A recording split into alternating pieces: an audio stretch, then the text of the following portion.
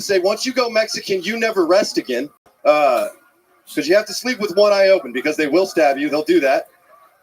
Once you go Latina, you're going to get a subpoena. You will end up in court. That's just kind of how that works. I'm Davey Jackson. Thank y'all.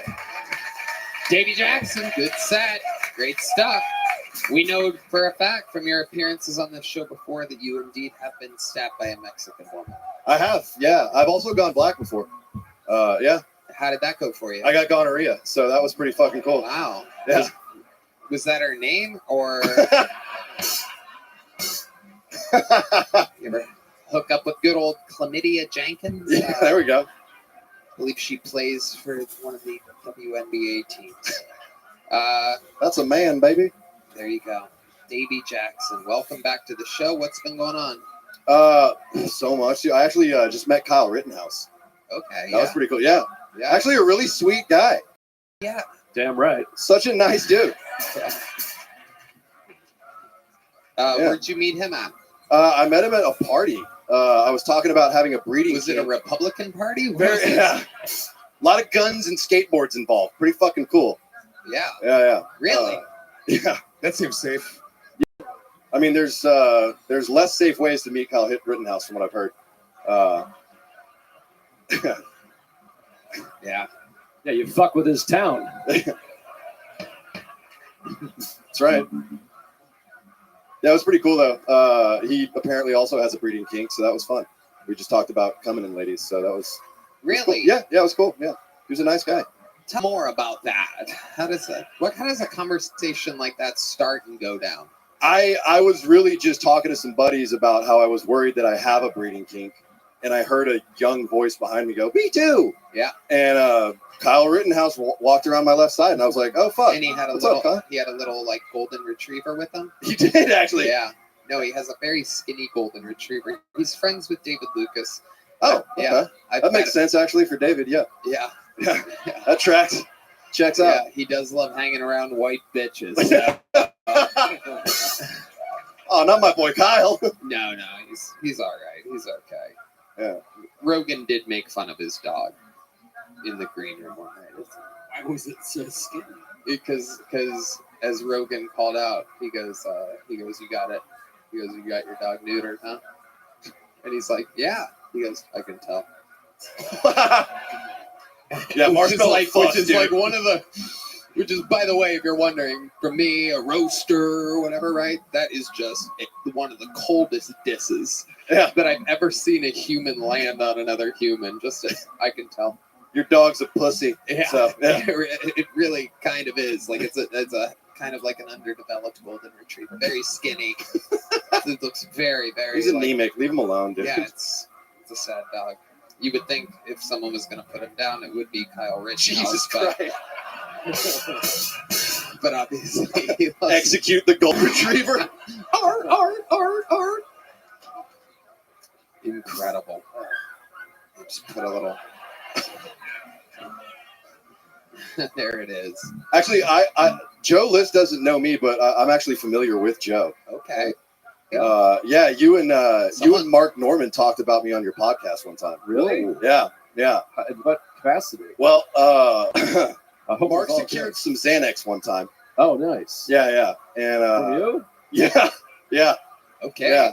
That also tracks. Yeah. Yeah. Yeah, y'all talked about it on Tuesdays with Stories. What did I say anything bad? You look mad at me. I'm not Oh, mad. all right. I don't really know you. I'm just gonna, Kyle, come out here real quick. No. Huh? No. No, you rightfully called me a piece of shit for giving him Xanax. Yeah, that sounds right. No.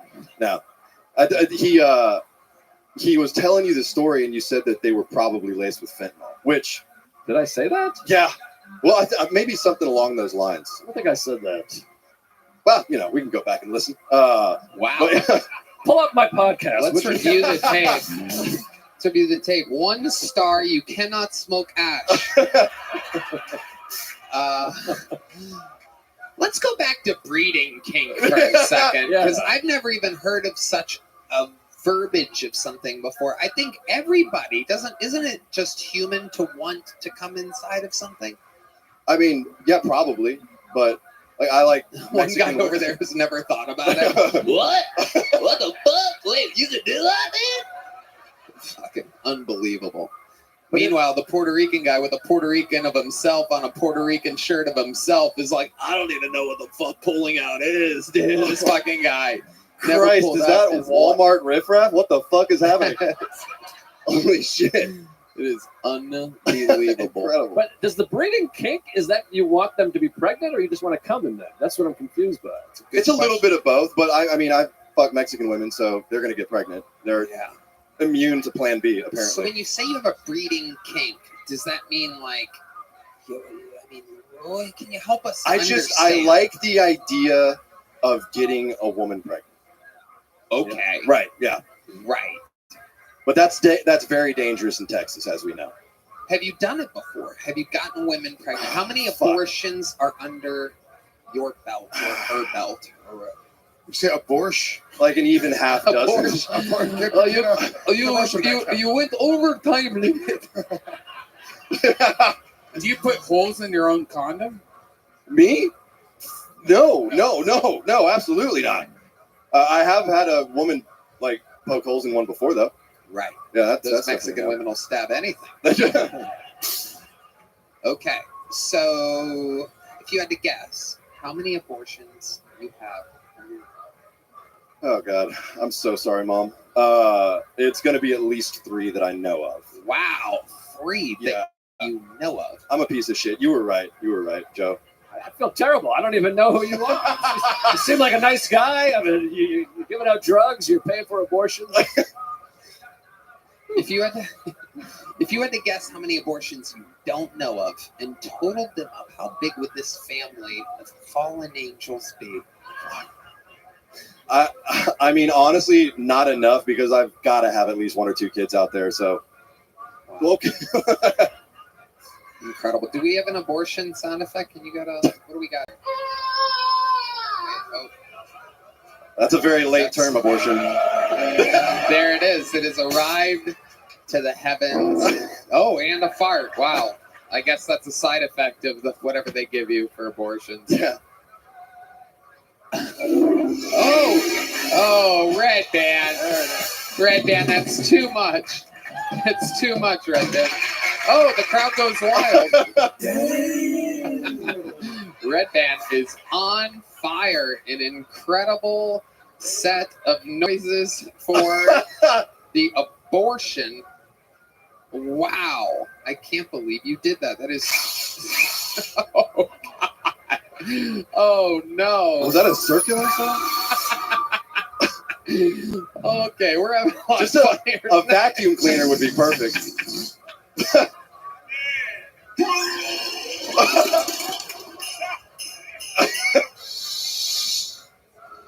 Okay, where's your victory thing? You deserve it.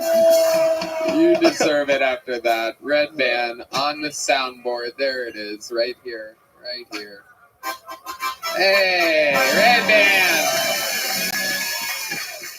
Whew. Wow. Red Band is a natural Beethoven on this iPad. It is absolutely incredible. That was a true journey. Have you ever taken a woman to get an abortion? Yeah, I have. And what is that drive like for you exactly? Not funny. Well, yeah, it's very quiet, typically speaking. Yeah, Yeah. it's not a fun time. I mean, it's a great time. Internally, I'm celebrating, obviously, but externally, you have to look sad. Like you just have to kind of maintain that. Yeah, you have to play it cool, right? Absolutely. Do any moments stand out to you, pre or post abortion? One of them happened literally right after I had a threesome. Oh, Yeah. you got a double abortion. No. Oh fuck, that would have been so expensive. Holy Right. shit. Well, No. it would have been twice as expensive as one abortion. Yeah, but it was kind of like a high moment for me, and then a really low moment right after. So it was just a roller coaster, an emotional roller coaster. If you would have put the girl on a roller coaster, she would need an abortion. That's so true. That's You're right about true. that. In retrospect, I should have just. That is a good point. So you had a threesome and you came inside of one of the girls? Right. Yeah. And would you have come inside of the other girl if you would have been inside of her at the time? Ooh. No, she didn't seem like mom material, if I'm being real. So, okay, now we're getting somewhere. This is what I look for every episode, is a moment of an interview where it's like, finally, some fresh meat, something new. So this breeding kink, Yeah. where you want to get a woman pregnant, part of it is based on the fact that she might make a good mother, even Yeah. though you don't want her to actually have the baby. The part that turns you on is that she seems like she would be a good mother. Absolutely. And sometimes you do this with a woman that you met that night. This feels like an SAT question. It's more like an STD question. There it is. But sometimes it's a one-night stand. Oh, this woman who's obviously had many abortions can't take any more of this. She's crying and leaving, stumbling her way out. I think I just saw a baby fall out of her pocket. Okay. She's pretty hot. I'd pay for one for her. Oh Yeah. my goodness. That is the sound of, oh my God. That is the sound of an angry woman that's had many abortions leaving. What? Where did Santa come from? Oh my goodness, another baby down the chimney. There they go. All right. Okay. What was my question? Oh yeah. I don't even remember anymore. So okay. So sometimes you'll meet a woman, right? And you'll like hook up with her that night. And if she seems, what makes a woman seem maternal to you? A guy who obviously didn't have a real mom in your life. Whoa! Holy shit! You did? Yeah, You had a no, loving mother. yeah, very much so. She homeschooled me all the way through high school. He alluded to his mother watching the show. You see this? Okay. Wow. We are finding out a lot right now. So, a very close connection with your mother. Some would say, I still kiss her on the lips. It's fine. You do? We all do. Okay. Thank you. Yeah, because we're good sons. No, he's saying that he kisses your mom on the lips. Yeah. I misunderstood that. Fuck you. Yeah. That was a think piece of a joke. Okay. Wow. This is just incredible to me. So, does your mom know that you love coming inside of Mexican women? Ah, fuck. I hope not. Do you think she would still kiss you directly on the lips if she could? I mean, I'm not coming in my own mouth, Tony. So yeah, she would still kiss me on the lips. I feel like. That can be fun. Okay. Just kidding. Davey Jackson, very fun interview. Great stuff. You already have a big joke book. Yes, sir. On to the next one. There you go. Davey Go. Jackson. A lot of returns of people that have been on this show before. A lot. Let's see what happens here. This looks like a newer name. Oh, the lovely Heidi. All this talk of breeding. And here comes Heidi, right on cue. All right, your next bucket full. This looks like a new name, which is very exciting to me at this point. Make some noise for Toddy Tyndall, everybody. Toddy Tyndall. So I was manning the door at an establishment here on 6th Street with a fatty deterrent system in place. And as I stood at the bottom of the stairs, gorgeous young thing coming with those spaghetti straps, silky over her arm with no bra and half her ass hanging out. And she was of age, so I stood right up the stairs and might have inadvertently found myself gazing up upon her undercarriage. And it held my gaze a little longer than anticipated, and it was 20 seconds. I can tell you with absolute certainty that she is not one of those butthole bleaching bitches. And also that she has dynamite pussy. I seen a little white fuse sticking out of her panties. And a week later, this chunky young thing with 50 pounds of fupa tucked into a mini skirt, a couple X's too small, decides she's going to stop halfway up the stairs, throw the ass back for the world to see. It was fucking horrendous. She had no panties on. I thought I was looking at a bulldog eating bologna. It was fucking, gross. Somebody obviously had lit her fuse.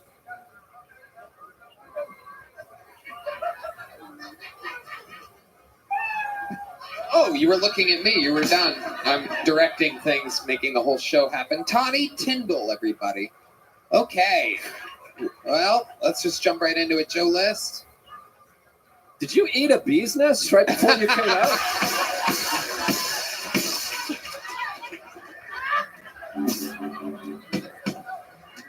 What?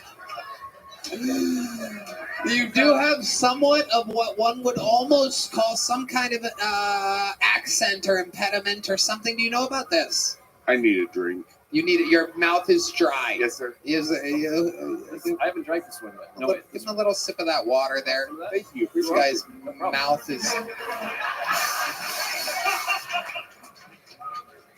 Wow. Absolutely incredible.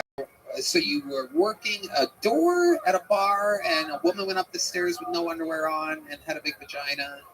Oh, That's basically what you were saying. It was ugly. Yes, sir. Wow, you sound totally fine now. Look at that. Amazing. Okay, so let's get right into it, Toddy. How long have you been attempting stand-up comedy? 3 months. 3 months. All of it here in Austin, Texas? Yes. This is where you're from? All on 6th Street. No, sir. I moved from Carlsbad, New Mexico. You moved from Carlsbad, New Mexico. How long ago did you move? September, Labor Day. Okay, so you came to Austin to start stand-up. Yes, sir. And how's that? How old are you? 47. 47. 47. Yeah. Louis J. Gomez. Speaking of which, Labor Day is the last comic's favorite holiday. That is true because the women go into labor. I would have said his least favorite holiday because he has nothing but abortions. But it works out. Either way, obviously, it was not funny. I'm trying up here, folks. Okay, so I love it. Toddy Tyndall, what made you want to start stand-up comedy at the sweet age of 47? I had just been wanting to forever, and I had just lost my job right as a good friend of mine had a room for rent, and I was like, what the hell? I love it. What was your job? I was working in the oil field. Okay, and how did you lose that job? The company I was working for lost the contract. Okay, but you were good? You were good at working in oil? No, I didn't like it. Why didn't you like it? Oh my God, it just sucked. I spent 15 years, 10 years of my life on a boat. I worked offshore for a long time. Oh, okay. Let's hope the company finds the contract. So he gets the job back and stops doing stand-up. This is the joke I was going for. There we go. You explain it. You just got to explain it. So, Toddy Tyndall, is that your real name? My name is Todd. I love it. I love it. Your real last name Tyndall? Yes, sir. Todd Tyndall. Look at you. Okay, so let's talk about it. What have you been doing your whole life other than working in the oil field? You have any kids? Are you gay? I am not gay. Your S's are... You Stop it. You sound like a real man until you hit those S's. Oh my I'm God. 47. No, I don't. I was working in the oil field. You don't notice that little fucking gas leak you got going on in there? You don't notice that little fucking... I don't play for that team, but they love me. Oh my God, I'm not accustomed to getting hit on by men because it's awesome. What? Did you just say your husband gets hit on by men? Said, Have another sip of that fucking water, Todd. Have another sip of that water. You're getting gayer and gayer with it. Your mouth dries up and you're fucking... This guy gets gay by the second. It's absolutely incredible. Hell yeah. Okay. So the gay men love you. How do you know the gay men love you? Do they tell you this after you fuck them in the ass? No, I was called a beautiful man just a few days ago by another man.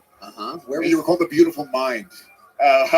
where was this at? Where did this guy call you a beautiful I man? presently work the door at Poor Choices.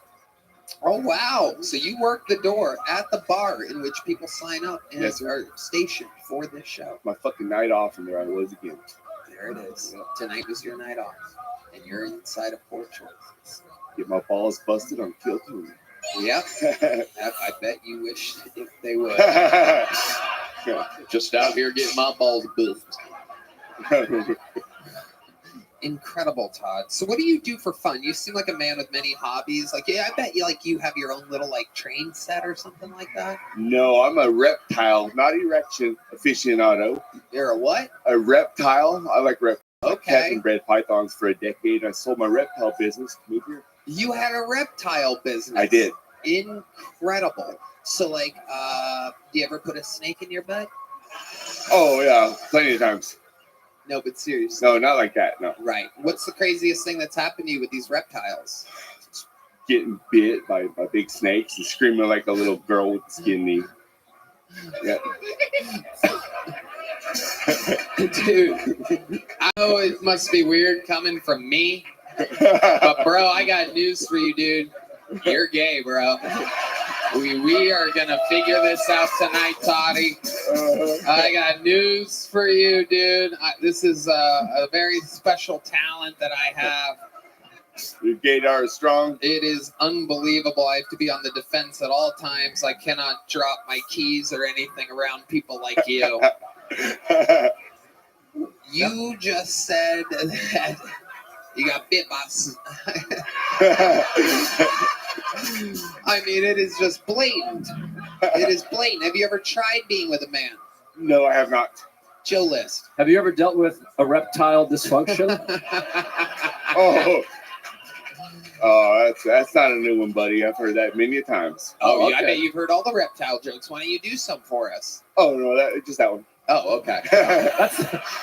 That's about it. Thought you'd have more in the tank. Or... No, I do not. No.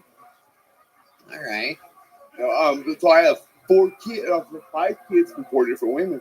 Whoa! All right, David Lucas, slow down. So I am not gay. I am not. You have 5 kids from 4 different women. You have a breeding kink. This is a breeding kink themed show all of a sudden. There are dudes just blasting, just raw dogging it. Wow. My pull-out game is trash. Incredible. Incredible. So, okay. All these kids are in Arizona? Oh no, I've never lived in Arizona. I'm from New Mexico. Oh, that's what I meant. Yeah, it's all the same. Yes, sir. State of Potato. Right. Okay. So they're all there.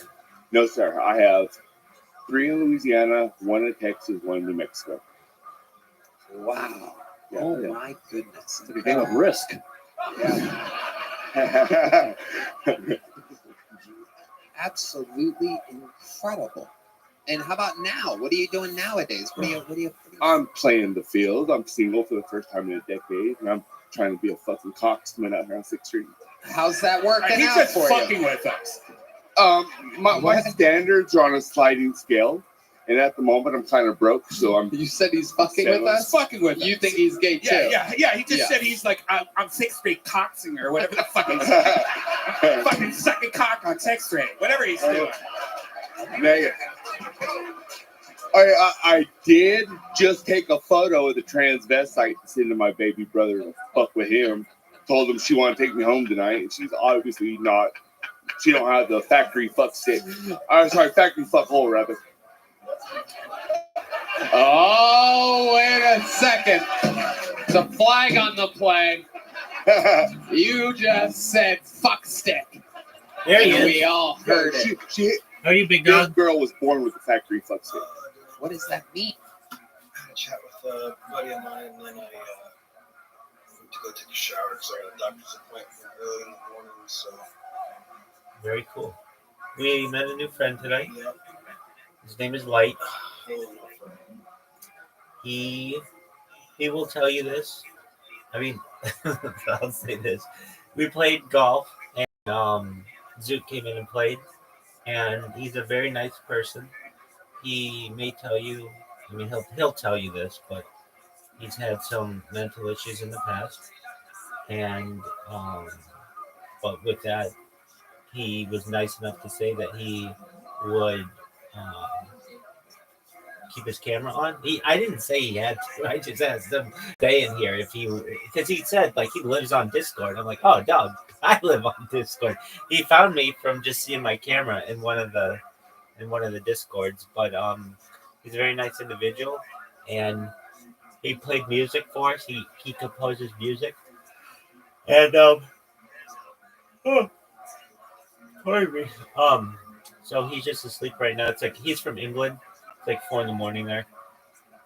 So yeah, we met a new friend. So just wanted to explain who that was. We're watching Kill Tony. You know how that goes. It's Monday night. If it's Monday night, it's Kill Tony. Oh, yeah. Feel free to listen and get ready for bed and everything. If I don't have a chance to talk to you for your appointment in the morning, hope it goes well. And we'll see you when we see you. And then I'll see you tomorrow then, too, in worst case. We're done. But yeah. Absolutely. Excellent. I'm going to restart it for you. Oh, thanks, man. Absolutely. mean? And he's the OG dick, born without the fuck.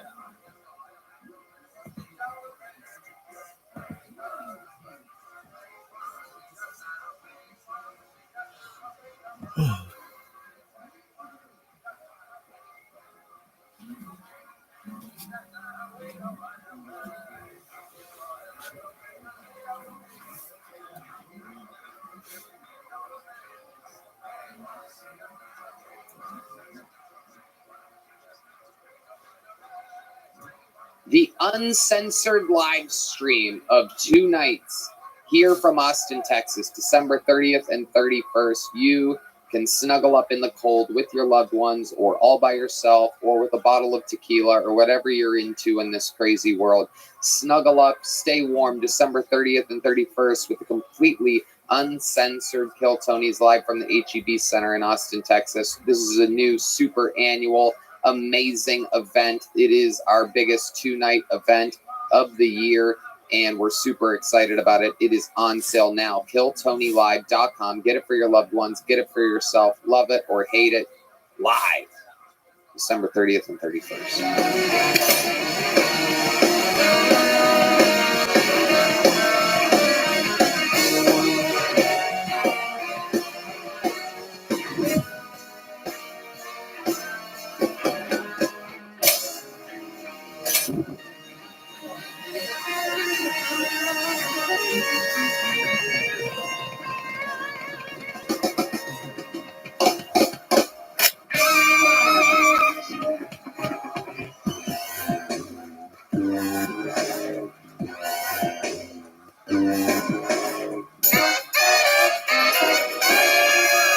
Hey, this is Red Ray coming to you live from the Comedy Mothership here in Austin, Texas for a brand new episode of Kill Tony. Get up for Tony!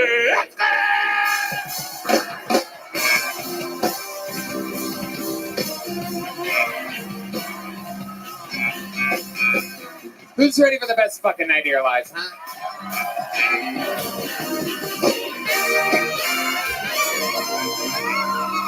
Yeah! Fuck yeah! Welcome, you're at the #1 live podcast in the world. How the fuck we feeling tonight, huh? Brian Redband is here, ladies and gentlemen. How about a hand for the best damn band in the land, huh?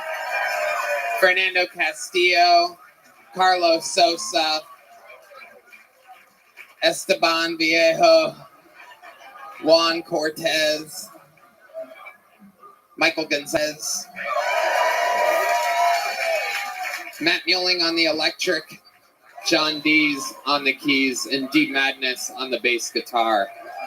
The whole family is here, everyone. Very, very excited about tonight's episode. Before we get started, here's a little bit more from the amazing sponsors that made it all possible. The Sunset Strip Comedy Club in Austin, Texas is now open. Check out Red Band's secret show every Thursday. Go to sunsetstripatx.com for tickets.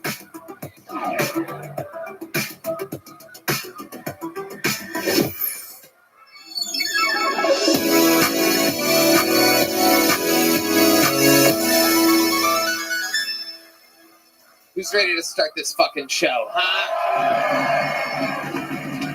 Well. We're all here, and, this is just one of those episodes that it's just nothing can stop its momentum. 2 of the greatest guests in the history of the show. 2 of the funniest humans. 2 of our true brothers.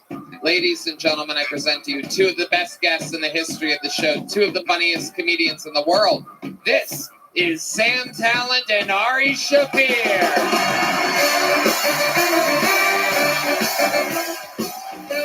Boom. The greatest, powerful Ari Shaffir. One of the goats of guests. Sam Talent, live in the flesh. Ari Shaffir, fully clothed tonight. You gotta love it.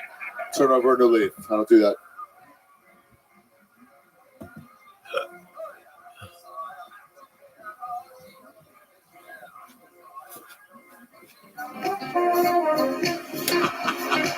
Wow! Ladies and gentlemen,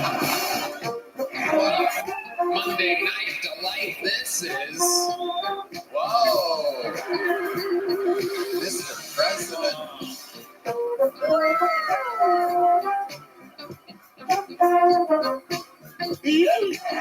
This is New Year's Eve at the HEB Center.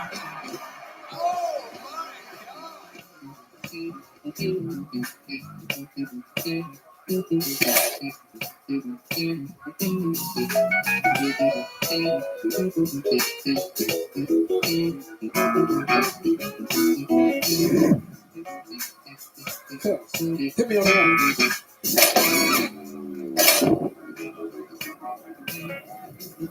About radio. Right. Hit me on the one.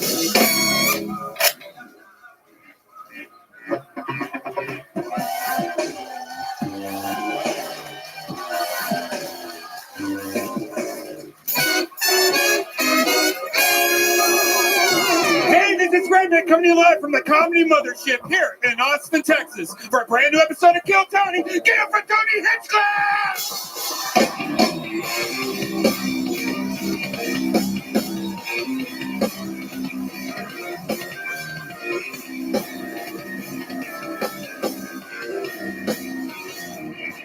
Who's ready for the best fucking night of their lives, huh?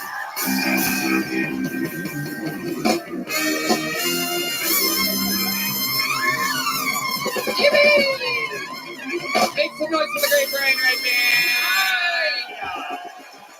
And the best damn band in the land. Am I right, people? You are in the live music capital of the world. That is the Kill Tony Band. On the horns, Carlos Sosa, Raul Vallejo, Fernando Castillo, Nachos Belgrande. On the drums, that is Big Mike, Michael Gonzalez. He is here.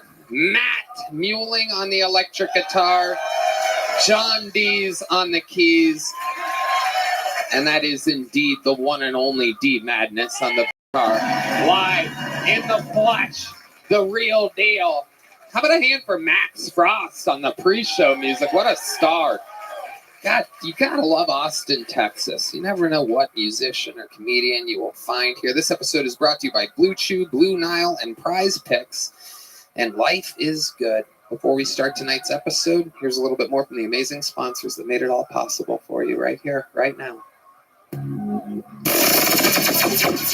The Sunset Strip Comedy Club in Austin, Texas is now open. Check out Red Band's secret show every Thursday. Go to sunsetstripatx.com for tickets.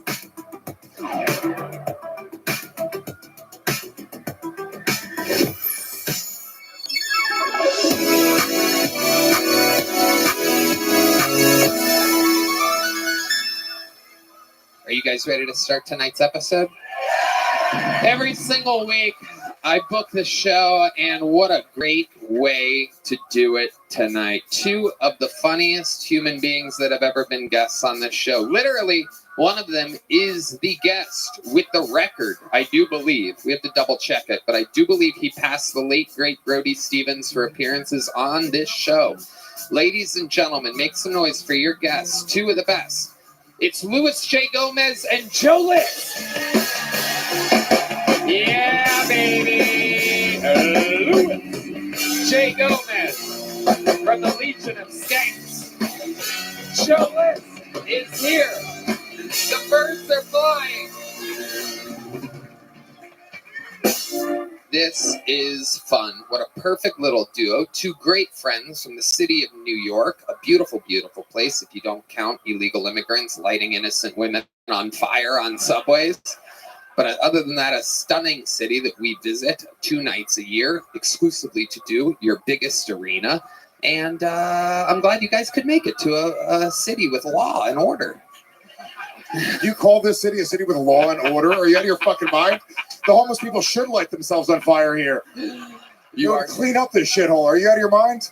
I've true. never been here and not run from a homeless person on the street. Well, in their defense, you do look like their perfect prey, Joe List. I mean, I'm not even homeless, and I want to chase you sometimes when I see you. I really am. Last time I was sprinting away from two homeless people screaming at me, and as I was running away, two like hipsters in skinny jeans and fedoras were walking the opposite direction, and it was the most humiliating experience of my life. That is Austin, Texas. That was a Austin parade. That's our annual parade. The homeless go one way, hipsters go the other way. It's true chaos. You guys have done this show before. You know how it works. A lot of the open micers are out of town. A record for the least signups we've had since being here at the mothership. 185 people are across the street, stacked on top of one another in a bar called Poor Choices. And if I pull their name out of this bucket, they get 60 seconds uninterrupted. You know their time is up, and you hear the sound of a kitten.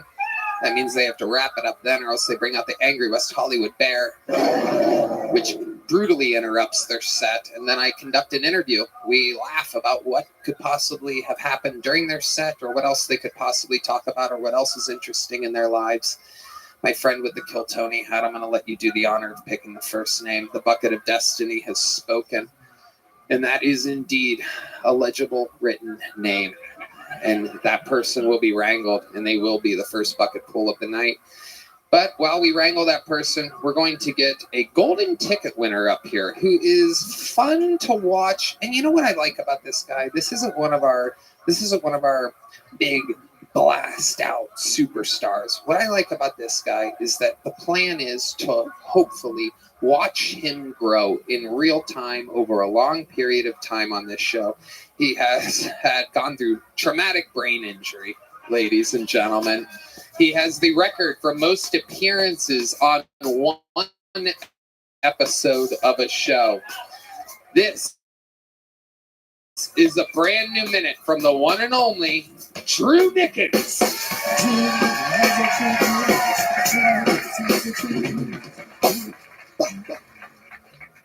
Me and my boys like to watch Special Olympic highlights to feel better about ourselves. And we were watching women's field hockey because feminism. When he came in and he said, "Would you hit that?" And I said, "I can't." And it's because if you have sex with a special needs girl, sir, you will be looked at as a predator, as someone who's taking advantage of someone, and you need to do better. If I have sex with a special needs girl, oh, Drew finally found love! And I deserve to be canceled because I drive a car and I pay my bills. I shouldn't be on a date with someone who needs a chaperone. And my boy said, "Drew, you're terrible with women. You're like a shitty bowler. You need to use the fucking bumpers because you may not be cool using bumpers, but at least you hit something. I am one grilled cheese sandwich combo and a Wiggles concert away from getting the best sloppy toppy of my life. Thank y'all so much." Drew Nickens. I don't know if I mentioned this before his set, but he suffered from a traumatic brain injury before. How you doing, Drew? I'm great. How are you, Mr. Tony? Hell yeah, you got a lot of energy. How did that feel for you? It felt okay. I felt a little tongue-tied at the end, but I'm getting my pacing down. I'm not just yelling Reddit. That's true. Oh, talking directly. Someone's been reading the internet. Not good, Drew. No, my mom told me that. She's like, "You need to stop yelling. Reddit is hammering you." Your mom reads Reddit? Your mom told you that the internet is hammering you? Yes! That is hilarious. Where's mom at? She's in Washington. Washington State. Yep, absolutely. What does she do? She is an elementary school teacher. Wow. Oh my goodness. Has she always done that? Yeah, for about 20 years now. She's almost ready to retire. Okay. So what level is she teaching exactly? So she fluctuates. She'll go from 3rd grade to 5th grade. She'll loop, which means stays with the same students for 2 years. Like, it just depends. Right. And what level are you at? Level enough to fuck your mom. Whoa! What the fuck was that? the fuck was that? I can read. These people, you can't. All I do is help this fucking guy. All I do is help him. My mom told me that you suck too on the internet. And meanwhile, what do? I go, Drew, you got another minute? Let's try. Take your time. Enunciate. Fucking pace yourself. And then you come out and you say, oh, fuck your mom, don't it? What kind of fucking bullshit is everyone just take the knives out of my back? I can read between the lines and your mom's legs. What the fuck is going on? What is going on? Are you threatening to fuck my 78-year-old mother? Joy is going to be upset with you. Yeah, Joy liked you before this, Drew. We can go to. There's one more person posting on Reddit after this. Oh, it's a 78-year-old out of Youngstown, Ohio. Guys, what do you think about Drew Nickens? I'm not asking you. Are you guys insane? No. Louis J. I think Drew he's the sweetest fucking man on earth. Yeah. He's naturally a very funny guy. He has a speech impediment and might be retarded, but beyond that, I think he's fucking truly great. I really like you, Drew. You know that. Thank you. Jesus. Joe? This is my first time meeting or seeing Drew. At first I thought you had a traumatic injury of the funny bone, but then you hit the fuck your mother stuff, and now I'm like, okay, all right, now I can get on board. But no, it was good. Hey, you said you're watching the Special Olympics. Are you sure the TV wasn't off and you're just looking at your reflection in the black screen? There were females there, so. There you go. All right, Drew. Well, way to get it started. You did it. We'll see you. We'll see you some other time. There goes Drew Nickens. There goes Drew. Drew. Whoa, the lovely Heidi, ladies and gentlemen. Oh my goodness. Drew scared her out of her slumber there. Don't want to be backstage with Drew. How about a hand for Heidi, everybody? Okay, let the games begin, ladies and gentlemen. This is the bread and butter of the show where we meet people. They have no idea. These people had no idea that they were even going on stage just minutes ago. And now, the pressure of millions of people watching them is upon them. 1 minute uninterrupted, and then an interview going to your first bucket pool that goes by the name of Ike Gazarian, everybody. Ike Gazarian. I was born in Soviet Union. My family moved to the United States from Russia in 1998. And out of all the cities in U.S., my homophobic father picked San Francisco. There are only 3 types of people that live in San Francisco. It's gays, Asians, and gay Asians. My family moved here in 98, but in 2010, I moved back to Russia to do stand-up comedy there. But moving from United States to Russia to do comedy is a lot like moving from Canada to Afghanistan to play hockey. It's a fucking terrible idea. But I gotta tell you, Russian comics are as tough as Russian soldiers. They prefer bombing. American comedy and Russian comedy are very different, but we do have one thing in common. No one likes female comics.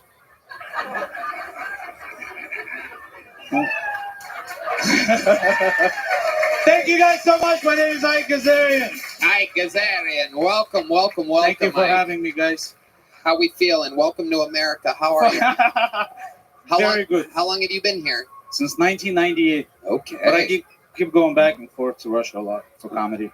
Why'd you say for comedy like that? That was suspicious there. You go there specifically to do comedy? To help Russia fight Ukraine. Yeah, that's what it felt like. I voted for Trump. I have a reason. You did vote for Trump? Fuck yeah. That is so interesting. I love it. Okay. Are we letting them vote? I guess so. I'm from California. I voted twice the same day. Fuck yeah. Absolutely. Thank you, guys. How old are you, Ike? I'm 41. 41. How long have you been doing stand-up? Started doing Russian comedy in 2010. Moved back in 2013. I own a Russian restaurant in San Diego. Business is not doing very well after the war started. Fucking Americans stopped coming. What do you serve? Like pierogies and stuff? Pierogies, borscht, You guys come over to Pushkin. I'll take care of you. We got an applause break for pierogies from Brian Redband. Pierogies, man. Nobody Fat man. loves dough filled with shit more than dough filled with shit. Unbelievable. Incredible. So what's the name of your Russian restaurant in San Diego? It's called Pushkin. Pushkin. Almost like Putin, but Yeah, it's close. It's close. yeah. What else is going on there? You got like hot Russian waitresses or anything? Oh my God, my wife has all the most beautiful girls to work there. It's really tough. It's tough to for fuck you. somebody. Yeah, it's Hell yeah. the business is not doing so well after the war, and my Ukrainian employees hung a huge Ukrainian flag on the window, and the Russians stopped coming also. And so I need some more customers. God damn it! Is it a hookah bar also? Like a restaurant? Yeah, it's hookah bar allowed. That's Yeah. the problem. There I you had go. to make it into a hookah bar because people stopped coming in. I think Louis. Russian hookah bar is fair because smoking is also bad for your health, just like Russia. I'm starting to think that he's not a comic and he's just trying to advertise this restaurant. Yeah, I think so. Come to Pushkin, please. Come to Pushkin. It's got great reviews. Wow, it really does. You're sitting at a 4.3 with 1,109 reviews. 9 years, Let's baby. read, 9 fucking find years. me one of the 1-star reviews. There's a lot of 5 stars, but I like to read the 1 stars. Yeah, the That's Ukrainians what I leave a 1-star review. strategically go for. The worst customer service, very rude workers, not a welcoming environment, would not recommend. We're Russians. And What the then fuck you want? And then Ike G responded, I'm sorry, but your review is a lie. Fuck yeah, only that. You were smoking same hookah for 3 hours. There was nothing left in it. My hookah chef asked you if you'd like a refill. You refused. You know, coals can't save a hookah that's been smoked for hours. I'm sorry you feel this way, but you should learn how hookah work. You can't smoke ashes. Wow. This is incredible. Let's read another review of Pushkin. Please, let's do it. Came here to smoke hookah. Worst customer service from the hookah server. Not friendly at all. He stated they have a rule that we have to change the hookah and make a refill after 1 hour because they have this rule and it's not true. He would not change the charcoal for us, and when he did, he only added 1 charcoal. I would not recommend anyone to come here. You feel very unwelcome. I will never come back again. Ike G responded. I'm sorry, but your review is lie.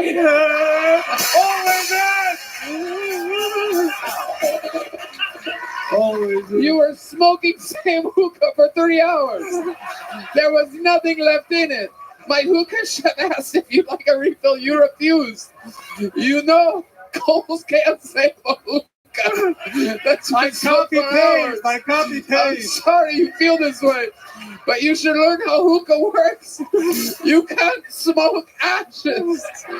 I swear to God. I'm not kidding, by the way. It would be funny for me to just read the same response. I swear to God. You could check these reviews. Hold on.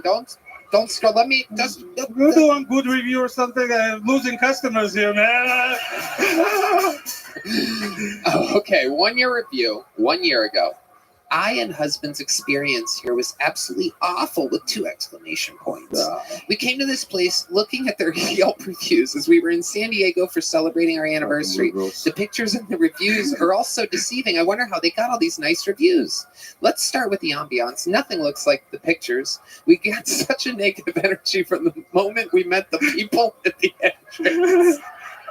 They were not welcoming at all.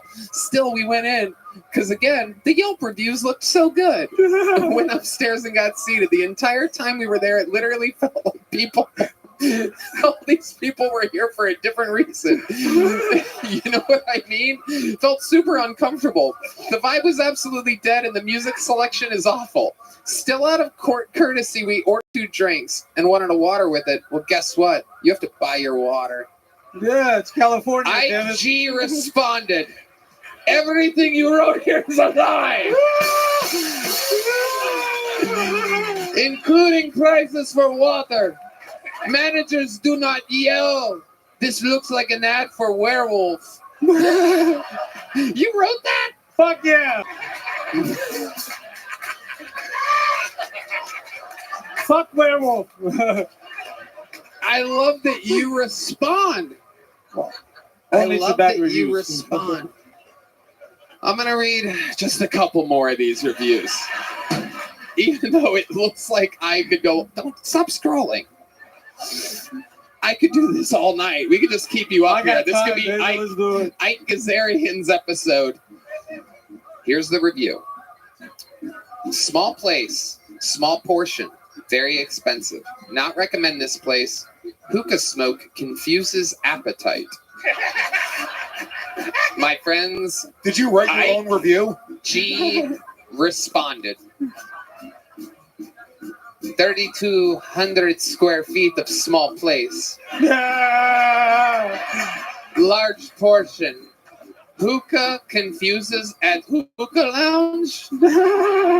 Very interesting.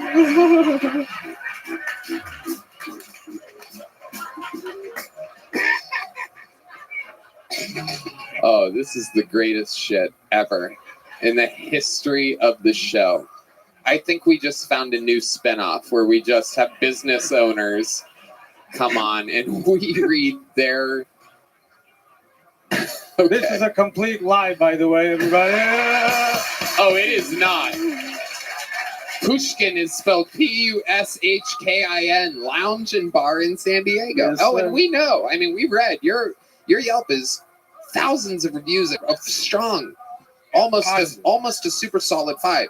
It was very hard to find the ones. There's very few ones, and your responses are unbelievable.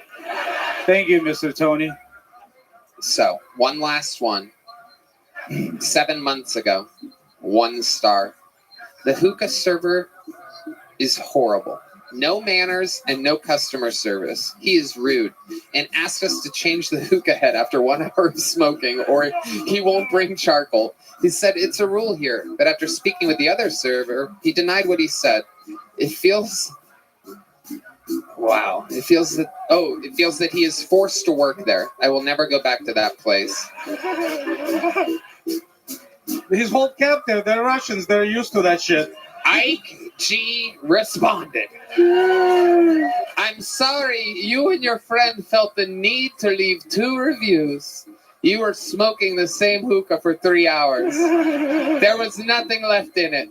My hookah chef asked if you like refill, you refused. You know, coals can't save a hookah that's been smoked for hours. I'm sorry you feel this way, but you should learn how hookah works. You can't smoke ashes. You Wow. can't smoke ashes!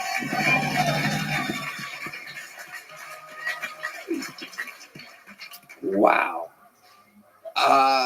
Wow. I mean, so interesting. A wildly successful restaurant, it seems. Was, yes. I do stand-up comedy, you know. And you lit the stage on fire Thank you, sir. to the point to where we might need to change the charcoals, but being told we're not allowed for another hour. And unfortunately, we can't smoke ashes. Do you ever smoke Ukrainian ashes? Only before I go to sleep. I love it. Ike, what else do you do for fun? What else about you? You seem like a naturally very funny guy. I love writing a lot. Is this your wife?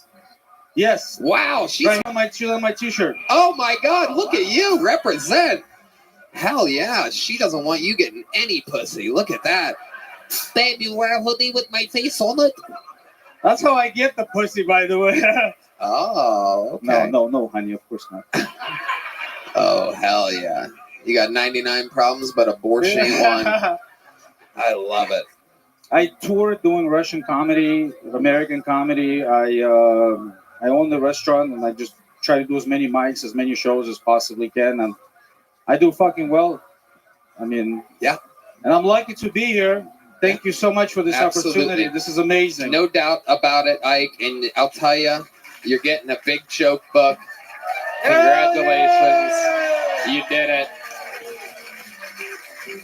There's nothing in it you have to write in, and I don't know what you're looking for. It's blank pages. It's for you to write jokes in. I appreciate that, Tony. Did you think there was Yelp reviews in there? I thought I had to write my name in it or something.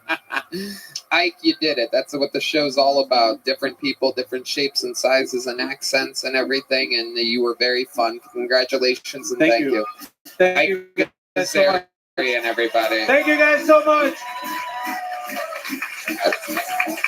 Pushkin. Go to Pushkin in San Diego. Show your support.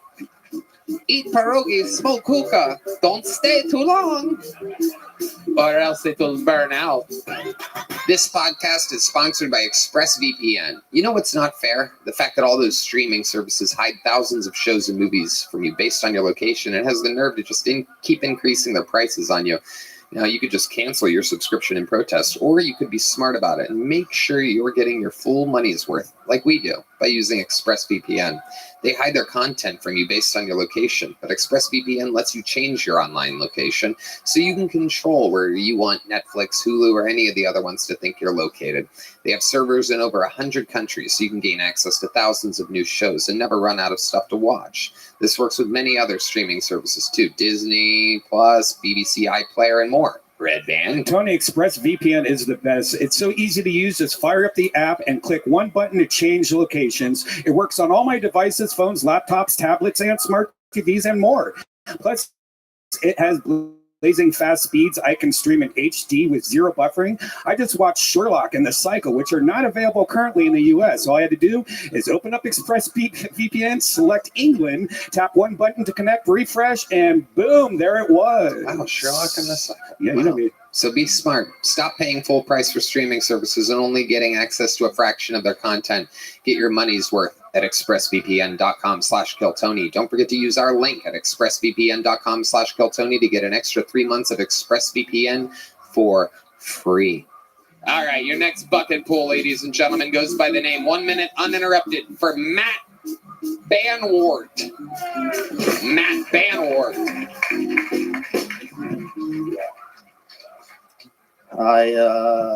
I have hand tremors. It's a medical condition. For me, every weight's a shake weight. I want to go to California, experience an earthquake just so I can be steady, you know? Everyone's like, what's happening? I'm like, I don't know, sudden clarity? Dude, I can't go blind. I read Braille with a stutter, you know? Just... I would love to be deaf, man. I'd be the first guy doing sign language in a serif font, you know? Just... Can you imagine getting bullied by the ASL community for your accent? I don't want that. I don't want to. It sucks, dude. I shake all the time. It's been really bad the last. I used to love soup. I used to love chili. Now I just look chilly, you know?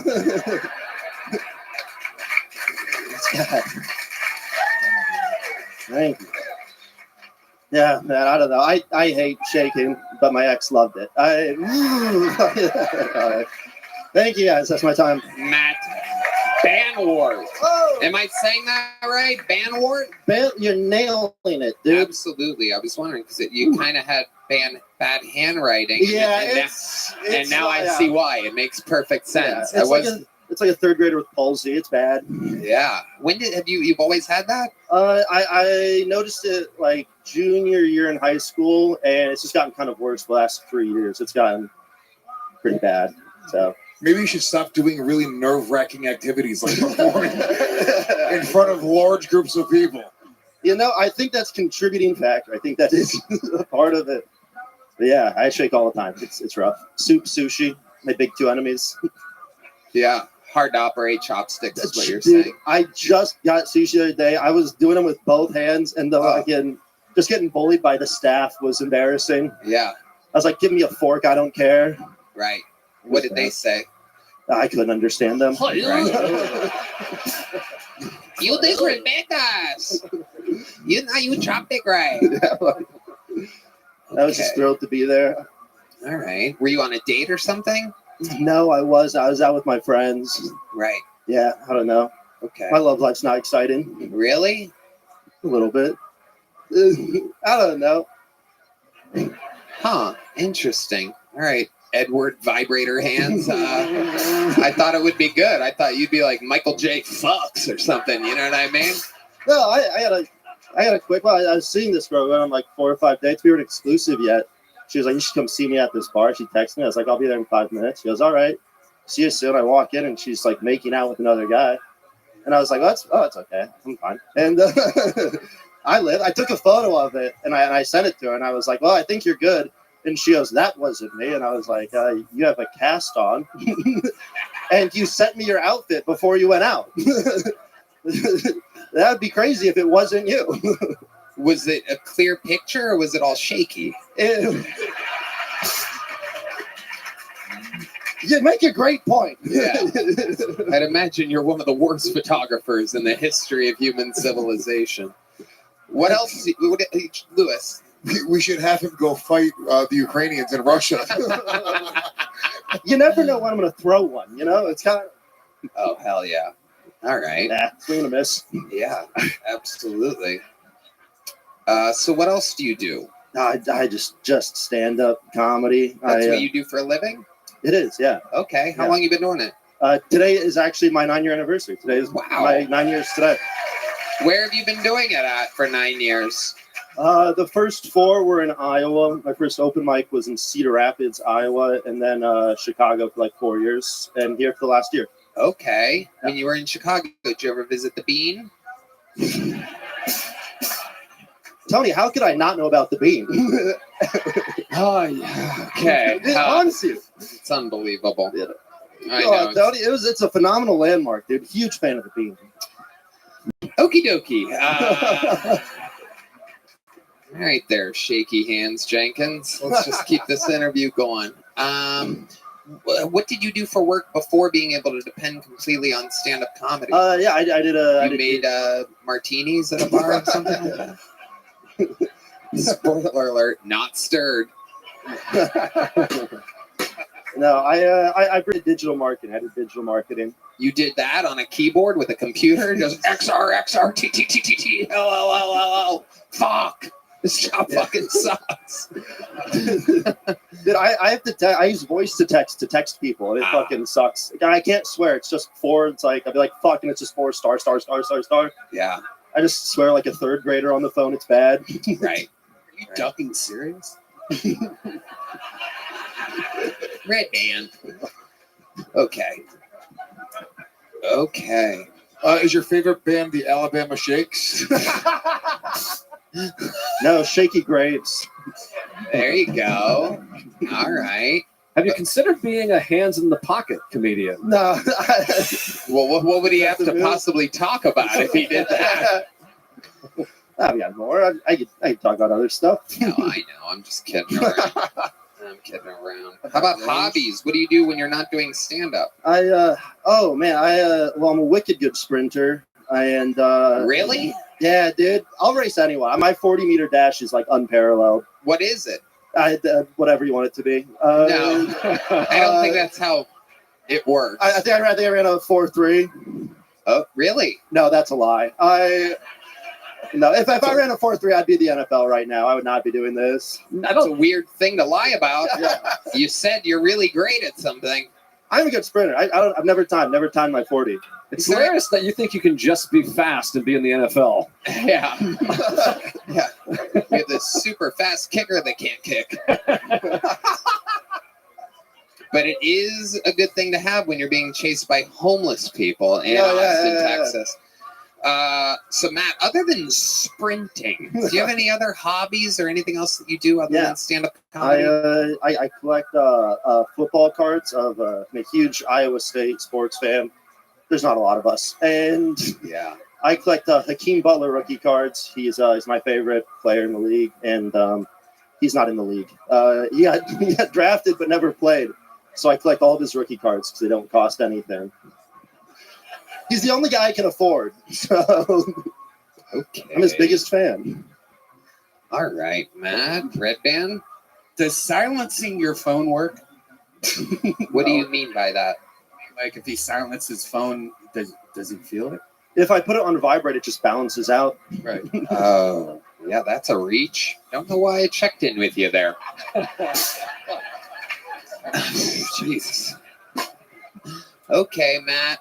I feel like there's probably something more interesting about your life. What are you have any siblings that have this shaky disorder? Your family? Is it No. genetic? What do doctors actually say to you?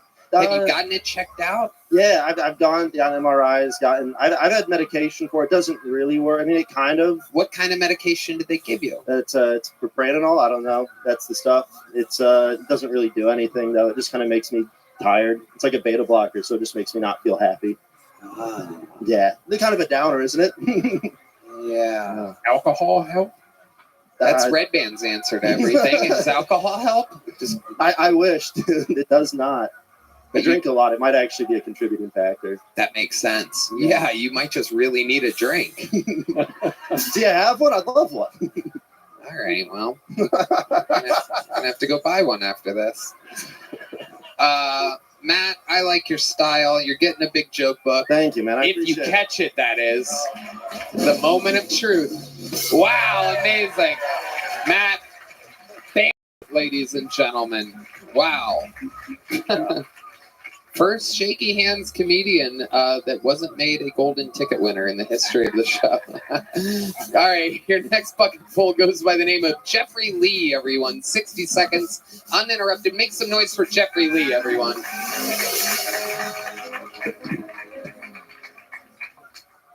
Yeah, I'm doing van life, ladies and gentlemen, and it's going pretty good. But one downside is sometimes you get woken up by the police, and that's unfortunate, you know. And it went kind of like this: knock, knock. Who's there? It's the police. It's the police. Who? What are you, homeless? That wakes me up. Well, you had to knock, didn't you?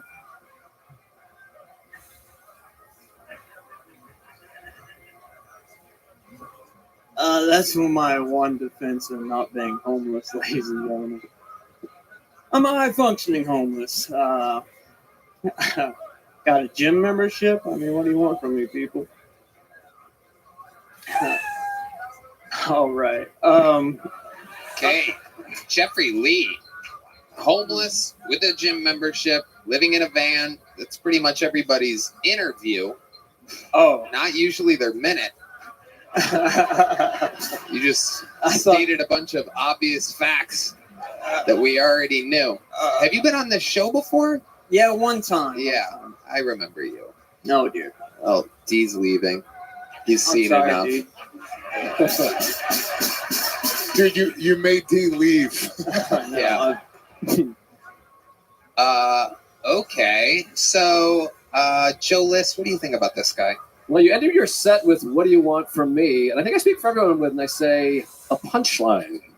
Yeah, you're really. Have you been doing stand-up? Yeah. Where?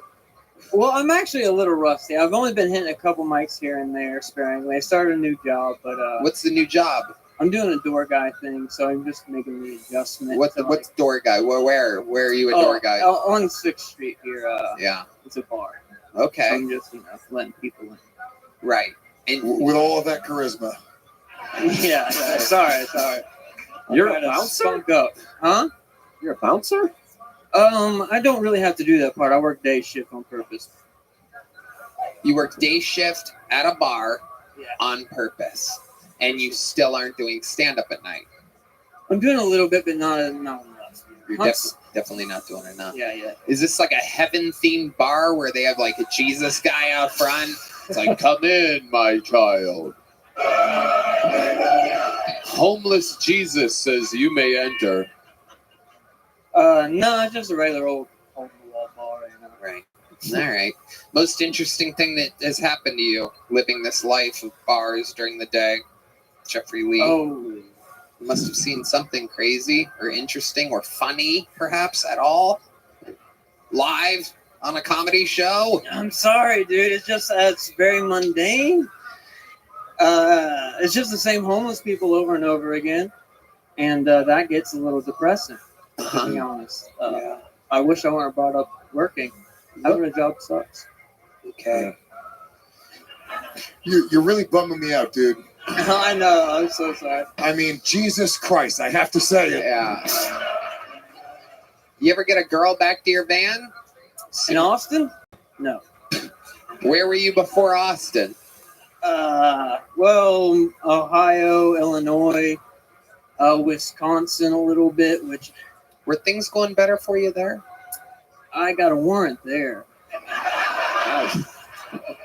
Now we're talking. Who would guess a guy look like that being persecuted? Unbelievable. It's just for some cannabis, you know. No. We know. You're stating a lot of obvious things. You had a warrant for a burning bush? All right. Well, Jeffrey, here's a little joke book, dude. Wait, you probably got one last time, right? I got a big joke book last time. No way. How the fuck did that happen? I mean, I can be pretty funny. What was the joke that you did last time you were on? Do it again. Just do it with confidence. Look out there to the crowd and do it.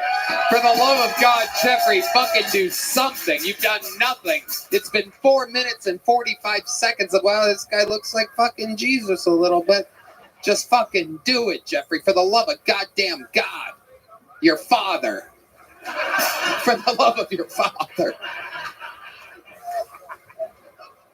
Well, folks, to get a little personal, I suffer from extreme ED.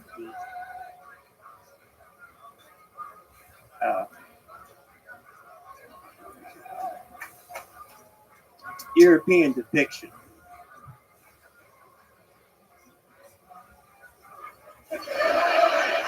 Is that it? Are you waiting? Are you like pausing? Are you thinking? Are you writing it right now? What is happening? What did you do before this? You see, you gotta give him a little time, Tony. Oh, didn't mean to break up your brilliant comedic pacing. I'm watching people put guns in their mouths in the crowd. Little did we know the punchline is right around the corner. How silly of me to think that you ran out of gas there. I was pulling something out. Here we go. Are you still at it? Show. No. Okay, there he goes, everybody. Jeffrey Lee. Jesus fucking Christ. All right. Here, put that mic stand back on the X. Thank you. There he goes. Jeffrey Lee. There he goes. Oh, Jesus Christ almighty. Did he get a big joke book? Oh, I have no idea. I must have been in a hell of a good mood that night. Hello there. This podcast is sponsored by ZipRecruiter. Guys, it's a new year, and I need to hire a few new roles. I need a new producer, sound editor, sales director, and co-host. And if you need to hire for your business and want an easier way to find qualified candidates, head to ZipRecruiter. And right now you can try it for free at ZipRecruiter.com/KillTony. Tony, I love ZipRecruiter. It's the best hiring site out there. Did you know ZipRecruiter is the hiring site employers prefer most based on G2? ZipRecruiter's powerful matching technology works fast to find top talent so you don't waste time or money. Wow, you did that so good. You know what? I'm not going to hire a new co-host now. Here's to a new year of hiring made easier with ZipRecruiter. 4 out of 5 employers who post on ZipRecruiter get a quality candidate within the first day. See for yourself. Go to this exclusive web address and try ZipRecruiter for free. ZipRecruiter.com/KillTony. Again, that's ZipRecruiter.com/KILLTONY. ZipRecruiter, the smartest way to hire.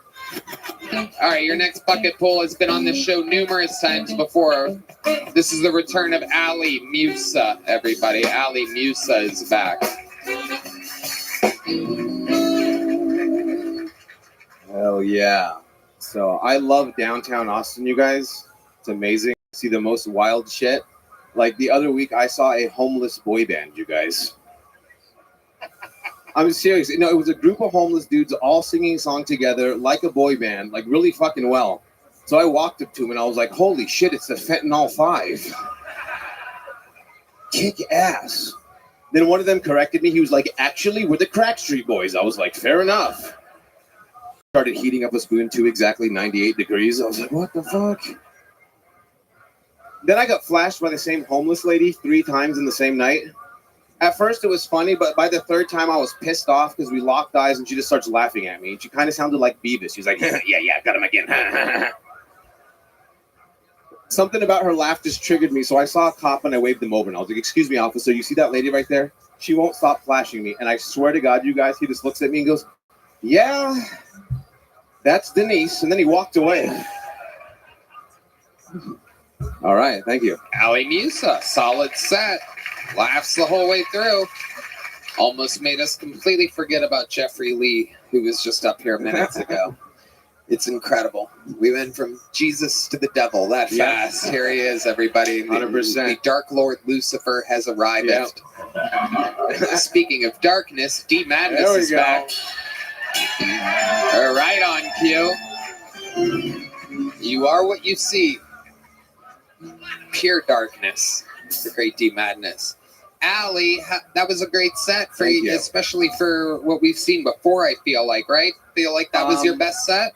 Yeah, it was one of the best sets. This is like my sixth time on You've been working hard. Yeah, I get up almost every night. You look like it. Yeah, you look like you're exhausted. Yeah, you're a very funny looking guy. You're aware of this. Yeah. Incredible. How's life been going? It's been good, interesting. You know, just trying to work my way up the ranks of Austin comedy is definitely Tell not us boring. Tell us what that's like. Give us an example for the people watching at home. I mean, you know, How many years you been doing it? 13 years. And how many years here in Austin? 3 years. Right. So go ahead. I mean, there's stage time everywhere. You can go to any open mic. You know, I've done the Mothership mic numerous times. You know, Sunset Strip I do all the time. Red Vans Club is amazing. Yeah. I do that Punchline at the Pole show all the time. I probably get on stage 8 to 12 times a week, travel back to Arizona, headline some bars, and here we are. And that's where you're from, Arizona. I'm from Arizona, yeah. Absolutely. Yep. And your ethnicity. Remind us again exactly what you have to have running through your veins to have a face like that. Yeah. Libyan. Ah.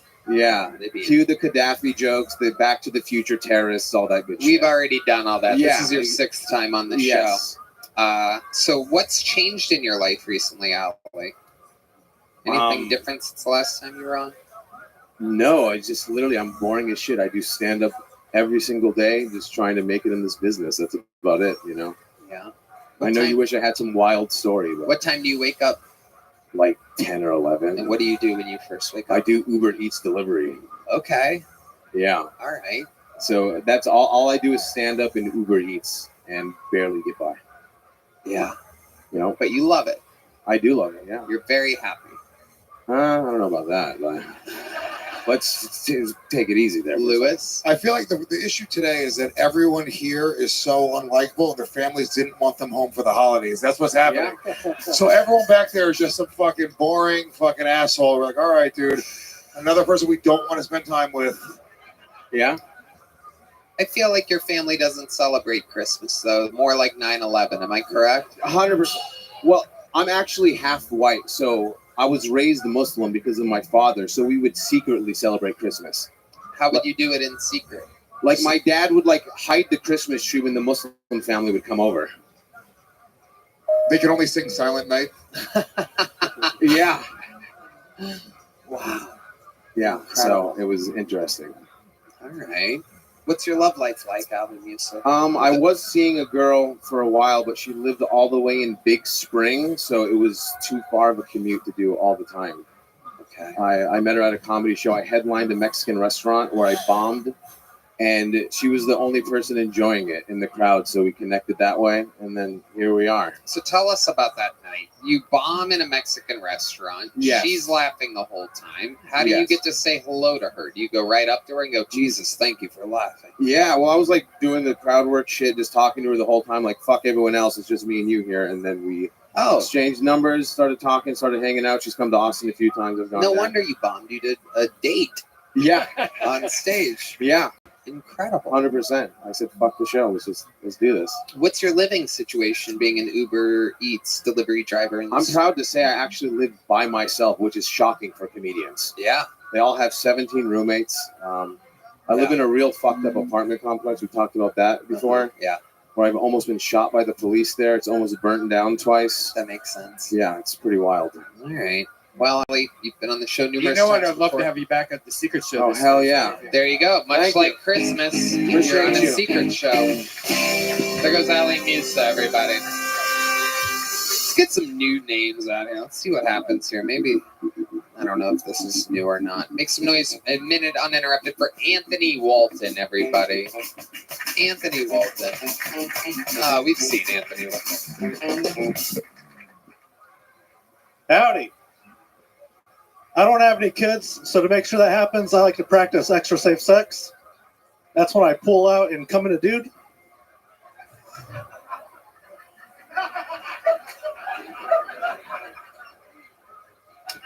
That was just a joke.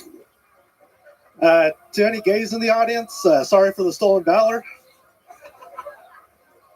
My parents had me at an old age where the doctor told my mom that she should get an abortion because I was going to come out blind, deaf, and retarded. His words. Instead, I came out half blind, half deaf, and I'm pretty sure I'm autistic. I can't afford the test, so I'm taking everyone else's word for it. Oh, yeah. I got called out recently by my cousin. He was like, man, you cry harder over celebrity deaths than you do for grandma. And I was like, well, did grandma put out 7 platinum albums?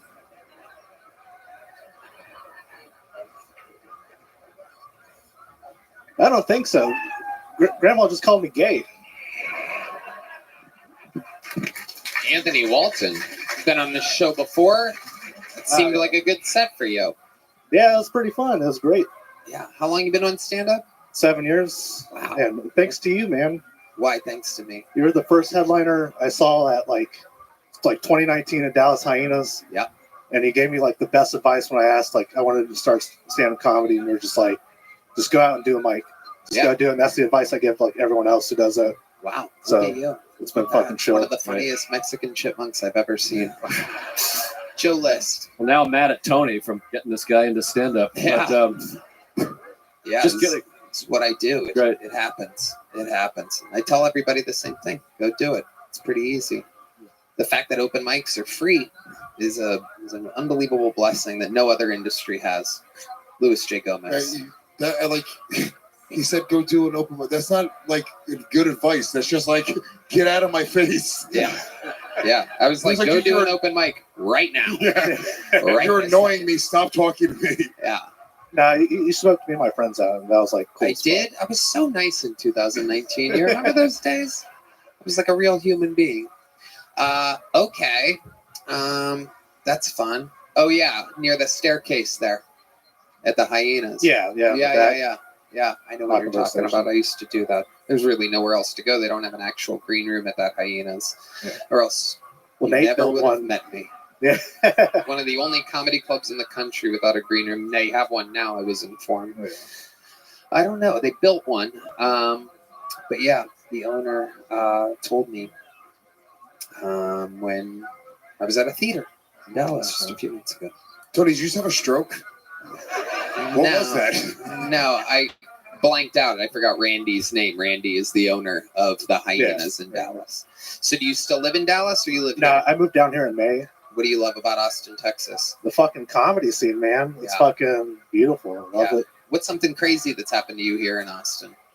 Wild town. It's been alive. Doing this, doing the open mic in the small room, but like the homeless are pretty crazy out here too. That's just at a lady. Seems to be a theme here tonight where I'm asking people what's crazy about their lives. They go, just doing comedy. And there's homeless people. Well, it's like a lady Like, pops is there up. anything else other than tonight? Like what you saw outside, homeless and comedy inside? Nah, some lady shit in the street, but I guess Oh, okay. that's normal. So pretty much the same thing. Yeah. All right. Anthony. What do you do for fun? Oh man, I love going to like concerts, like wrestling shows. Okay. You've Like done that entertainment. recently here? Yeah, there was like a metal show I went called like Animals as Leaders. So, like, Oh, yeah, Michael, so you know drummer, about yeah. animals as Big Mike knows about animals as leaders. Big Mike, as of last week, is his new name. All right. You ever do any music yourself?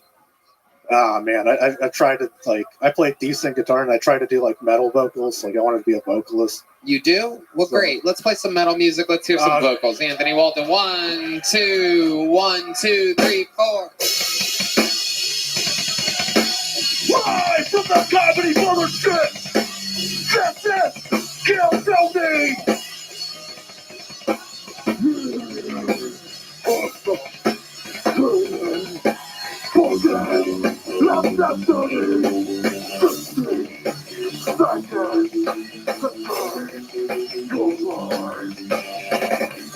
All right. I swear to God, if this show doesn't pick up, I'm going to bring Ike Gazarian back here. We're going to read Yelp reviews for the rest of the fucking night. There he goes. Did you get a big joke book before? Never before? There you go, buddy. Congratulations. There he goes. Anthony Walton. I'm barely kidding, by the way.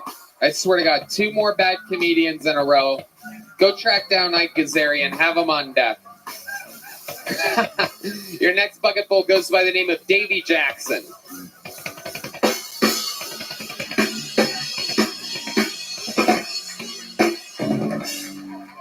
What's up, y'all?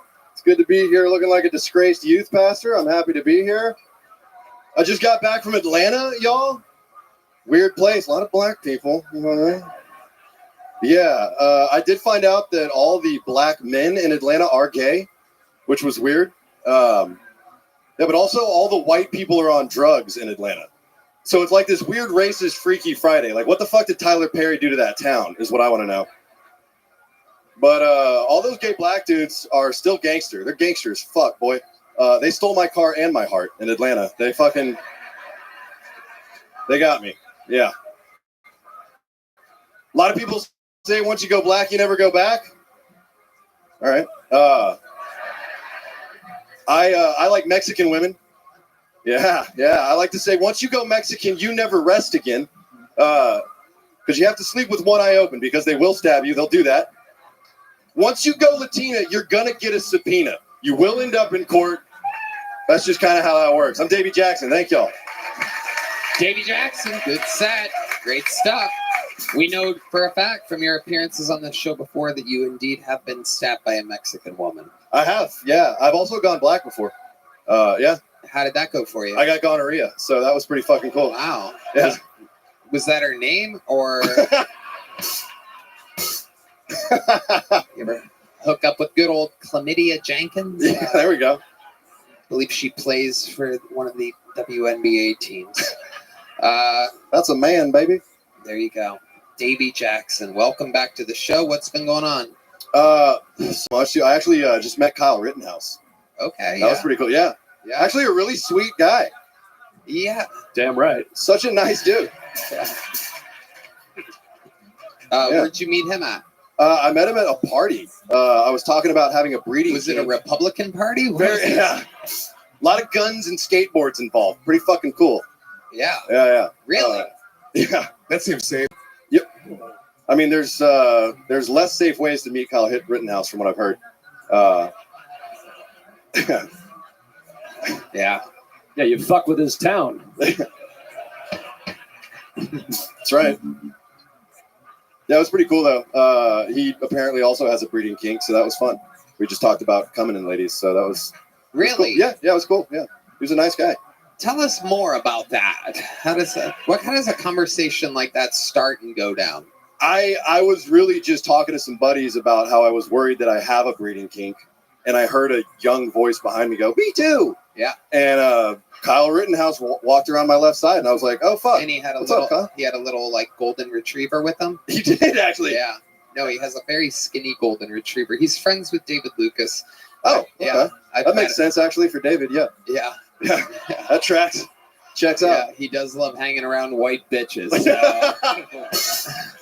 Oh, not my boy Kyle. No, he's all right. He's okay. Yeah.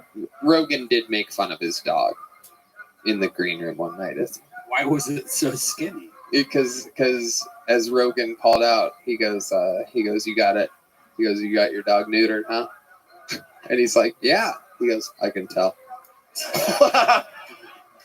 Yeah, Marshmallow which is like one of the, which is, by the way, if you're wondering, from me, a roaster or whatever, right? That is just one of the coldest disses that I've ever seen a human land on another human. I can tell. Your dog's a pussy. Yeah, So, yeah. It really kind of is. Like it's a kind of like an underdeveloped golden retriever, very skinny. It looks very, very. He's anemic. Leave him alone, dude. Yeah, it's a sad dog. You would think if someone was going to put him down, it would be Kyle Rittenhouse. Jesus but, Christ. but obviously, he loves Execute the golden retriever. Art. Incredible. You just put a little. There it is. Actually, I Joe List doesn't know me, but I'm actually familiar with Joe. Okay. Yeah, you and Mark Norman talked about me on your podcast one time. Really? Yeah. In what capacity? Well, I hope Mark it's all secured good. some Xanax one time. Oh, nice. Yeah. And From you? Yeah. Okay. Yeah. That also tracks. Yeah. Yeah. Yeah, y'all talked about it on Tuesdays with Stories. What did I say anything bad? You look mad at me. I'm not mad. Oh, all right. I don't really know you. I'm just gonna Kyle, come out here real quick. No. Huh? No. No, you rightfully called me a piece of shit for giving him Xanax. Yeah, that sounds right. Yeah. No. He was telling you the story, and you said that they were probably laced with fentanyl. Which did I say that? Yeah. Well, maybe something along those lines. I don't think I said that.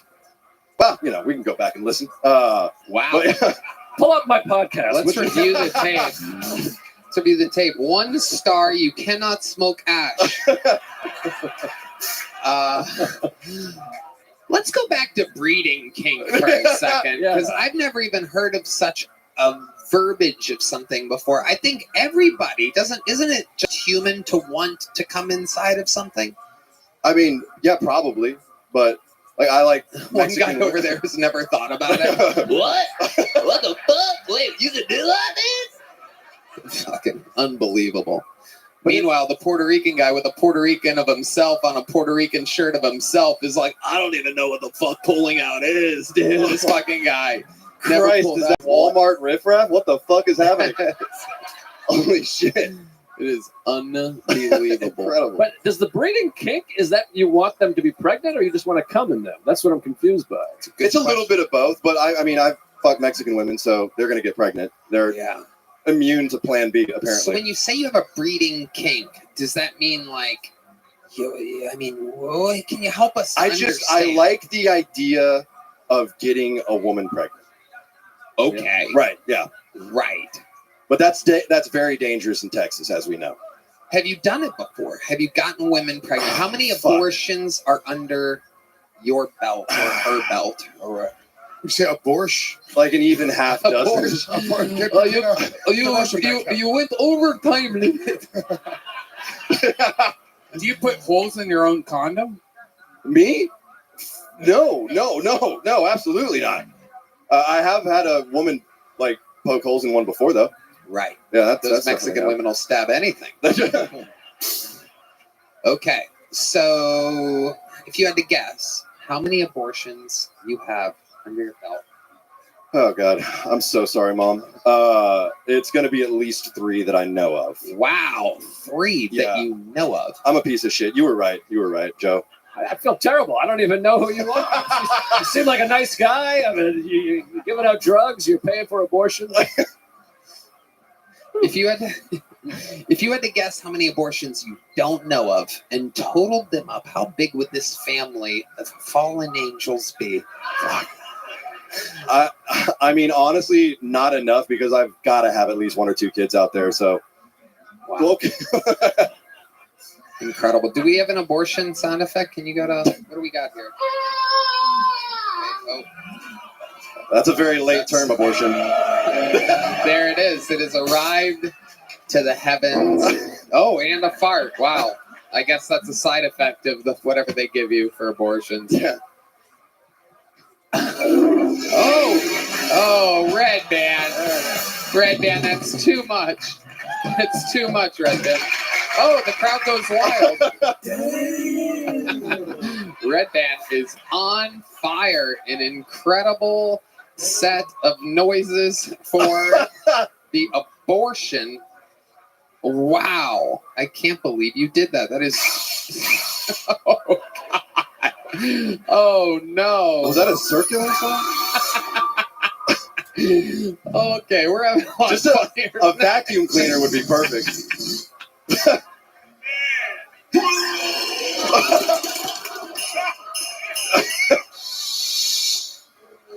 Okay, where's your victory thing? You deserve it. You deserve it after that. Red Band on the soundboard. There it is, right here. Right here. Hey, Red Band! Whew. Wow, Red Band is a natural Beethoven on this iPad. It is absolutely incredible. That was a true journey. Have you ever taken a woman to get an abortion? Yeah. Yeah, I have. And what is that drive like for you exactly? Not funny. Well, yeah, it's very quiet, typically speaking. Yeah. Yeah. It's not a fun time.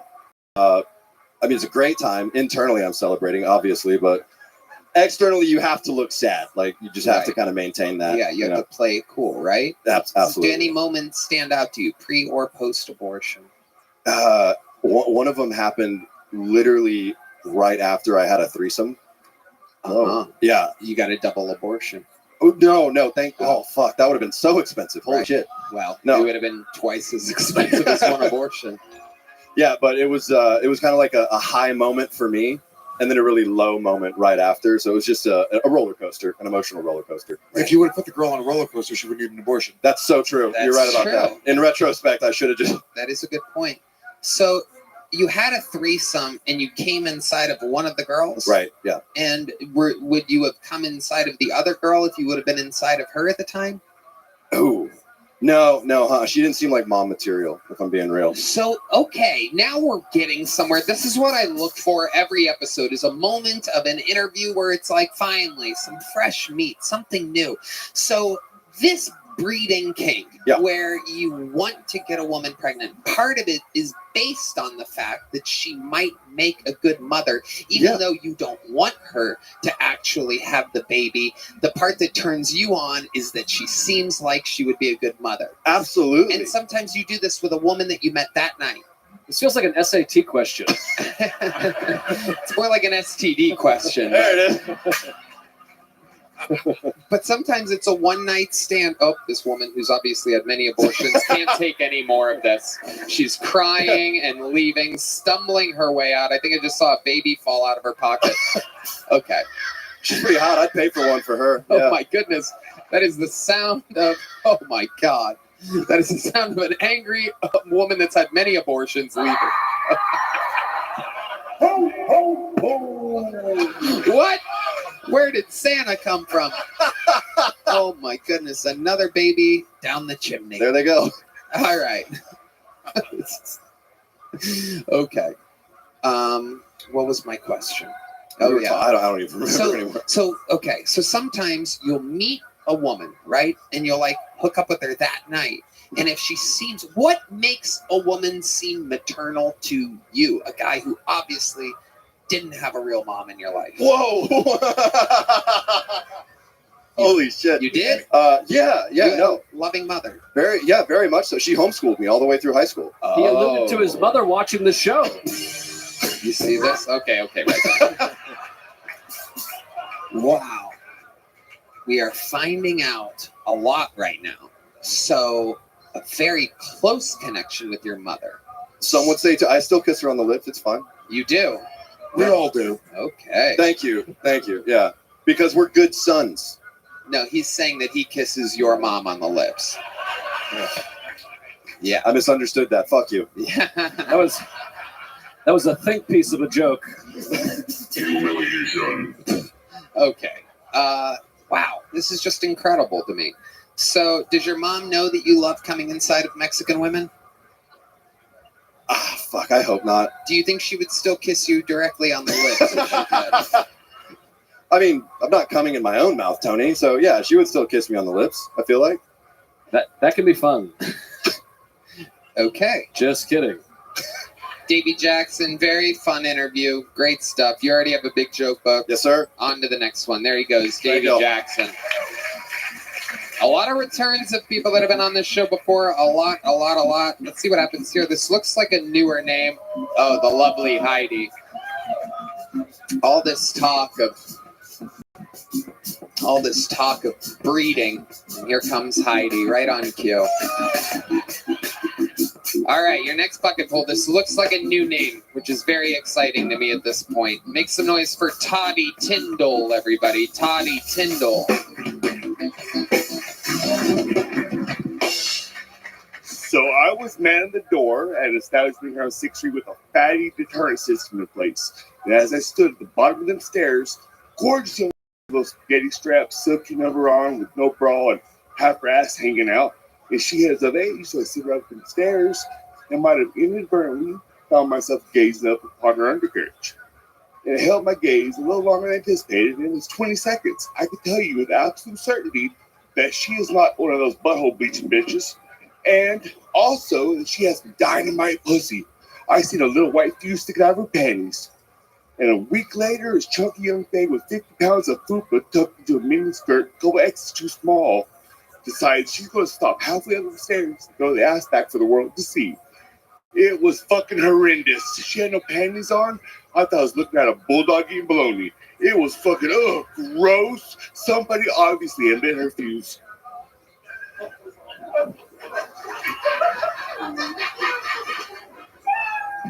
Oh, you were looking at me. You were done. I'm directing things, making the whole show happen. Toddy Tyndall, everybody. Okay. Well, let's just jump right into it. Joe List. Did you eat a bee's nest right before you came out?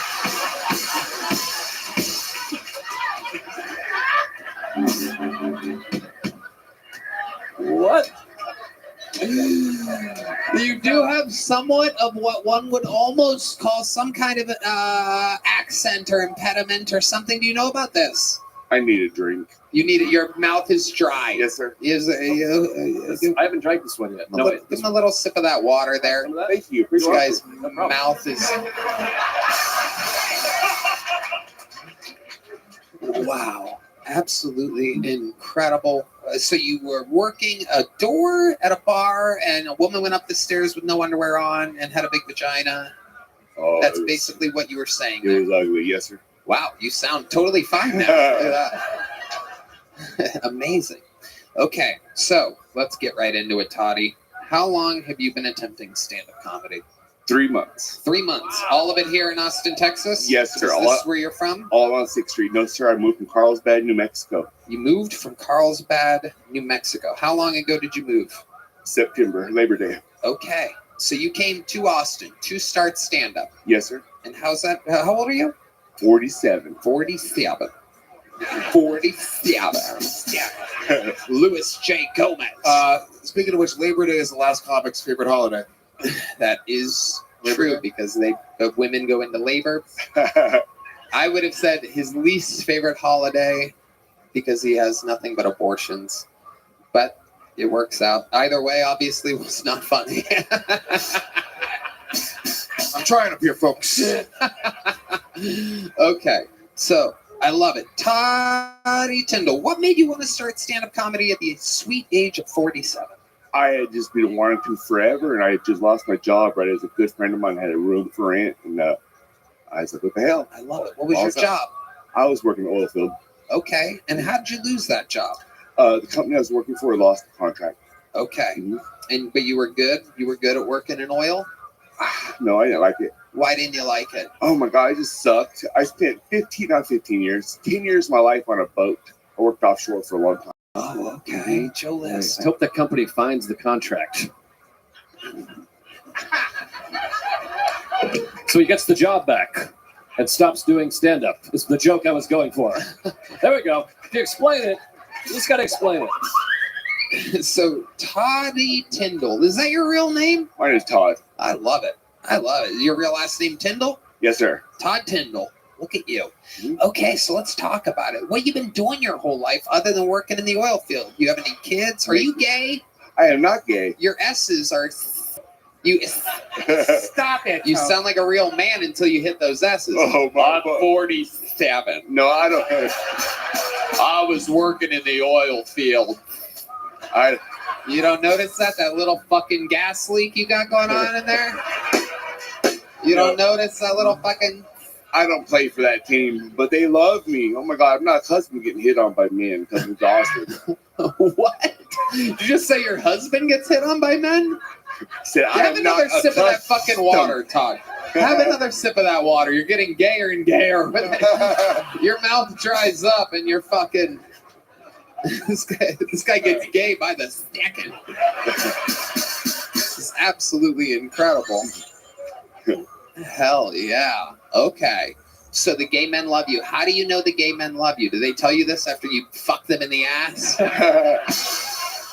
No, I was called a beautiful man just a few days ago by another man. Where you were called a beautiful mind. Where was this at? Where did this guy call you a beautiful? I presently work the door at Poor Choices. Oh wow! So you work the door at the bar in which people sign up and Yes, are stationed for this show. My fucking night off, and there I was again. There it is. Yep. Tonight was your night off, and you're inside of Poor Choices. Get my balls busted on Kill Tony. Yep. I bet you wish they would. Just out here getting my balls busted.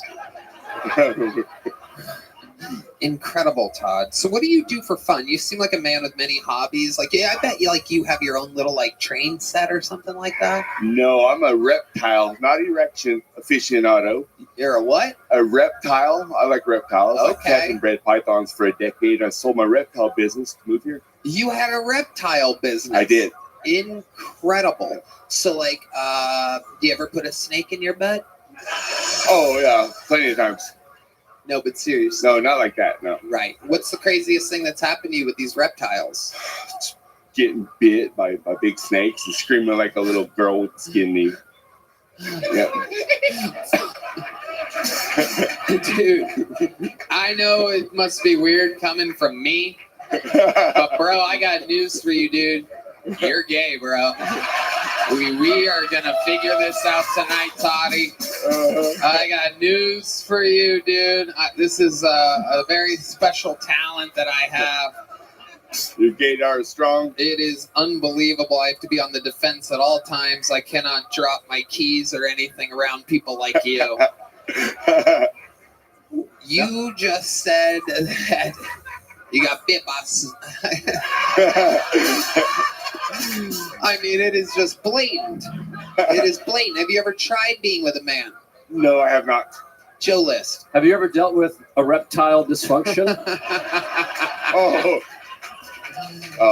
That's not a new one, buddy. I've heard that many times. Oh, yeah, I bet you've heard all the reptile jokes. Why don't you do some for us? Oh no, just that one. Oh, okay. That's about it. Thought you'd have more in the tank, or No, I do not. No. okay? No, so I have 5 kids from 4 different women. Whoa! All right, David Lucas, slow down. So I am not gay. I am not. You have 5 kids from 4 different women. You have a breeding kink. This is a breeding kink themed show all of a sudden. There are dudes just blasting, just raw dogging it. Wow. My pull-out game is trash. Incredible. Incredible. So, okay. All these kids are in Arizona? Oh no, I've never lived in Arizona. I'm from New Mexico. Oh, that's what I meant. Yeah, it's all the same. to Yes, me. sir. Just- State of Colorado. Right. Okay. So they're all there. No, sir. I have 3 in Louisiana, 1 in Texas, 1 in New Mexico. Wow. Yeah, oh yeah. my goodness. It's like a game of Risk. Absolutely incredible. And how about now? What are you doing nowadays? What do you I'm playing the field. I'm single for the first time in a decade, and I'm trying to be a fucking coxman out here on 6th Street. How's that working He's out just for fucking you? with us. My standards are on a sliding scale, and at the moment I'm kind of broke, so I'm. You said he's fucking with us? Fucking with us. You think he's gay too? Yeah. He just Yeah. said he's like I'm 6th Street coxinger or whatever the fuck he's fucking sucking cock on 6th Street. Whatever he's doing. I did just take a photo of the transvestite and send to my baby brother to fuck with him. Told him she wanted to take me home tonight, and she's obviously not. She don't have the factory fuck stick. Factory fuck hole rather. Oh, wait a second. It's a flag on the play. You just said fuck stick. And we all heard it. This girl was born with the factory fuck stick. What does that mean? He's the OG dick. Born without the fucking regular old fuck hole. The girl had a dick, is what I'm saying. Joe List. The girl. No, I'm just confused here. Me too. I mean, first of all, I know this isn't the wokest crowd, but transvestite, I don't think we're saying that anymore. I mean, yikes. All right, Toddy, let me ask you this. Let's go this direction to try to crack this code. What is the gayest thing you've ever done in your life? Oh, you got a quick answer here. That finger went right up. I can already tell now you're I kissed a dude one time. Okay. Oh, people are disgusted here in Texas. Just, oh, God. Where was this at? Where did you kiss this dude?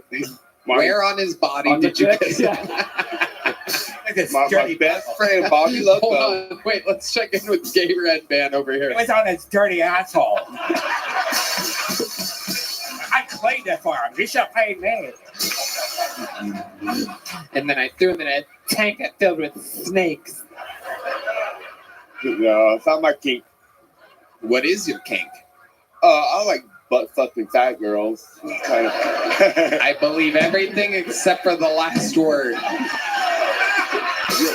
Real women with the factory fuck holes. None of that. We're getting a little bit closer here. We've made it to buttholes, ladies and gentlemen. We are getting warmer on the. I'm gonna even let Red Band do a second fart noise this episode. There you go. You've earned it, buddy. You've earned it. I like fucking really big girls in the ass, preferably with really short hair, if possible. Yeah. And while they growl. Yeah. Why not? Wow. Okay. All right. I love it. Okay. Let's find out more gay things about you. What's your favorite kind of music? What kind of music do you like to listen to? I think Metallica is the greatest American band. I thought he was of all going to say Madonna. I swear to God. I did not see Metallica coming there. Madonna for sure. His favorite song is Enter Sandman. Yes. Yes. A perfect Metallica reference. Totally making up for that Labor Day joke from just a few minutes ago. Wow. 4 kids. I just can't believe No, 5. 5 fucking Four kids. moms. Do you stay in communication with them? Oh, yeah. You're a good dad. I am. Wow. And what are you doing for them for Christmas? Money. You just send money. My older guy, they're older. They like money. Yeah. My baby is 8, and she lives in a Walmart with a card, so I'll hit her up. Nice. I love it. Hell yeah. That's a New Mexico delight. Going to Walmart with a gift. Oh, for sure. Oh, yeah. It's white trash wonderful. Absolutely. Absolutely. All right, Toddy. Well, I got to tell you, it's a hell of a Kill Tony debut. Your minute was, what was it? It was fabulous. It was. It was a gay old time. Yeah. It was a gay old time. It's hard out there to be a gay man with a dry mouth. Nobody likes getting their dick sucked by a sandpaper vacuum.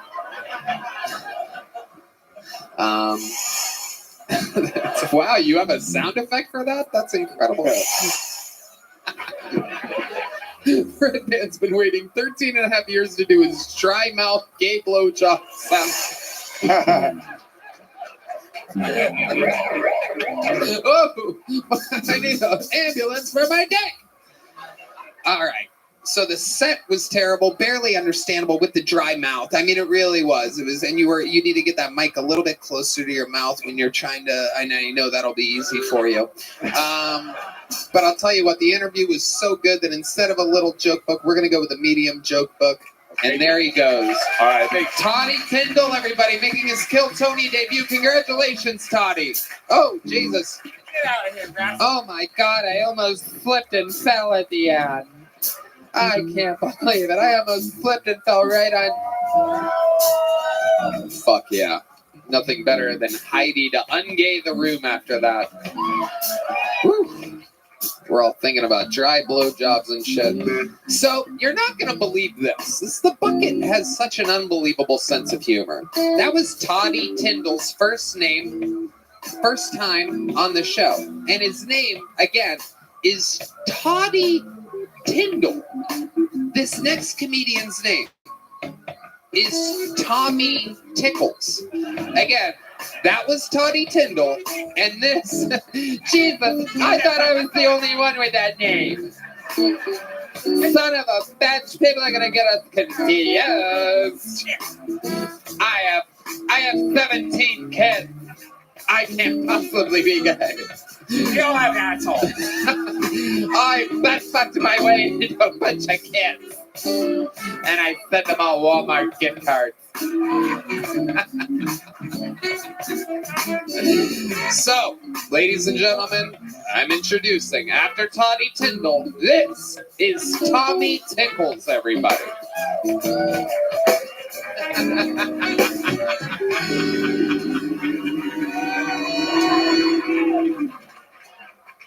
I'm 4% Nigerian. That means I can say the N-word every 50 days or so. I'm married. I do most of my own laundry. I do all the cooking. I do most of the cleaning, and I pay most of the bills.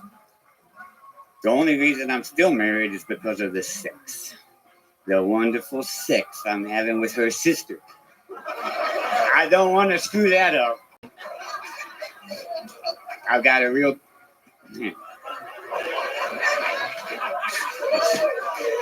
She's not even that hot.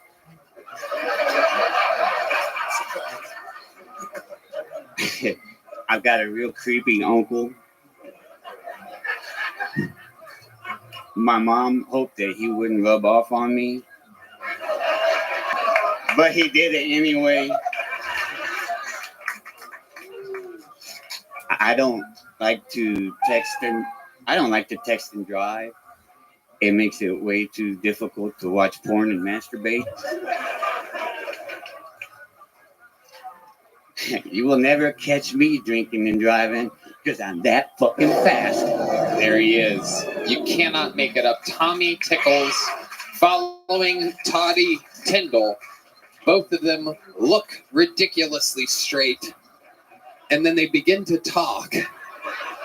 And in a stunning turn of events, again, the odds of this happening in the history of the show, that a Toddy Tyndall would look like a real man on from the oil field.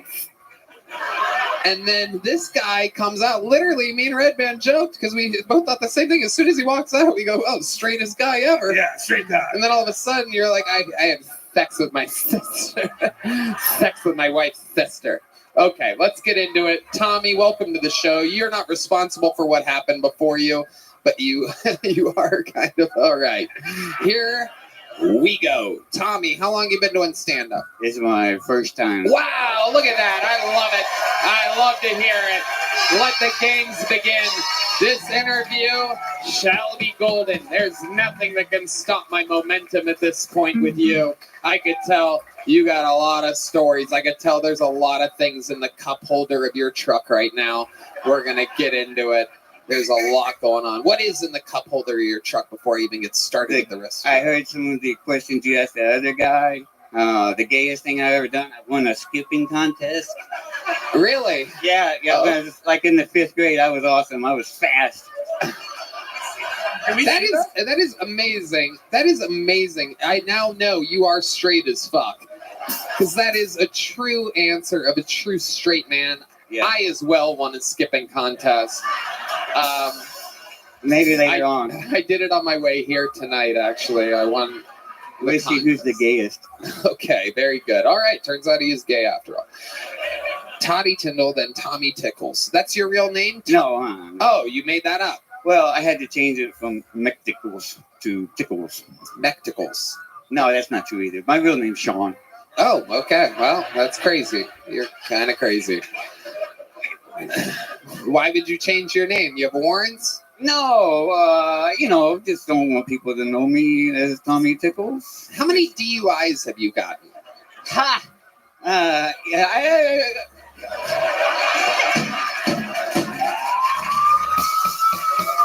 Never been caught. I have never been caught. Never. You pled not guilty. No contest. Absolutely. Okay, so how old are you, Tommy? What is going on here tonight? Some of these drones are shooting gay lasers wherever the mic stand is right now. I'm 50. I just turned 50. You just turned 50. Wait, Yeah, the crowd is absolutely Like shocked. a You are the 50-year-old. same exact age as Brian Redband. Incredible. What has happened in your life to where you look like you fought in every war that America's had? I've seen a lot of shit, yeah. Yeah, what have you seen? Oh, I've been everywhere. I've been all over the world. You see it all. Yeah. I've been on 6th Street. Shit, some lady tried to sell me a scooter for like $50. That sounds like a pretty good deal, honestly. I know, that's what I said. I couldn't figure out how to put the gas in the motherfucker, but I got a scooter now. So you bought it? Yeah. Amazing. I'm from the country. Yeah, where? Outside of Fredericksburg, about 2.5 hours from here. Okay. I'm in the middle of nowhere. All right, that's where you were born and raised. Yeah, I was raised there. Okay. My dad was in the Navy. I was born on the Corpus Christi Naval base, and then after all that, I ended up out on the farm and ranch out in Fredericksburg. Okay, and then you were a farmer for many years. Is that what you're saying? That's what I'm doing right now. I'm a farmer, rancher, and construction manager. Okay. Yeah. And what exactly does that job entail exactly? It's What are like you- 16, 20 fucking hours a day, milking goats and sheep and fucking cows getting in the neighbor's pasture. And then you do all that during the nighttime, farming, plowing fields and planting oats. And then in the daytime, I go build fence and fucking barns and honest question here. Yeah, that was honest. Honest answer I'm looking for, Tommy. You ready for it? Let's go. What is the most sexual thing you've ever done with any of those farm animals? You ever just like I'm some kind of sheep fucker? No, I'm just curious. Maybe you patted a cow on the butt or something, like good game or something like that. Everybody knows that goats wiggle around more and have bigger tits. They have the second closest vagina to a human vagina. I can do a cesarean. I can perform a C-section on a goat or sheep or cow. Yeah, that's not very sexual, but I can stick my hand all the way up in there. And you've done that before? I have, yeah. You got to, and if you got big old hands, and you have big old hands. They're old. They're definitely old. Goats and sheep. That's why they call him Tommy Tickles.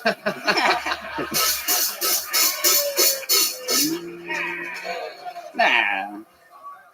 Okay, so Tommy, let's talk about your love life a little bit. What have you have kids? Have you been No married? kids. What have you I'm been doing married. out there? I've been married for 13 years. That's right. Yep. What does she do for a living? It's his name.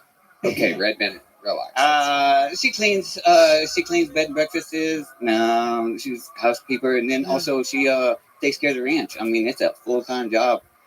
We have 12 bottle babies right now, little tiny goats and sheep, and she has to bottle feed them 3 times a day. So it's busy. Is it profitable? No, no. No, you gotta love it. I love it. You love it. Well, kind of. I'd rather make some money, but You wake up to like what wakes you up? Like chickens or something like that? chickens and geese, and then we got about 15 guinea hens that live above our house. So it's like a fucking Italian ball. people? Yeah. What are they? Guinea Hey, what? wake up down there! Hey, son. Oh, Oh fuck! No, it's hard to fall asleep, and it's not hard to wake up. Okay. All right. What are you into? When you log on to the internet and you go to a porn website and your wife is out there bottle feeding goats and you have a couple minutes to yourself, what do you search for? Threesomes, with free use, gorgeous, What was that last one? Before gorgeous, what was the one? free use. Free use? Yeah, you're just wandering around and there's some chick there and she's like, you can do whatever you want. Never heard of that. Sometimes I'm hosting the show and I have no idea what's going on. And I sometimes wonder, maybe I'm the only one that doesn't know what the fuck anything means or makes sense. And it gets scary. In everybody else's podcast, you're in a room, you can't fuck up the audio, everybody can hear what they're saying, you got headphones on. This show is so crazy. What the fuck are you talking about? Hey, it's your question. You know, you wanted to ask it. Son of a bitch. I just got bodied. Is that free use? Red Band's looking up free use porn. And It's my ex-girlfriend. even he's like, I gotta get this shit off my screen. With that, thank God for ExpressVPN. My good Tommy. So what kind of car did you drive here today? What kind of pickup truck? Chevy 2500. So what is, for some reason, my first thing that I said when I began this interview, I picture there being stuff, right? There's stuff underneath your like radio, the knobs and everything. What is in your cup holders and your little holder areas? What do you, is there a lot of stuff there? Receipts and coins, am I correct? Yeah, broken tools and shit I need to fix and receipts and Like what? What do you need to fix exactly? hydraulic connection on a hydraulic hose that goes to my skid steer, and I've got Hydraulic hose is actually one of the things I search on porn when I'm creamy. Yeah. All right. Okay.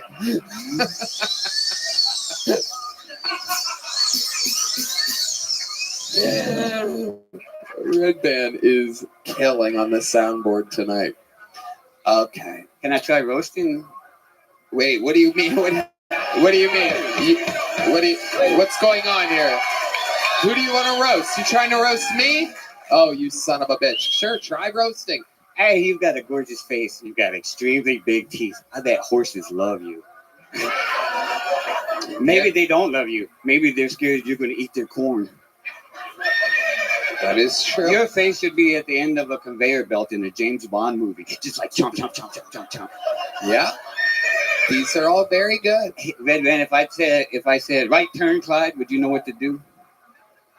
No, is that barnyard material? No, same generation from a Clint Eastwood movie. He'd go right turn, Clyde, and some chimpanzee would go blink, stick out his arm and knock somebody out. Okay. You have that on like VHS or something somewhere. Yeah. Probably. Do you have a VCR? No. Do you have a DVD player? Yes. And you use it? Oh yeah. Mm-hmm. I've got stacks of movies. There's nothing else, to do. Right? Absolutely incredible. Do you have Wi-Fi on your farm? Yes. Uh-huh. Okay. So you have actual Wi-Fi, not dial-up. Internet, smartphone, fucking smart TV nowadays. There's no moisturizer. Funny. What's the last thing you bought yourself, like as a special treat for yourself? This sweatshirt. Okay. All right. My nephew talked me into getting some earbuds. So now I got earbuds on. So I'm out there on the tractor. I can listen to my earbuds. You can listen to music and stuff. Can't figure out the phone though. People call and I'm slapping myself in the ear. Now I have a fucking earache. Wow, look at that.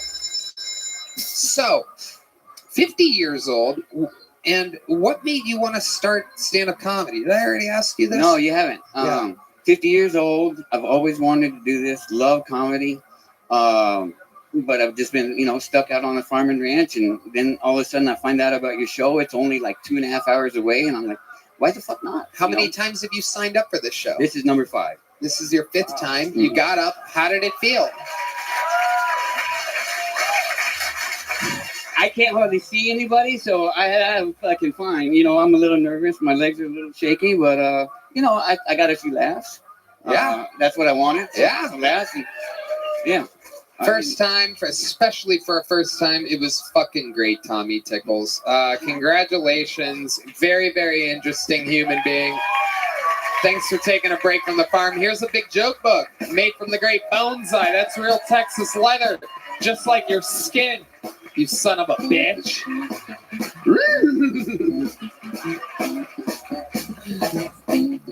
All right.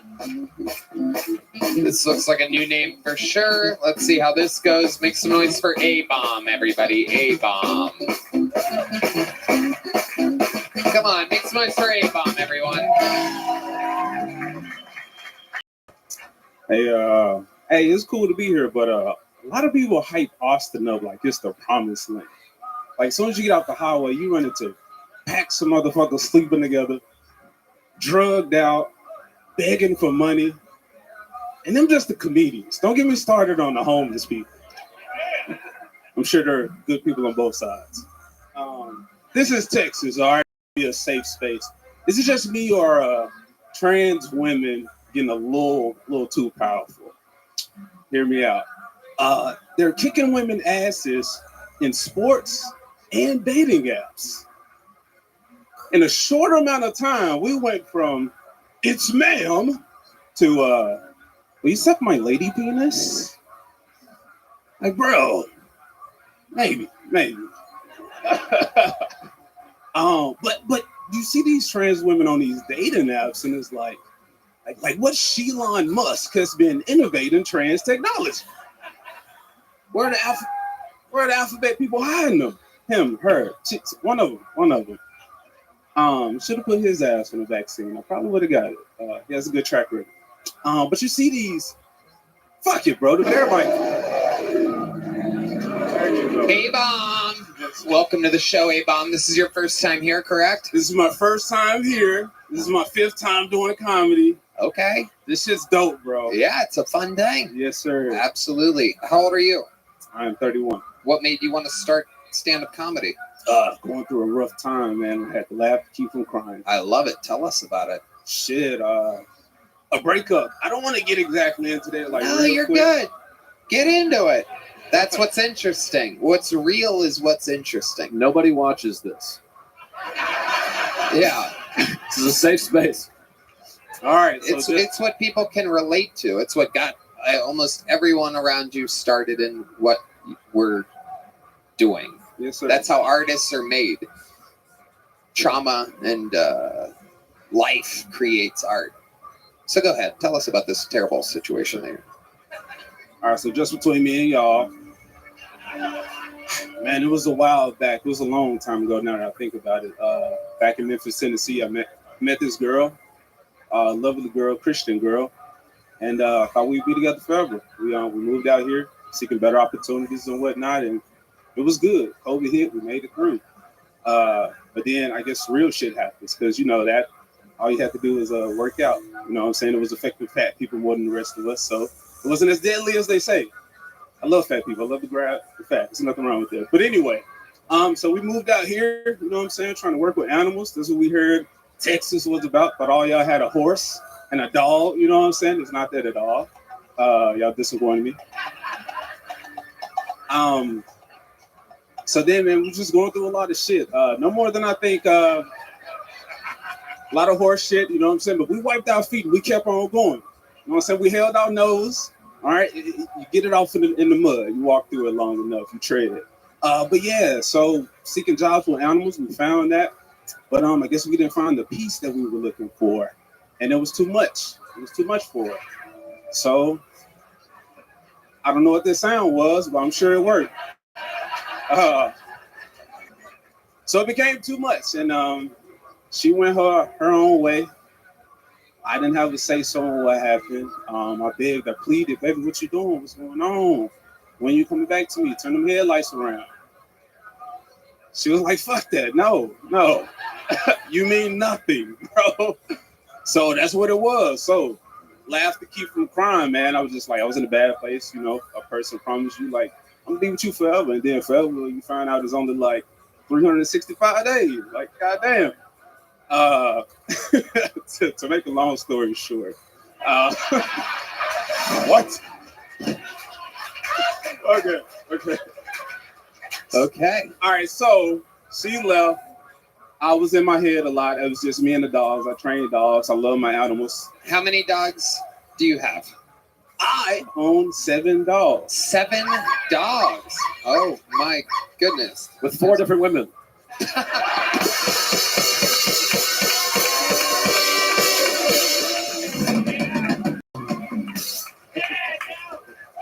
It was one woman, and since I'm sorry, Tony, I'm sorry. No, you're good. It was one woman, and since she put out so many, that thing is loose. Sorry for the next dude. Hell yeah. You got her. There's your revenge. Those headlights definitely ain't turning around now. Incredible. She never gave you a reason on why she went back to Memphis and left you here in Austin with 7 dogs. Man, so the fucked up part, she didn't go back to Memphis. She has family here. I have no family here. Okay. And so that's why I say, all right, I'm stuck here alone. Like, she had a safety net. She had somewhere to go to. So I'm like, God brought me here for a reason, bro. This is nothing but opportunity. This is wild that this has happened. Yeah. So it's like, since I moved here, like my favorite like pop culture YouTubers, they're in Texas. I got to meet up with them. Kill Tony, a homie of mine, a YouTube homie, put me onto the show. I knew about you guys, but I didn't know about the show for some reason. And 2 months ago, he showed me, and I was like, bro, I fucking love this shit. So I binged it. I'm watching nonstop. And I was like, oh, you were in Austin. I was like, bro, that's a fucking hour away. I live in San Antonio. I don't know if I said that. And I was like, bro, I can get here. I can do it. And bro, here we are. Here we crazy. Are. Thank you, God. Thank you, Lord. That's true. Thank you. No doubt about it. We are your dogs now. And you know what, my friend? All dogs go to heaven. Mm-hmm. So you do dog fighting is what really happens. Am I correct? This is what I've heard about your people. That's what some of us do. Is John asleep? Oh my God. You were asleep. Fun fact, sometimes John Dees falls asleep, and that's why he wears sunglasses. He smokes so much weed, and he raises multiple children. All right. He was asleep. You were dead asleep just then.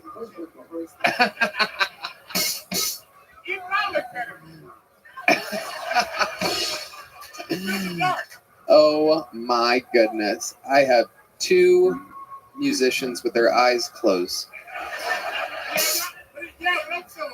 That's right. You're still awake, D. That was implied. All right. Okay. All right. Thank you, D. D. Okay. Thank you, D. All right. Famous homophobe D Madness is here. I love your style, A-Bomb. I mean, you seem so well spoken and like that was actual racism, folks. That was racist. Of all the things I've done this year, that was actually racist. That might have been my most racist moment.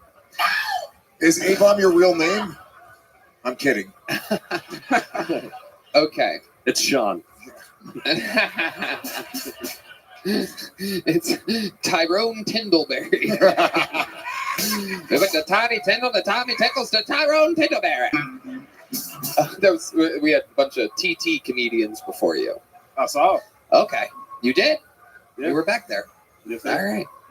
Okay.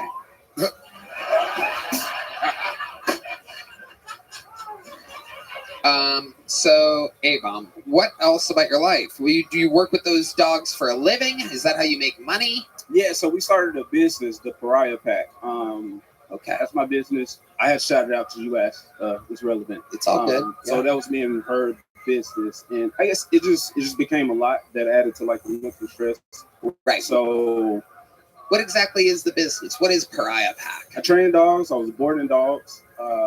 So now I'm just doing most of the training. So that's what we do. I just work with the animals, trying to better the relationship between the human and the animal. I love that. Okay, and this is all based out of San Antonio. Yes, sir. Okay. Do people Yelp review your business at all? How do you spell Pariah Pack? THEPARIAHPACK. Wait. Slow down, eh? Oppity. You got me there. So what is it? How do you spell it? The THE. Pariah. PARIAH. Yep. Pack. PACK. Okay. Red Band typed it in all one word there. The Pariah Pack. The Pariah Pack. Okay. No, there are no Yelp reviews, which is good for you. We've been reading Yelp reviews of people's businesses today. No, there's no reviews on Google and like if you see on Facebook. Okay, this guy's asking for it. Let's see what happens here. There are 9 Google reviews. Go up there. Yep. We are so happy with the service. First time boarding here, and I recommend. The guy that runs the place, I think, stole my wallet. Oh, wait a second. No, I'm kidding. I made that one up. That was me. No, these are all good. It's all 5 stars all the way. Absolutely Yes, sir. incredible.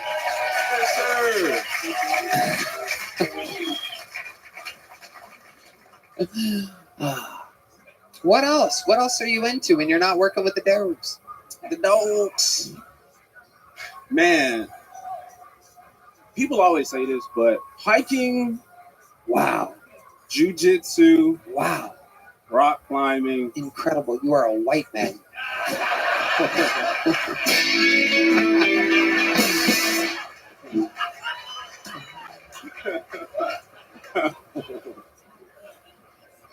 What else do you want in life, A-Bomb? Well, I'm a traditional artist. So I draw stuff like cartoons, illustration. Where can people find your work? Abomination AJ. So that's what A-Bomb is. It's short for Abomination AJ, and it's like my YouTube, like internet. Okay, perfect. Find him at Abomination AJ. Here's a big joke book. I like your style. There he goes. A-Bomb. All right. We didn't have a woman up tonight, so your final bucket pull of the night. I pulled until I found a woman, and ladies and gentlemen, here we go. Your final bucket pull of the night goes by the name of Jenny Rodriguez. Put your hands together one more time for Jenny Rodriguez. If you have a miscarriage when you're married, does that make it a Mrs. Carriage?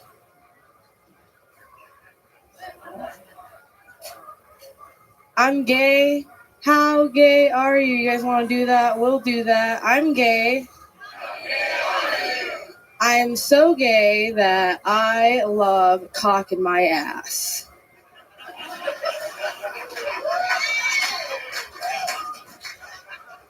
I am gay. I'm a bisexual woman. I celebrate my bisexuality the best way that I know how.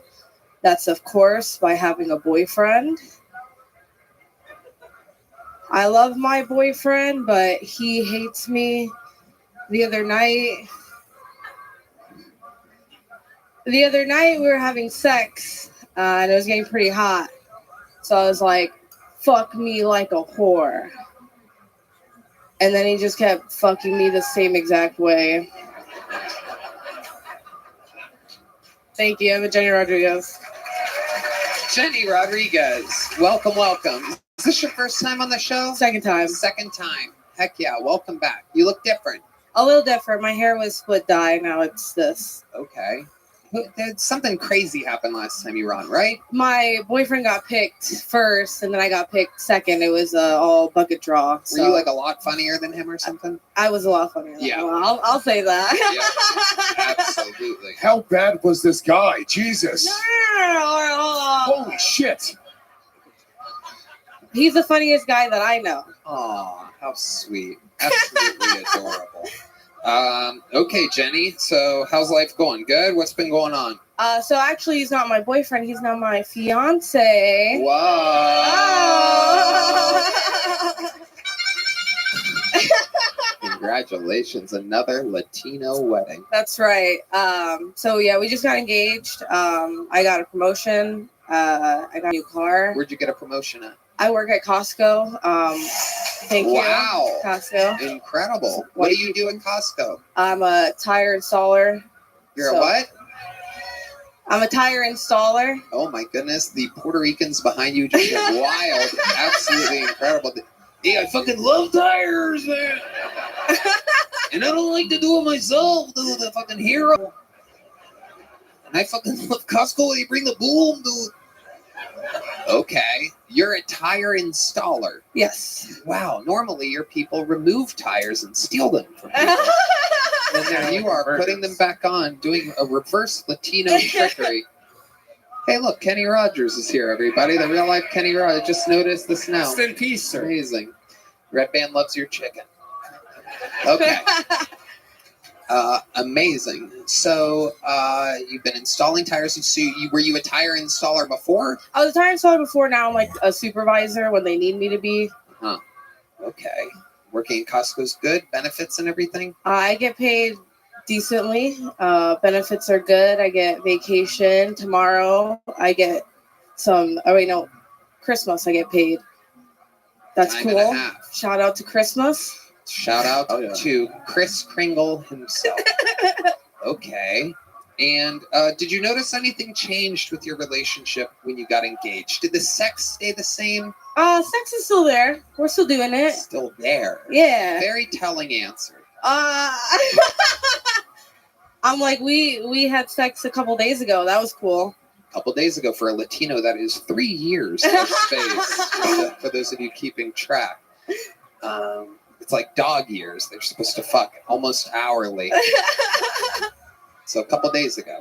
I mean, I suck his dick like every couple days. I feel like that makes up for that. You know what? You just got another promotion. Congratulations. All right, Jenny, we're going to keep it moving along. You already have a joke book, right? Yes, I do. There she goes, Jenny Rodriguez. Yeah. And we've come to that part of the show, ladies and gentlemen. I got news for you. Hold on 1 second before you start that. Unfortunately, due to it indeed being the holiday season, Cam Patterson and William Montgomery have the night off. However,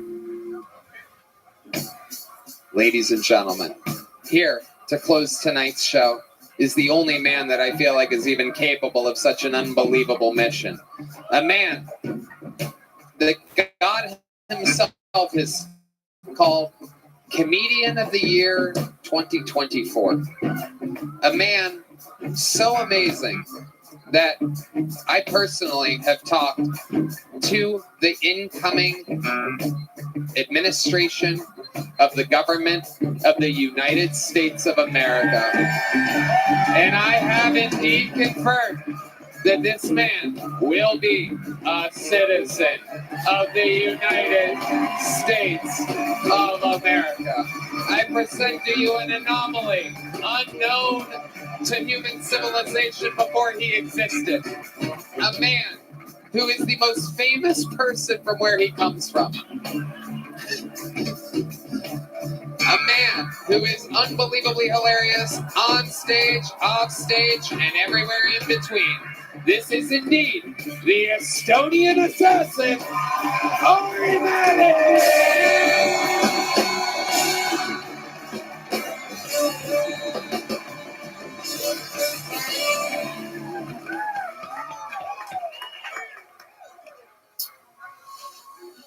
Hey, black guys. If you don't want me to say the N-word, can you stop making it the best part of the fucking song?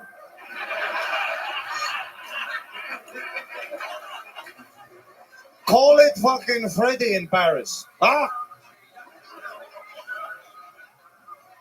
I mean, I can feel the N-word coming back. I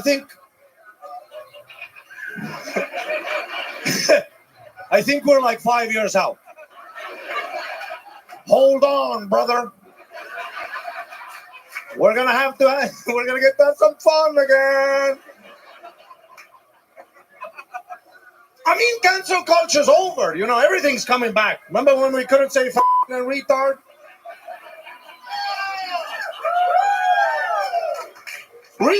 Retard went away for like a week, huh?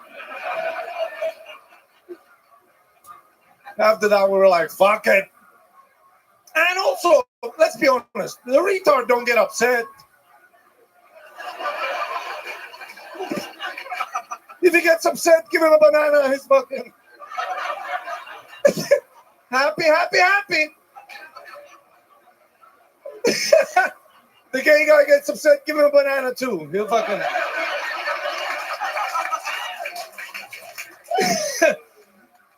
But then again, if you call a black guy the N-word and then try to give him a banana,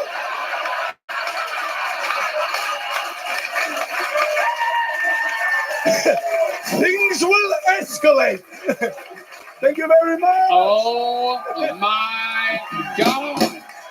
Yeah.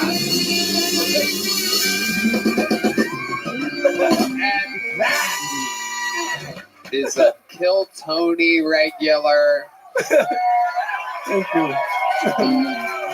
Here for the holidays. No rest for the wicked, the great and powerful Ari Matti. Yeah, everyone's dead in my family, so.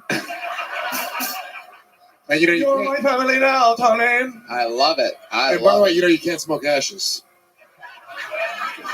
It's a thing from earlier. I think from earlier. Sorry, I was at the gym, Lewis. Sorry, I was at the gym, Lewis. What kind of workout is that exactly? What is that? What do you think about this? This is what I do at the gym. This guy just preps for fucking. It's incredible.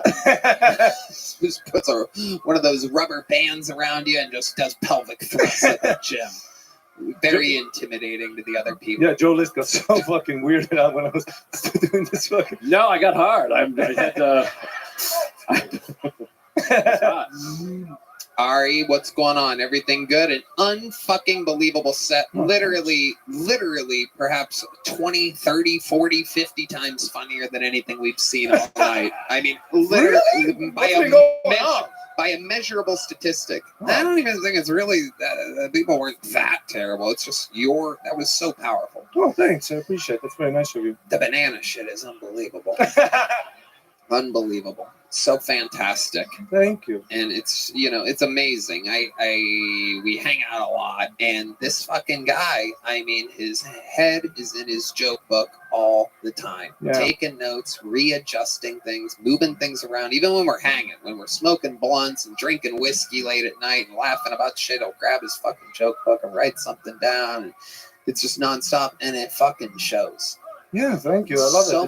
It's So many people get complacent when having a big career boom like you, and it seems like you're doubling down and working harder all the time. Oh, thank you. That's very nice of you. Are you guys?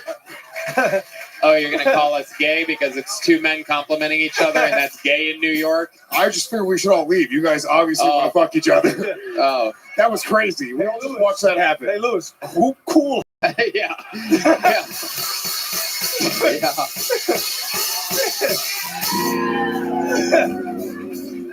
He just wants Toddy Tyndall to be able to find him later so he can play with his snake. Yeah.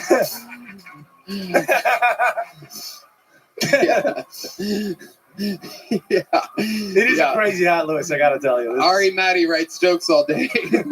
Lewis wears his Sharpie marker on his fucking head. You got me, dude. My hat isn't cool. It is incredible. What made you pick that hat? I don't know. Is this the color? Yeah. Yeah.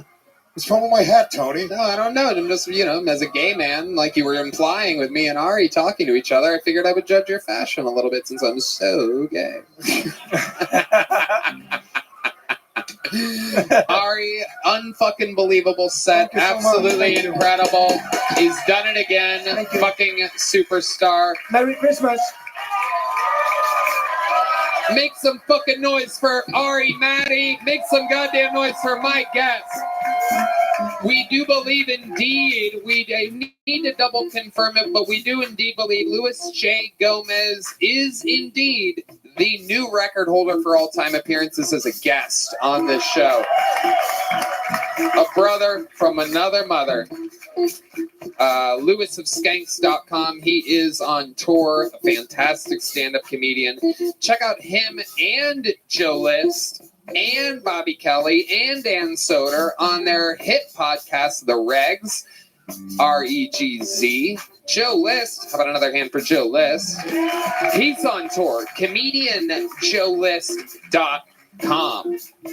No doubt about it. A fun episode. I enjoyed myself. Brought to you by Blue Chew, Blue Nile, Prize Picks. One more time for the best damn band in the land. Matt Mueling, John Dees, D Madness, Big Mike, Carlos Sosoralva, Fernando Castillo, Groove Line Horns. Let's see what Chris Rogers drew up tonight. Okay. Is that me as the Grinch? And that's Red Band as Santa Claus? That's me. Okay. That's the healthiest I've ever seen Red Band look. And that's the nicest I've ever looked. Ryan J. Eva with a great drawing of Luis J. Gomez and Joe List. That's in Brian Redband. Check out The Secret Show every Thursday at the Sunset Strip ATX.com. Love you. We love you guys. Yeah. By the time this episode comes out, you should know where the next big road gig is. It is absolutely massive. Literally, I do believe, bigger than the venue in New York City that we did 2 shows at. You're going to be very excited when you find out where it is. Again, tickets should be on sale right now. It'll pop up on the screen as I'm saying It's it. Indiana, guys. Yeah, we're going to Indiana, everybody. Anyway, did you guys have fun tonight? We love you. Thank you. Good night, everybody. Thank you.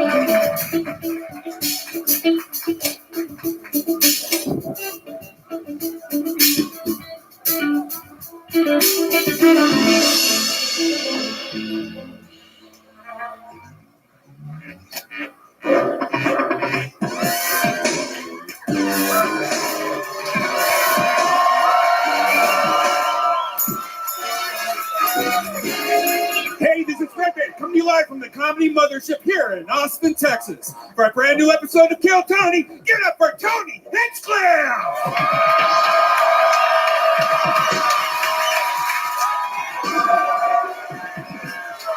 You guys ready for the best fucking night of your lives or what?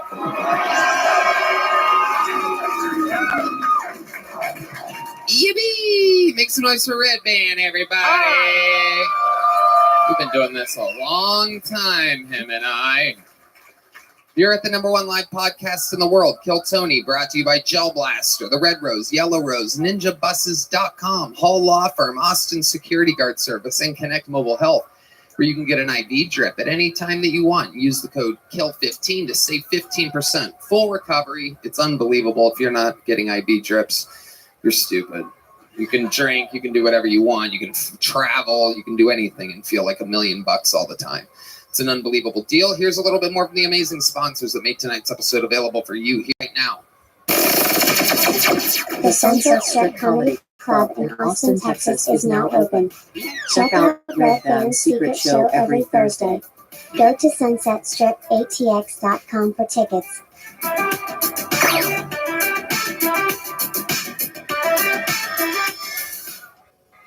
Did you just miss our 2 huge Kill Tony New Year's Eve shows? Man, you missed out. But no worry, if you want to check us out in our first arena show live from the HEB Center in Austin, Texas, you have 1 more week to go to KillTonyLive.com and purchase it. We have 2 shows, the 2 biggest shows we've ever done, available for 1 more week at KillTonyLive.com. You guys ready to start tonight's episode, huh? You guys got to do better than that. Are you guys ready to have the best fucking time? I'll ask again, how many of you are diehard fans of the show, huh? Well, I book this show every single week. You know, I feel like a lot of the interviews with our regulars have gone long lately, and not enough attention has been given to the bucket. So tonight, I would like to announce that for the first time ever, or at least the first time in a long time, you have arrived at an episode that shall be known as the Great Bucket Bonanza. And what that means is that your guests tonight will not be performing. They will be with us all night. They are indeed the backbone of the show. My 3 favorite top young rising comedians in the world. It is indeed William Montgomery, Cam Patterson, and Hans Kim. Wow. Oh my God. You know them. You love them. You watch this every fucking week. And now they are here, right in front of you, for the entire episode. They all came from the bucket. Now they are superstars, international travelers. William Montgomery coming off of 7 sold-out shows in Chicago this weekend. Cam Patterson and Hans Kim coming off of 2 massive sold-out 3,000-plus seat theaters in Florida with me. And Red Band coming off a weekend. He has a new face massager thingy that massages his face. It's great. Gives off warm Smart temperatures. goggles. Oh yeah, I haven't pre-pulled at all yet. We have to go all the way across the street tonight. Ooh, okay. I should have thought of that one. Ooh, that's exciting. Here, you know what? Grab 2 of them. Fuck it. All right, let's get them over. Oh, that's inside. I saw that. Wait, bring it back. Let's do that one. Yeah, that's inside. This girl is how about one more time for our guests, though, everybody? Hans Kim, Cam Patterson. Get Genevieve. Go grab Genevieve. Somebody. Christy. Get Genevieve. How you doing, William?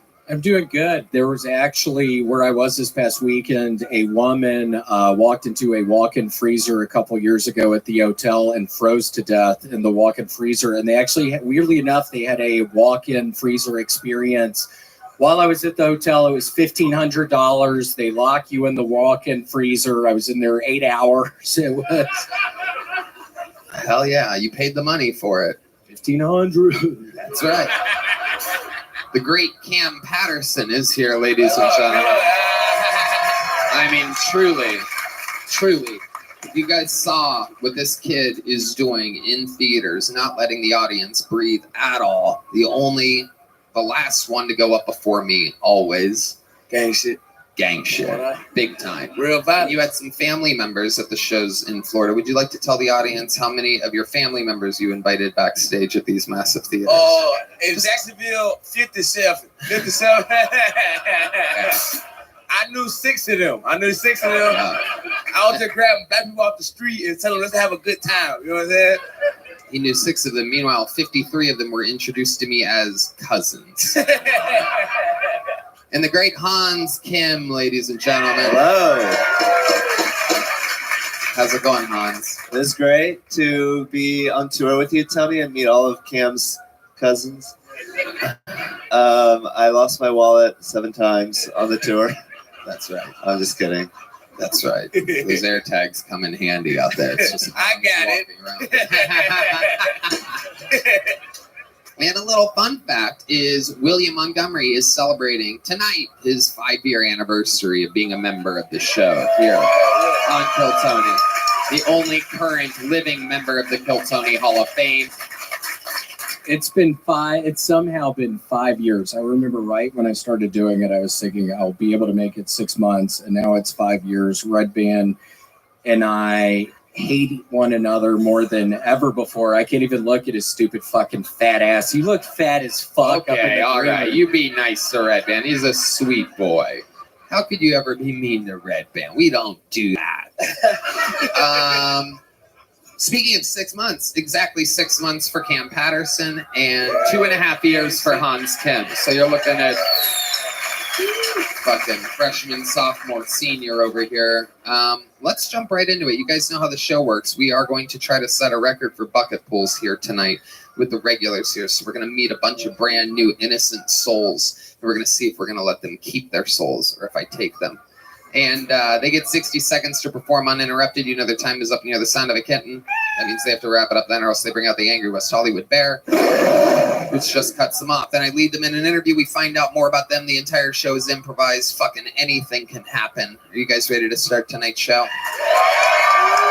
right, let's jump right into it. I pull the name from the inside while they grab the person at the bar across the street. Make some noise for her. You know her. She has been on the show multiple times. I actually had her open up for me in Detroit at the start of this tour. And she's fantastic. She's an employee here. Everybody loves her. This is a brand new minute from the great Genevieve, everybody. Genevieve.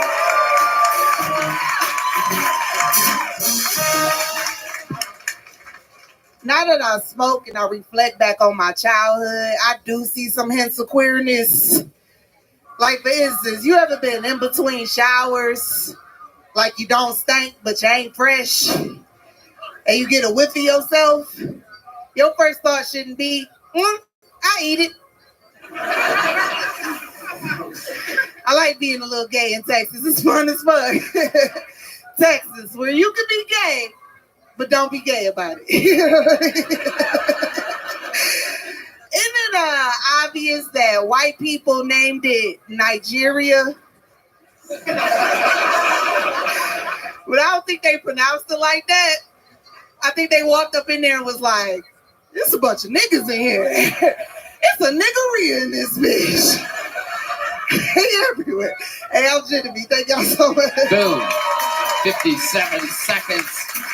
Brand new. Never heard before by the great Genevieve. Welcome back to the show, Genevieve. Thank y'all for having me. Good to see all y'all. Hell yeah. I love it. You look extra happy today. Look at you. Oh, you know, bucket pools do that to you. Absolutely. I love it. It's all happening. What are you working tonight? You're on. Yeah. I'm the yonder nigga, as Cam would say. Oh, okay. Touchdown. Hell yeah. Absolutely. Gang violence. Do we have any suspicious Apple Watches? Oh yeah, I'm checking for all y'all motherfucking shit. Hell yeah. That's right. Locked it up tonight, baby. How's it going in life, Genevieve? It's going great, man. Great bones. I repaired my Joe Rogan fanny pack. Hell yeah. Oh, what happened? At that Johnny store. I'm back to holding philanthropy. How did it break? Oh, you know, just being too rough with it. You know what I'm saying? I had channeled the Rogan spirit, and I was like, you know, just okay. All right. I've never seen Rogan do that before. He didn't do that. I love it. Okay. What else is going on? Hell yeah, just being here, doing shows around town, getting love all over the city. Fucking love Austin, man. It's been a great time. I love it. guys? You guys know Genevieve? What'd you think of the minute? Yeah, Genevieve, I loved your set, but that's actually my Nigeria joke. Oh, I've said that one a bunch. I think you know that's my joke. So yeah. I was a little horrified when I heard it come out of your mouth. Yeah. Well, I would have did white people on Niger, but I feel like that's too on the nose. You know what I mean? Right. And we know how we feel about those kinds of noses. How's your nose? Cam, you have 56 cousins. What do you think of this performance? Genevieve, my cousin. Nigga, we That's locked right. in, man. I thought I saw one of her You got the backstage show. in Jacksonville. Gang violence. Hey, Valley. Absolutely. Man, that shit was hard, man. Hans Kim? I love that Nigeria joke. You know, Nigeria is what it looked like backstage at the theaters.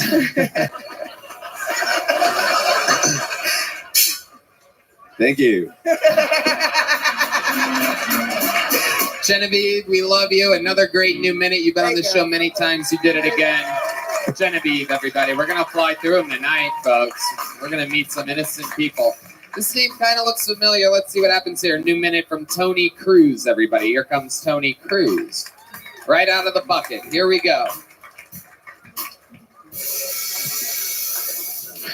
How's everybody doing?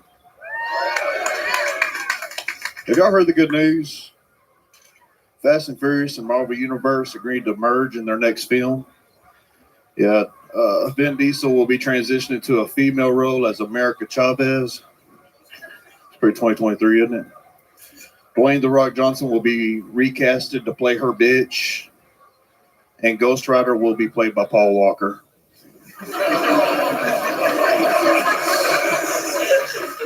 The legacy continues, guys. It's a role he's been dying to play.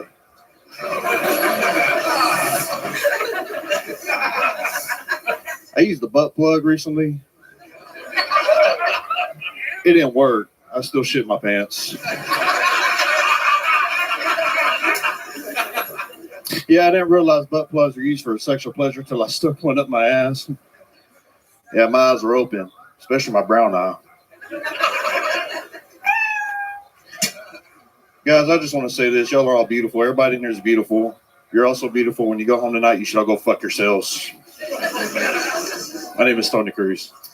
Okay, Tony Cruz. You got some laughs. I didn't think anything was funny at all, but this is a very generous audience, I think is what we're figuring out. They're giving laughs on what appears to be cadence alone. It appears as though if you leave a gap for laughter, this audience will give you some respect. Welcome back, Tony. You were on last week, Yes, correct? sir. Yes, Very sir. lucky man. Look at you. Amazing. How does it feel? Feels good, man. I love it. Have fun. It's amazing how luck goes to people that don't have much talent often. You know what I mean? Like the universe has a weird way of balancing it out. Like, hey, let's give this guy another opportunity with half jokes. It's great, though. You look fantastic. Thank you, sir. I appreciate said it. you look like a homeless Mario. Like you got into a horrible cart accident and just things went downhill from there. What made you dress like that today? I mean, I don't know, man. I figured I was going to be on Kill Tony, so Why do I feel like you're not wearing any underwear underneath that? That's just curiosity, guys. I'm just saying. I can show you if you want. No? That was gay. All right. Yeah. No, show us. Show us. I'm kidding, bitch. William wants to see your toadstool. Tony, remind us, what do you do for a living? I don't have a job, no, sir. You don't have Yeah, a I don't. job. Bum, bum, bum, bum, bum, bum, bum, bum, bum, bum. Yeah, I'm comedy. If we're gonna do it, let's fucking do it. Just trying to do comedy. Can you man. jump? Do you know how to jump? I do, yeah. Let's see that.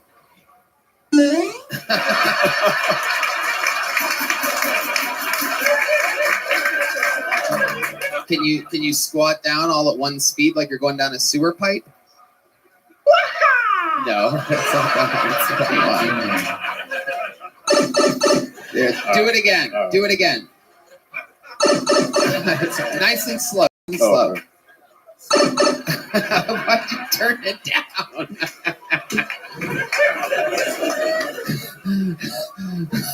Can you super jump for us? Come on, try it. Don't overthink it. Okay, yeah, put the mic away. Sure. Yeah. Okay, that's what we did before. Can you shoot an imaginary fireball out of your hands like that? Stop putting the fucking mic away. Okay, that's this one, Red Band. There's one called Fireball. Do it again. Do it again. Do it again. Okay, let's try it to do it at the same fucking time. Ready, set, go. Okay, good enough. I like that. I like that. Okay, can you do a small jump? Let's keep playing Mario games here. Small jump. Why is it all the same? Oh, okay, I see. There is a difference. Wow, interesting. You know how Mario sometimes like powers up like that? Can you do that? Wow, I think he just pooped his pants on that one, everybody. This is absolutely incredible. Wow. Whoa, what's that? Oh, okay, you're just moving the cord. I thought you were doing it. It's amazing how that activated that like that. What's your favorite video game character of all time? Mario? Me? Yeah. On Grand Theft Auto? Grand Theft Auto? Yeah. Yeah. Yeah. I play as myself. Oh, yeah, it's you. You're the one that lives at the top in the desert, right? My character wears overalls and everything, so yeah. Okay. Yeah. Guys, what do you think about this piece of absolute trash? I am just loving the Carhartt. Thank you, dude. He is. I can see from here he's Carhartt as a rock right now. Hey, hello. I do believe I just whatever. Hello. I flagpole to that one. That's right. Bowser Falls. All right. Cam Patterson. Ain't you the one that was bought at the top, nigga? You bought at the top, right? I'm the boss. Take your head off. Take your head off. Let's see here. Oh, no, my wrong nigga. The wrong guy. That nigga was bald. Hans Kim, you invented the game Mario for Nintendo. Yes, it's good to see my intellectual property come to life. This is like the Barbie movie for me. Yeah, man. Yeah, sure. I like that you're trying to be really chill and even tempered and not go up or down too much. It's an interesting strategy. I mean, for comedy. yeah, you get what you can get, man. It is. So here we are. We are not going to spend a lot more time with you. You were on last week. Tell us something that we didn't find out about you last week that's crazy about you, or something that you've accomplished or done, or a crime, or something you've gotten away with, or anything. Really interesting. Give us something compelling here. I dropped out of school, got my GED. No. We want you to tell us something that we don't know. Perhaps you don't understand the question. Something that we wouldn't have guessed about you. Something that would surprise us. Yeah. I don't know, Tony. I do a lot of things. I enjoy comedy. I enjoy talking to people, networking. It's fun. I'm having fun. Yeah. How about in your life? Your entire life you have to use here. Maybe perhaps an embarrassing sexual experience. Perhaps you have a special skill or talent. Really anything at all. I've had somebody shit on me during sex. Oh, okay. Was it on purpose or was it an accident? It was an accident. Okay. And what position was he or she in? She was in missionary, and we were. Well, how'd she poop on you? We were performing anal, and we didn't. You got to prepare for that. Right. Yeah. Hell yeah. Missionary anal Position. That is risky business. Yeah. It is. That's why you have to eat your Kellogg's All-Bran Buds before anal. That is true. And you have to make sure you have dude wipes right next to the bed. Right next to Keep your dude wipes handy. Why do I feel like you've pooped the bed in missionary position as well?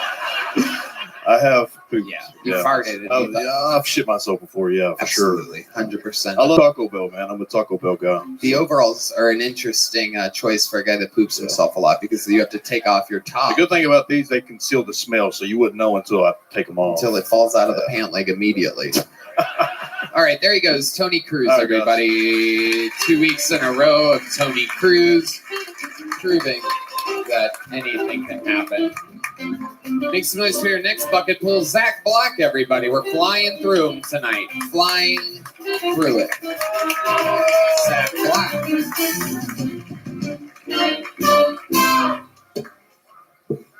So everybody knows that I like older women, and I just went on a date with a 65-year-old woman. I'll admit, maybe I went a little too far with that one, but then she asked me if I ever had a threesome with a mother and daughter. Like, now we're talking, right? So she takes me back to her place, introduces me to her mother. I had never been with a woman that old, I'm going to be honest. I ran out of there, straight to my car, got my video camera, went back in. It's on Pornhub if y'all want to check it out. And I'm actually seeing that mother later tonight. Yeah. I'm trying to get in that will. I'm going to try to fuck her to death. And you'll know if I do, too, because next Monday I'll be pulling up in an 83 Buick with a pocket full of hard candy and ashes. I hope I can do it, too, because I really like her car. Reminds me of her. That leather interior. All right, Zach Black. So the whole gist is you fucked an old lady? Yeah. And then you just went on and on about it? Yeah.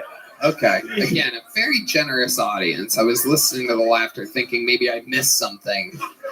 But again, I think they're really excited to be here. They're letting everybody kind of glide by with mediocrity. 4 o'clock. It is an early show. It's an early taping tonight. A lot of energy on the audience still.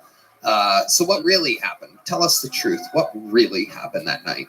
Where'd you meet this old bag of bones? She DM'd me on Facebook. Ooh, see, that should be part of the thing. It should? Yeah, I think so. You could tell it's an old lady because she DM'd you on Facebook. That would be the most original part of your entire 60 seconds if that was a part of your 60 seconds. Saying that her skin is leather-like would be a joke from perhaps the 30s or 40s. Okay. Whereas saying that she DM'd you on Facebook would be a 2023 joke. Do you see the difference? One had wooden wheels at the time. The other's a 2023. Yeah. Okie dokie. Let's just keep plowing forward here, Zach. So she DM'd you on Facebook, and then what happened? Well, I'm going to be honest, it's all made up. I do like older women, but the whole 65, the mother, I'm going to be honest. I was asking because I knew you weren't being honest. Yeah. Okay. I could tell throughout. You ever been with an older woman? I have. What's the oldest? It was old as fuck. It was at a Tony Clifton. It was literally at a Tony Clifton show at the Comedy Store. I think it was 2009. I had never been with an older woman before, and I knocked it out all at once in one night. One so old that I shall never go back towards anywhere near that direction.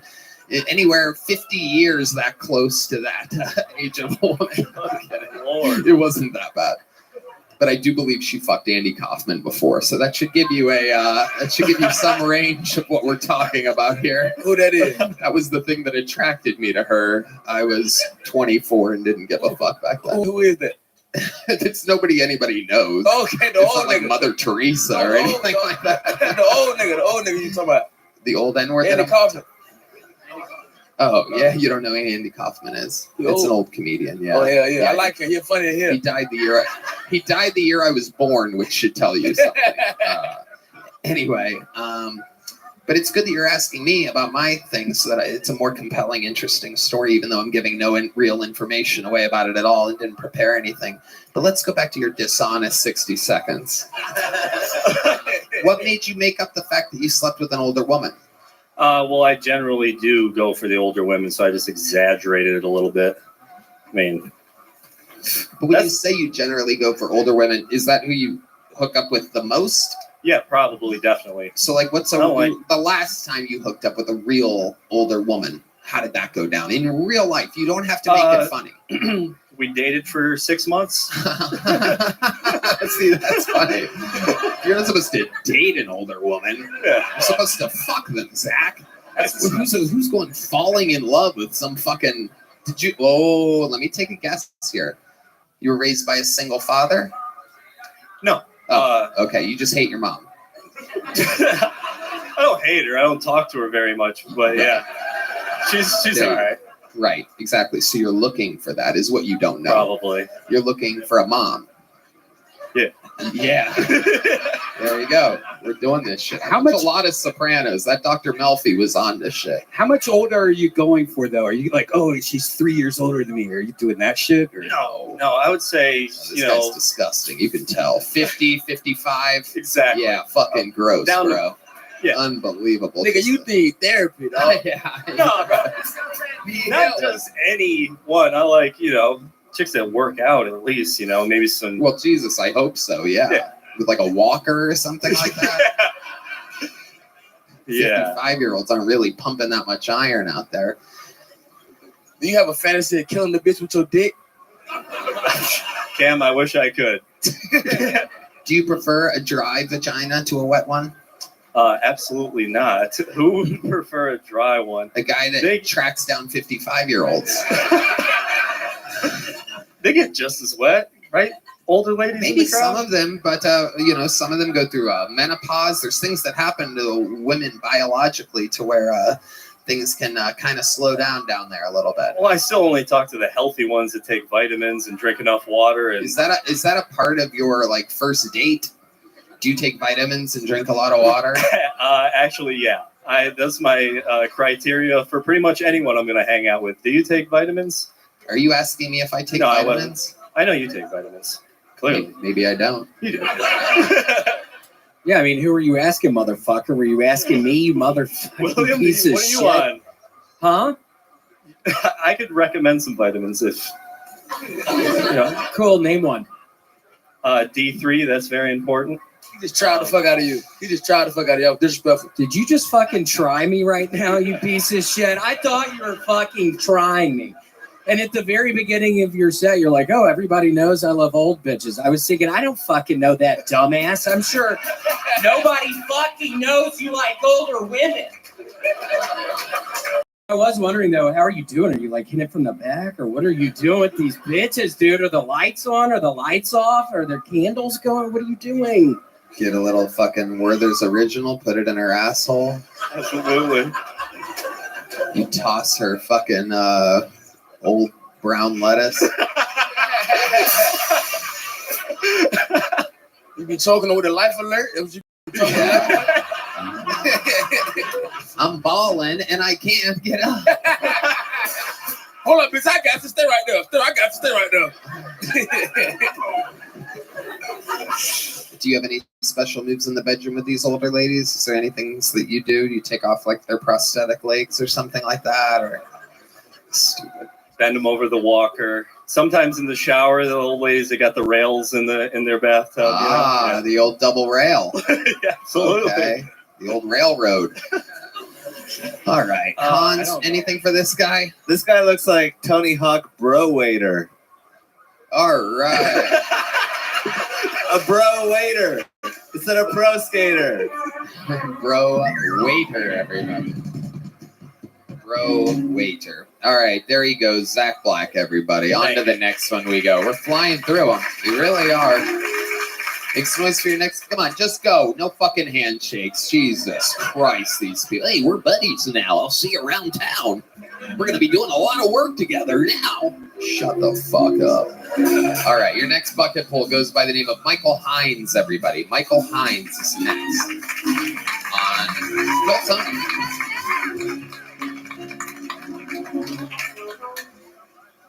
I'm not pro Hamas, but I can always go for a little chickpea. No, but seriously, I am stoked on this new war. I'm super excited about it because that Russia versus Ukraine shit was getting boring. No one's talking about it anymore. I think it's because everyone was on the same team. They're all, I stand with Ukraine this, I support Ukraine that. No one was pro-Russia, I mean, like, except for me. But this new one, it's sort of red versus blue, but anyone could be a wild card. You never know what someone's going to say. I hope they annihilate each other so we can get the Holy Land set up for my boy JC. But there's lots of shocking opinions out there. Like Greta Thunberg went from tweeting about saving the environment and tweeting about BLM to tweeting about killing the Jews, which was crazy to me. It was shocking just because I never really thought me and Greta would see eye to eye on anything before, you know? But you guys ever notice that black... Yeah, man, I got cut off there. You could have kept going, but you obviously allergic to cats or something like that. It really stopped you in your tracks there. Have you been attacked by a kitty cat before? No. Okay. Here he is. How about one more time for Michael Hines, everybody? And here we go. This is very exciting. You've been on this show before? Yeah, I have. Absolutely. Look at you. Look at yourself. It's absolutely incredible. You look like the world's youngest pedophile. Total opposite of the last guy. You're going the other direction in the age groups. Am I correct? You like them young, don't you? My age is fine. Okay. Maybe I've always gone like 2 years older. They got more money. Oh, more money. Yes. Some of that 24-year-old money. How old are you? I'm 24. Right. Exactly. Okay. So what do you do for work? I'm on unemployment right now. Okay. You don't look like the stoner idiot that you are. It's interesting. I'm on unemployment right now. It's interesting. Carpet doesn't match the fucking drapes with you or something like that. Yeah. Yeah. It does with me. Oh shit. Fuck yeah, dude. Fire hydrant. Look out. Hell yeah, dude. My mom told me if I came back on Kill Tony, I couldn't come home for Christmas. So I guess that's over. Can you give us some backstory to that? Why would she say such a thing? She's pretty evangelical. And my last minute was about my penis. So it was about my penis. It was about my penis. My last minute, I talked about my penis. My evangelical mother did not like me talking about my little Christmas ornament. Where are you from? You have such an interesting New Jersey. twang. Oh, New Jersey. I wouldn't have guessed that. My evangelical mother talking about my penis. How hard did you get bullied all the time in Jersey? Would you get bullied 95 or 100% of the time? I was a martial arts instructor in high school, so I fought a lot. I got picked Which on. means you got bullied all the way up until high school. Oh yeah. I love it. And then one year you came back and you're like, what'd you say? Cobra Kai shit.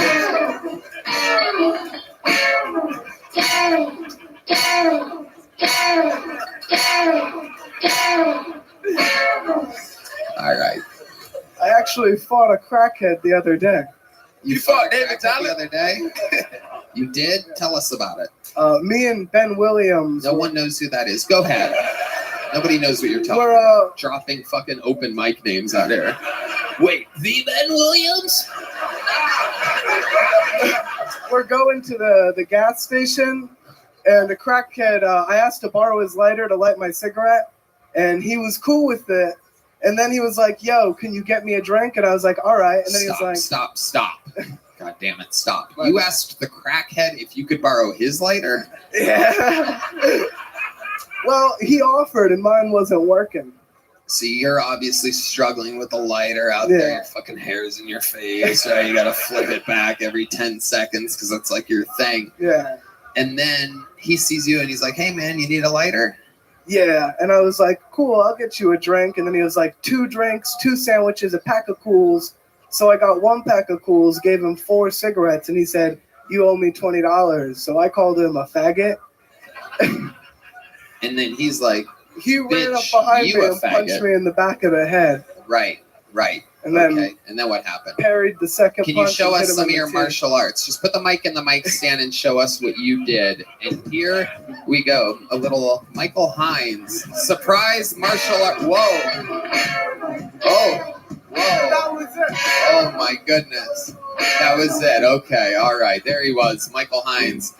I hope that's not the speed that you threw them at in real life. I was afraid I was going to kick the drums. I don't want to fall. Wow, what an amazing martial arts instructor you are. I was afraid I was accidentally going to kick behind me really hard and fall over. God damn it. I feel like anybody up here could beat the shit out of you, dude. I do not believe that you're a martial arts instructor. I would go fucking 10-1 on D Madness on this. I think he would just grab you and never let go and just swing at whatever. And you. Okay. Well, the other senses that's are his enhanced, cane, everybody. That's what D Madness would do with his seeing cane. Is that what it's called? A seeing cane? All right, I don't know. Who gives that shit? Okay, just folding cane. Nunchucks for the blind. What would be your approach at Deep Madness if he came at you with the nunchucks for the blind? I think if I ran away and took a couple turns, I can get out of there. You son of a bitch. That is such a pussy way out of the situation. Yet, that is probably the smartest maneuver. Yeah, that's when shit gets scary. You're running around a corner and D just turns the lights out. And you just hear footsteps coming closer to you. Then he can hear your footsteps, so you're fucked. You just see glowing sunglasses coming directly at you. Very fast paced. Yes.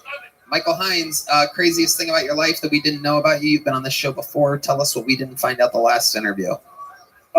Craziest thing about my life, my dad got arrested when I was like 3, and like the house got stormed for telemarketing stuff. Like we got swatted when I was like 3 years old. For telemarketing stuff? Yeah, dude. Isn't that crazy? Can you explain what that means a little bit? Maybe I'm the only one that So I guess a Fed pretended to be an employee of another company and said he had a list of hot leads, and that's illegal to buy. And then we got swatted, and they took all our stuff. I don't think that's swatted. I think swatted is when somebody sends the police on you for a crime you didn't commit. No, but the swatted is when they like kick in the door and all that, like the SWAT team. Is that the right terminology? No, I don't think that's exactly what that is, dumbass. I think it's totally. I think your dad got arrested. I think there's a difference. Am I right? Absolutely. This, could be wrong. But like with a SWAT team.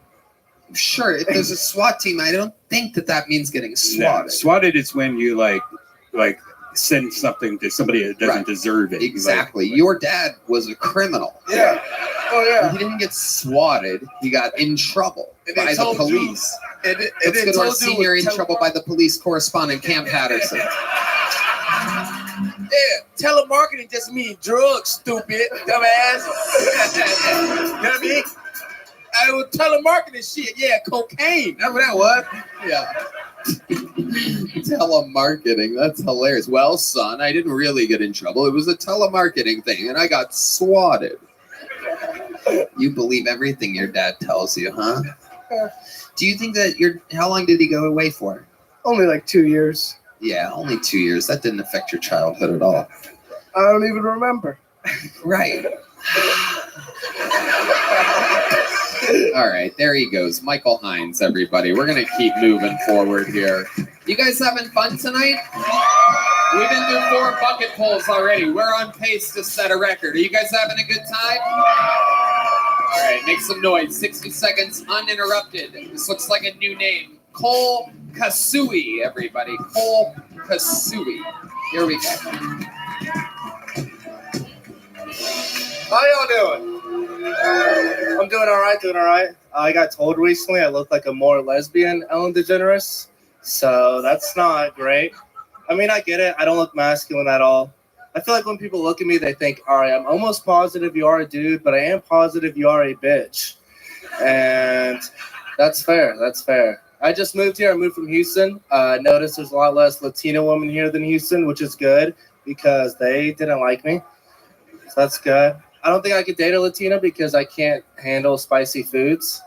I think that's just too big of a barrier to overcome. Like, I even think salsa can be too spicy. It's the whitest shit ever. It's not a good look when I'm at a restaurant and the waiter's like, do you need anything else with your chips and salsa? And I'm like, a glass of milk, actually, would be great. My throat is on fire. You know, I'm back on dating apps, recently single. I don't mind them. I do think it's weird, though, when girls put pictures of them as a kid on their dating profile. Ladies, I don't know why you think we like that. It's not like I'm going to go out with a girl and be like, yeah, she's really not that attractive now, but man, was she cute when she was 9? I'm in. All right, thank y'all. Adorable. Cole Kasui. There he is, everybody. Castle. Hello, how are you? What is it? Castle. Castle? That's how you pronounce that? Yeah. Oh, that's an L. You have a short L. Yeah. You have a short L that looks like an undotted lowercase I. Has sorry. anyone ever told you that before? No, actually, no. You think that's a normal size L? How does that look to you? That 100% looks like you were trying to do a lowercase I and forgot the dot on the top. What does that look like to you? That doesn't look like a short L at the end of castle. Or does Yo, it- dumb as hell, man. Thank you. All right, hey. Thank you. And he doesn't even know how to read. That's on me. So. That's on me. I thought that bitch said cake. He's like, whatever Tony says. Okay, Tony. I think it say something cool there. I don't know. This got the big fucking. That's right. That's right. But thank you for taking off of lacrosse practice to be here tonight. You seem like you have the look. I'm not saying you have the words or style or speak like, but you have the look of a rich kid. Are you a rich kid? No, middle class. Middle class. Yeah. That's what rich kids say, though.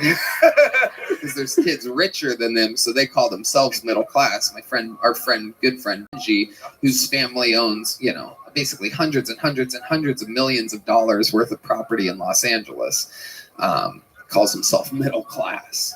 I was definitely a type. I was pretty spoiled, but all my friends like way more spoiled. So I didn't think I was spoiled. Okay, what does your dad do for a living? Something with he gets investment. Why are you pretending like you don't? No, know? he Is he working telemarketing? He's like the middleman of like getting investors and companies that need money. He's like the middleman of that. Uh-huh. Yeah, So you don't know what his title is? No. You have no idea what your dad does. No, I for a really living. don't. If a judge in a courthouse asked you, what does your father do for a living? You'd be like, he's the middleman between money and... No, I actually don't know the title. Wow. Are you close with your dad? Yeah. And you have no idea what he does for a living? No, we don't really talk about his work. We'll talk about my work, but not Why do his you work. think that is? Why do you think you don't talk about his work, but meanwhile he's taking money from some people and giving it to richer people? Why do you think he doesn't want to talk about that with you? Why would you guess that your father, who is blatantly stealing money from poorer to actual middle class people and reinvesting it into your own wealth, why do you think he doesn't want to talk about that with you? Well, when you put it like that, you have no brothers and one sister. Am I correct? 2 sisters. Only 2 sisters. Yeah. You know how I knew that? Yeah. Oh. This is an interesting one. You know how I knew that? Because you have the energy of a guy that never had any brothers. Yeah, I get it. You have no brother energy. Yeah. William has brother energy. Cam has brother energy. Actually, he has brother energy. But you have this type of like you've never been fucking fucked with or anything. Yeah, I mean, classic bowling every now and then, but nothing too crazy. You're a closet bowler? Classic bowling. Oh, classic bowler. I thought you were a secret about your bowling. Second life bowling. Hans, yep, I did try out for my high school bowling team. I made it, and then I didn't join. Wow. Then you showed them what they wanted, and then said, you can't have it. Wow. Look at that. You're hard to pin down. Yeah. That was actually because my friend didn't make it, so I was like, I'm not doing this alone. Right. Yeah. Okay. So how long have you lived in Austin? Beginning of November. What do you 6 do for weeks. work? I'm in financial sales. I sell insurance to financial advisors. Did your dad help you get that job? No, he has helped me get interviews before, but not this job. He didn't help you get this job at all? No. Not at all. I swear. The resume that you gave them had nothing about your father. No. The entire thing. No, I got it on my own. How'd you get it on your own? I called my dad and he said, I got you. It'll definitely help with like the interview process and maybe a resume a little bit, but maybe resume a little bit. So we're backtracking on my original thing. But he didn't find the company. It was like, yo, apply for this. I applied on my own. Did the interview. That's not what I asked at all. Yeah. What? Yeah. You just answered the question from a minute and a half ago to where you don't think anything on the resume was affected by your father at all. Yeah, just don't worry about it. Don't worry about it. I'm confused. You don't need to. I won that round. Just you'll figure it out when you watch the episode. Okay. Thank you. Finally, a breather. Okay, and you do that for work. You've lived here since November. What's your love life like? Single now, so not great. Why single now? What's different now that wasn't like this before? Well, probably just because I moved here, so I don't really know anyone. So went on one date here, didn't go too great, and then I was like, I'm just gonna focus on comedy. You said one date here didn't Yeah. do great? It's like- It sounds terrible. Tell us what happened. Yeah, it was the first weekend I was here, and this is November of this year, as in a Yeah. month ago? Yeah, about Okay, a month so ago. a month ago is Yeah. the real answer, and here we go. Yeah, went out, picked her up. I think this is where it went wrong. I picked her up, and it was my first weekend in Austin. Didn't know the downtown parking situation, so just looking for a parking spot was terrible. I'm trying to like talk to her too. It's not going well. And then I had a parallel park, and that did not work. Someone didn't have a brother growing up. So I think that was the first mistake. And then we went to a bar. We had 2 drinks, and then she said she felt sick and went home. Not even went home. I had to drive her home. Right. Did she start holding onto this sick belly while you were struggling to parallel park, or was it after? Dude, she was. I was like, I know this is bullshit, but I was driving her back to her house. She was like rolling down the window, like burping. I was like, maybe she's either the best actress ever or just actually sick. Yeah, that's But disgusting. she acted was well. rolling down the window for a burp. That is fucking Yeah, disgusting. it was like Where did you find this girl? Hinge. Yeah. Yeah. All right. Yeah. Where'd you take her to eat at? Well, she had to pick the bar because I didn't know anything, and she picked the place. It was like way too loud for a date spot too. I couldn't hear anything she was saying. You don't remember the name of the place? No, I don't. She would like, I couldn't hear it. Like, I was just acting like I knew what she was talking about. She'd be like, "Yeah, my mom has AIDS." I'm like, "Yeah, this is a good song," and that was usually the majority of our conversation. So she was sick, and you had Yeah, you were just saying yes and no to things, and you Yeah, had no because I idea. kept asking like, "What'd you say?" And then after a while, it just got too much. Wow. Yeah. And then I never saw her again. Where'd you come from? Houston. Oh, the long distance trip from Houston. Yeah, I'm from Dallas, so just working my way around Texas. I can't wait for you to go to San Antonio. This is great. Hopefully it'll be soon. Anything else for Cole, gentlemen? I mean, I think that if you're trying to get laid, try not telling people you're middle class. Say that you're rich and keep wearing that sweater. Okay. Great advice. Hans Kim, sly with the ladies. He's had to deal with that, having that face. So, I mean, imagine. And don't worry, I'm used to losing dates after I try to parallel park as well. So. Yeah, it's tough. Any type of parking is parallel parking for Hans Kim.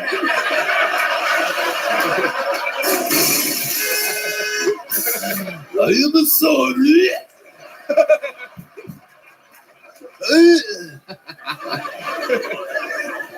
I am very sorry. Cam, anything else for this fucking gagoots up here? This fucking, look at this human Seahawk that we have up here tonight. So she got sick after y'all started drinking. She said she did. So you roofied the bitch and you forgot or something? What happened? It was too early on. I usually wait for 3 or 4 drinks for that, but we're only on 2. And oh, the whole band just reacted to that. I knew he was one of them niggas. He a roofie nigga. Yeah, the band knows the exact drink on which to roofie a lady at. It's hilarious. William, anything else for Cole Castle?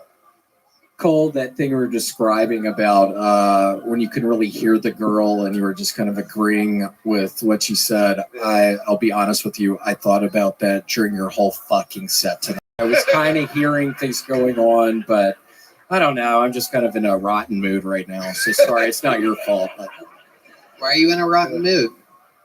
The Kellogg's All Brand Buds ran out earlier, Tony, and I couldn't even eat any earlier. Oh my goodness. So I'm in a real rotten mood. So sorry to take it out on your fucking ass, but I didn't really hear any of it. It's okay. It's okay. Fucking fiber withdrawals right now, huh? Yeah. Wow. What are you gonna do about it? Really good. Oh, okay. All right, there he goes. Cole Castle, everybody. Here's the little joke book, Cole. Did you catch this? You didn't have any brothers. Everybody's waiting. Everybody's laughing at you. Millions of people watching. Wow, Cole Castle. There he goes. All right. Okay. I'm pretty sure everybody's bombed so far tonight. This is exciting. It's one of those nights. I like it like this. How many of you like it when people do good on this show? How many of you like it when people do bad on this show? Great. Well, then you must be fucking thrilled. Make some noise for your next comedian, Cheyenne Beerens, everybody. Cheyenne Beerens. Thank you. I used to suck off a guy in a wheelchair. That's right. I'm ADA accessible. I didn't do it because I'm super progressive. I just wanted someone who wouldn't walk out on me. But Hot Wheels just wheeled right on through.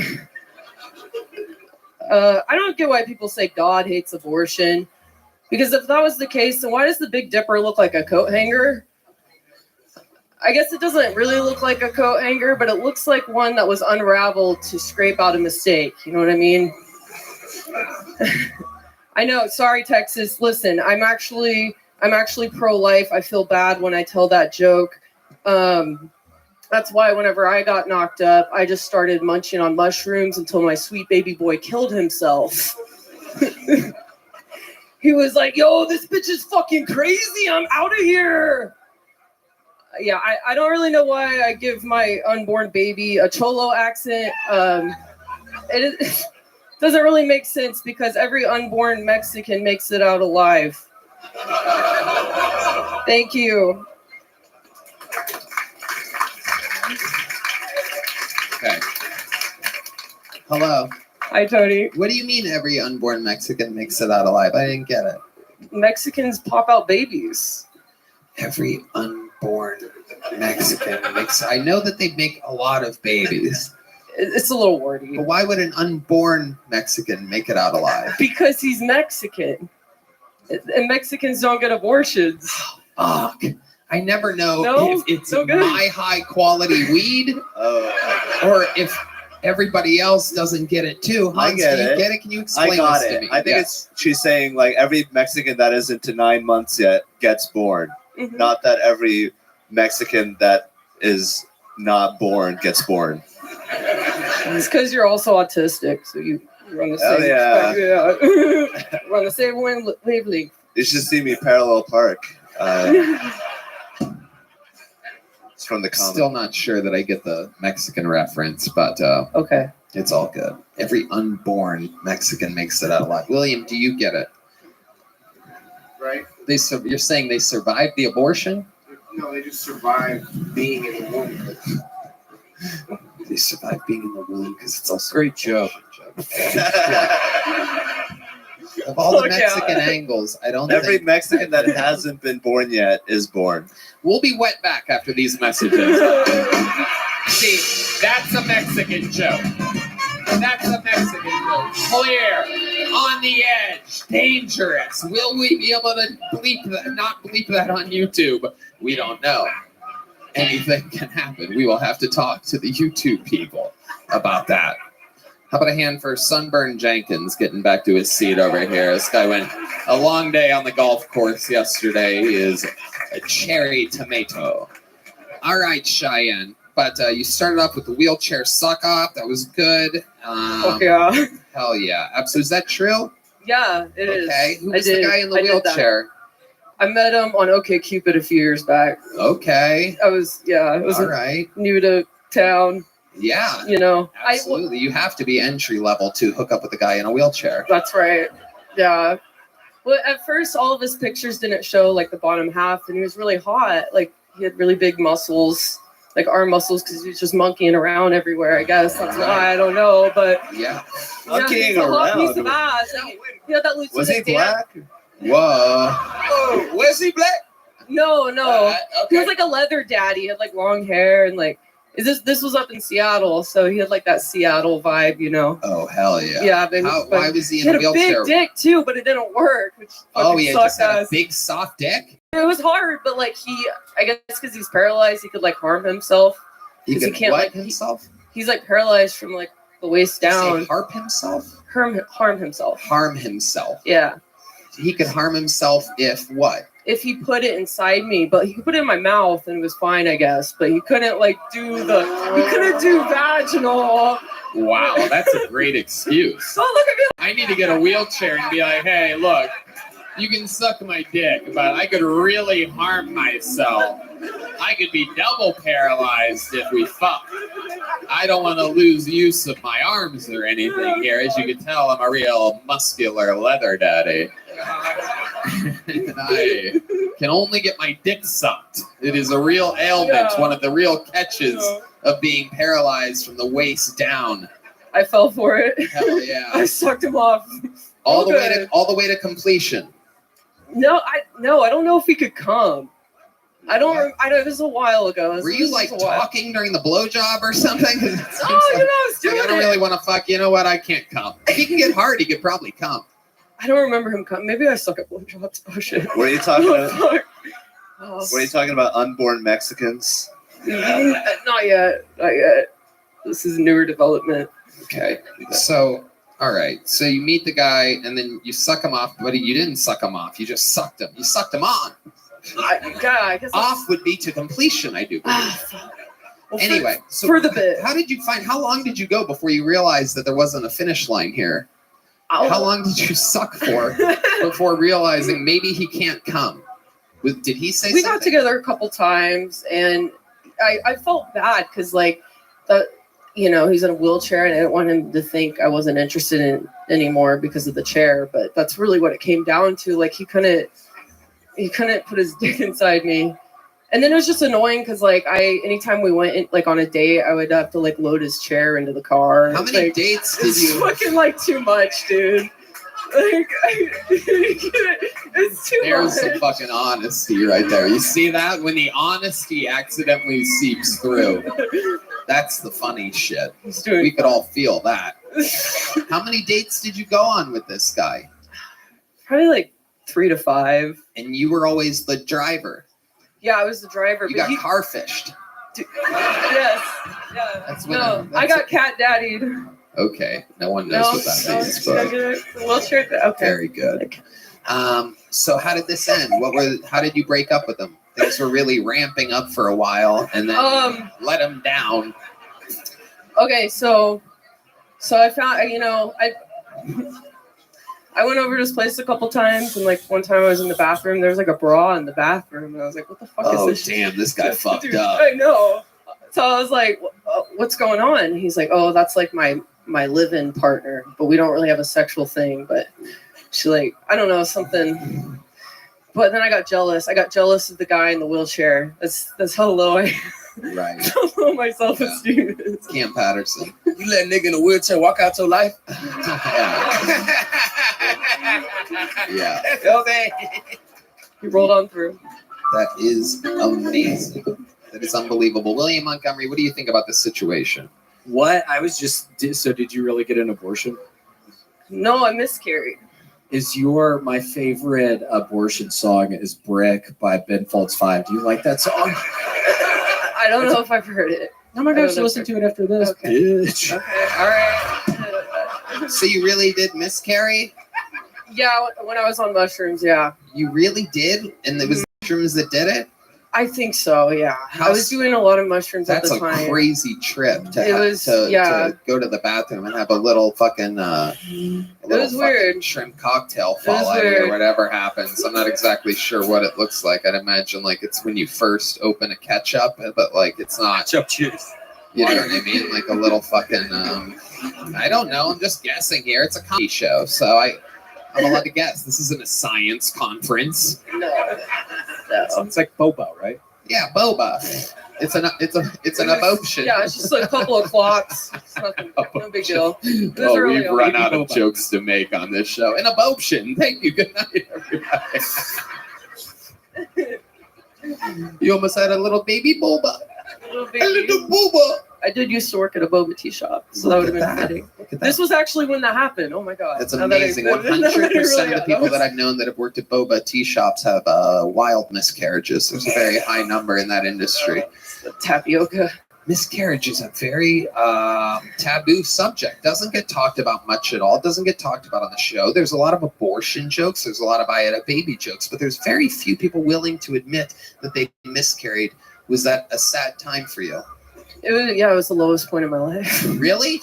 But like it was with the guy, the baby daddy. I met him in a mental hospital, so it was for the best. Okay, like You were both in the mental hospital at the same time. yeah, we met, we fell in love. How He long? moved in with me. How long after you met did he get you pregnant? Like 3 months, which was the same amount of time my parents were together before they got knocked up with me. So when I was high on mushrooms, thinking about that, and then the baby killed itself, it was kind of bittersweet because I'm like, at least I won't end up like my parents. Right. And then it's ironic because they wish that they would have miscarried you. Yes. After they watch this, for sure. Mm-hmm. So let me ask you this. Were you and the guy that you met at the mental hospital both heavily medicated when you made this baby? We got, well... Like lithium and things like that? Because to end up in a mental hospital takes quite a lot. How long were you in for? I was in there for like 5 days. Not that long. He was in there, I think, for like 10 days. Right. And then, like, I just thought he was so cute. And, I got his number. And he was in there for 10 days. So are we talking about the guy or your baby? 5 weeks for the baby. Oh, yeah. How sweet. Yeah. So it was early. It's like, do you ever celebrate 5 weeks? So do you ever celebrate like a -7 month, 3 week birthday for the baby? I had an accident like about 3 weeks. Yeah, I might. I don't know. Oh, it was recent. No, it happened in January, but this was like 4 years ago now. Oh, yeah. Okay, yeah. So it was a while. Yeah. So we would have had on. a 4-year-old. I do cry sometimes thinking about having a toddler, but I don't. Yeah, he would be. Oh, wait, he's calling in right now. We have. Wait, he's dialing in. I'm hearing him. Here he is. Is that my baby? Oh, here he is. Chris Jr. Oh my God, I love you. Oh my God. Wait. Hold on. Oh God. Oh no, somebody's beating him. Mama loves you. No, stop hitting my boy. Oh no, this is bad. Can I get an amen? All right. Where'd he go? Oh no, he's with the devil. Oh no, he's in hell. Oh no. Oh no, he's being flushed down the toilet again. Oh my God. Oh no, he's getting beaten in hell. This is incredible. What the fuck? Okay, all right, we're having too much fun. Sounds like he's having a good time down there. All right. Cheyenne, you know what? It was a great interview, very compelling. So you're going to leave here with a big joke book tonight. I mean, it was okay, but talking about it, here, I'm going to throw it to you. Can you catch? All right, here we go. Do it for, he's watching you right now. Yeah. You can call her Miss Carrie, everybody. Cheyenne Burns, everyone. All right, your next comedian is on the inside, works here with the Kill Tony production team. Make some noise for Michael Ridley, everybody. Michael Ridley, you know him. He's been on this show before. It's good to be here at the Comedy Mothership. I don't know if you guys know this. It's super hard to get tickets here, right? Yeah, it's even harder to perform here. I don't know if you guys know this, but you have to provide 3 liberal scalps to the booker. I got him in Little Boy. I was like, shit, dude, this one's Trans Lives Matter. This one's Black Lives Matter. And I think this one worked at Barnes & Noble. I've got a white wife. All right, thanks for your support of interracial marriage, Texas. I know it's still illegal out this bitch. Me and my wife get a lot of weird reactions when we go out into public. Like, we were walking down the street the other night, and these 2 upset Trump supporters pointed at us and said, "You see that goddamn transgender couple walking down the street?" And I get it if they think I'm trans, bro. My mustache looks like I've been on T for 3 months.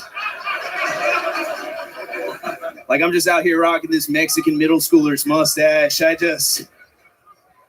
look like I'm too poor to afford to identify what I identify as. I look like a tranny that ran out of money halfway through. Thanks, guys. All right, Michael Ridley doing a lot of jokes in 60 seconds. Welcome back, Michael. Hi, Tony. I don't know why I got hella Asian there for a second. Okay. That's my job.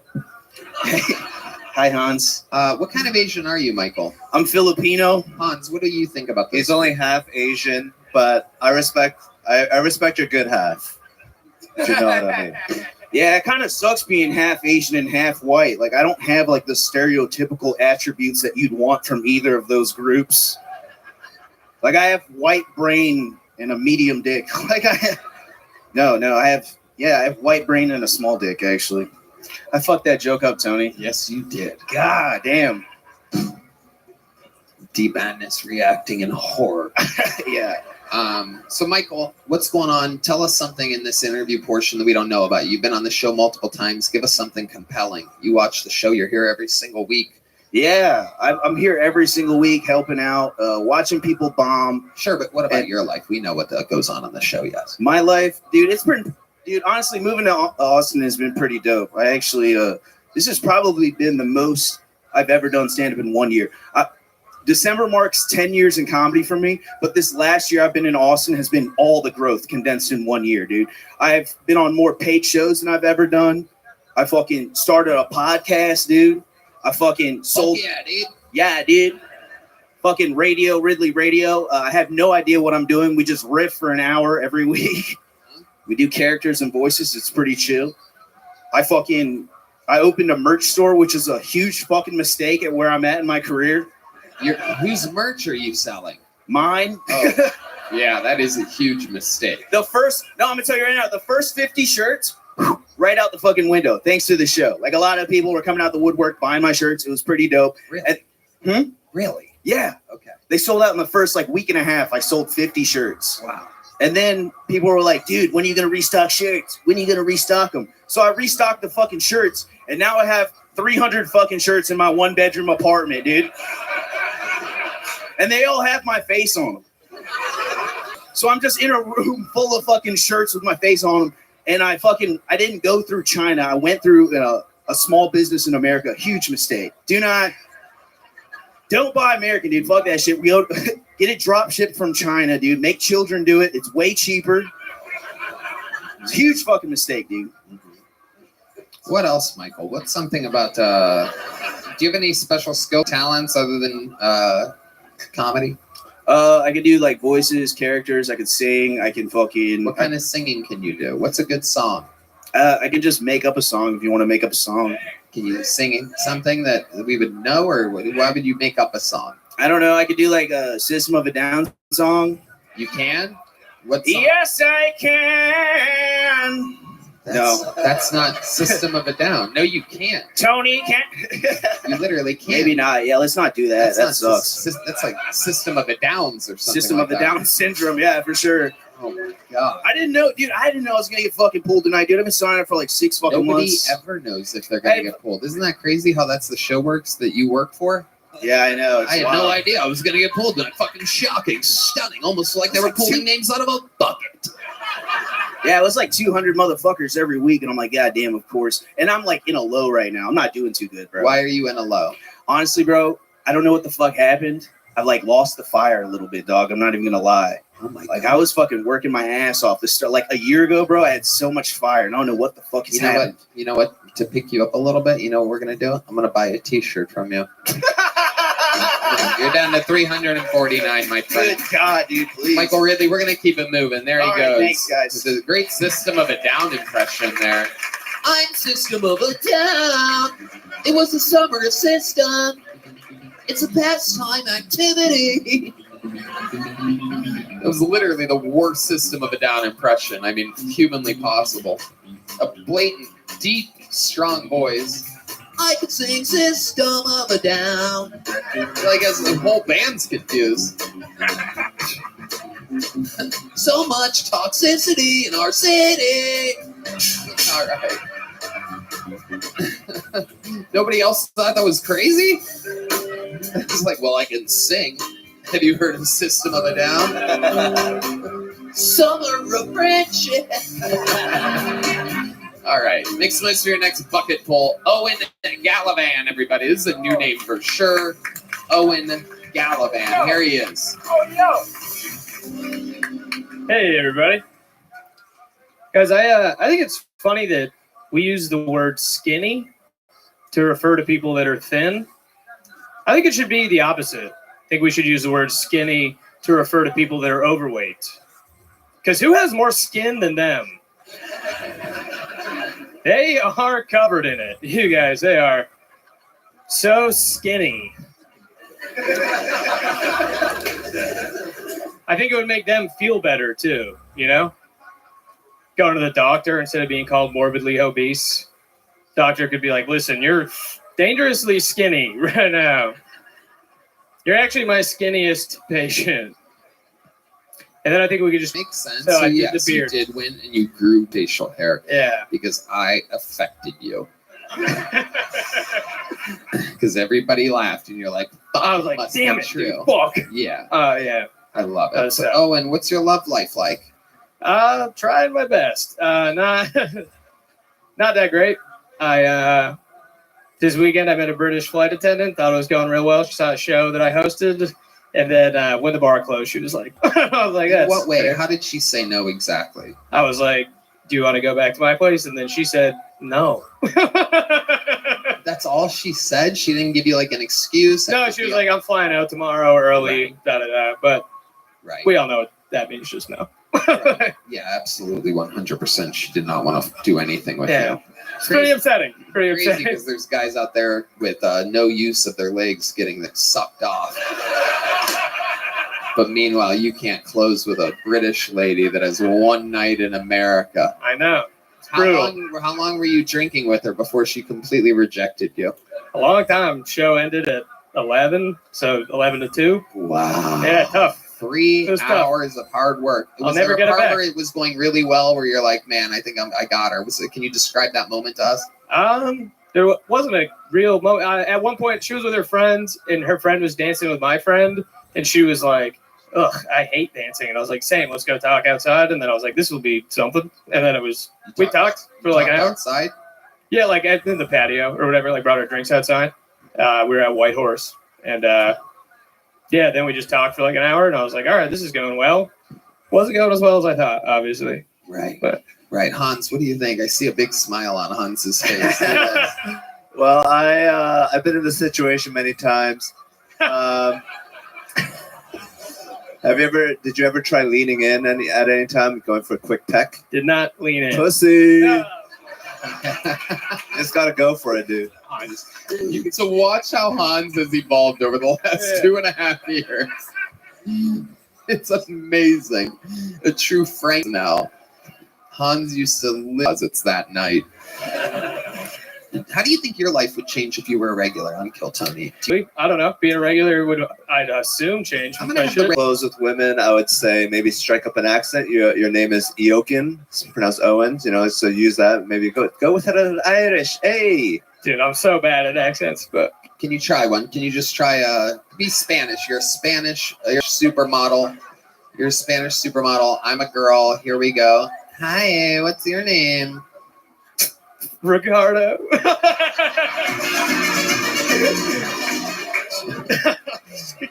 Ricardo, what do you do for work? I'm a fucking soccer player, dude. That's what Spanish people do, right? I don't fucking know. A matador. Yeah, you're right. No accent for you. Cam, what's your advice to close for Owen Gallivan? You know what I'm saying? You got to look at the bitch on her soul. You know what I'm saying? White, how you doing, white lady? You good? You want to rock? Oh, shit. Oh, shit. Oh, God. Oh, she's squirting. Oh, my God. This is incredible. Whoa. Amazing. That really works. Yeah, we going to fuck later. I'm a goddamn. Give me my rock back, though. I like that one. Thank you. That's right. So there you go. Got to try an accent. Look at a bitch on her soul. Give her a rock, Here maybe. is your third piece of closing advice from the great William Montgomery, the only one in a truly stable, healthy relationship. And here he goes. So I would first off start going to grocery stores around the same time of evening. Every evening, you're going to start seeing some of the same people. You're going to start being able to notice what they get, what kind of cereals, what kind of meats, whatever. a couple months in, you end up being at the meat department at the same time as the chick, and then you just start talking, and then when you are kind of in line with her, you end up in line. I found these pills online that you crush up the pill, you blow the powder, and so you're going to have to act like you're sneezing at the lemon, and then she's going to get this powder in her. And then once she gets the powder in her, you can pretty much, she's like a fucking robot, dude. You could fucking get her ass in the trunk, whatever you're feeling. I mean, if you're feeling kind of angry or whatever, get their fucking stupid ass in the trunk. If you're feeling nice, maybe get them up in a seatbelt, but just go to the grocery store more is all. That sounds like it would work every time. What is it, Black History Month back here? What the hell is going on? John D's eating an actual chicken wing, ladies and gentlemen. I mean, what in the world is going on? This is absolutely incredible. Is there a tostada for Michael Gonzalez as well? I love it. You know what I'm going to do here? I feel like there's one more person that could give good, simple closing advice. I'm going to check in with D Madness. D, what would you recommend for this guy to learn how to close with a woman? Damn. That's let me see.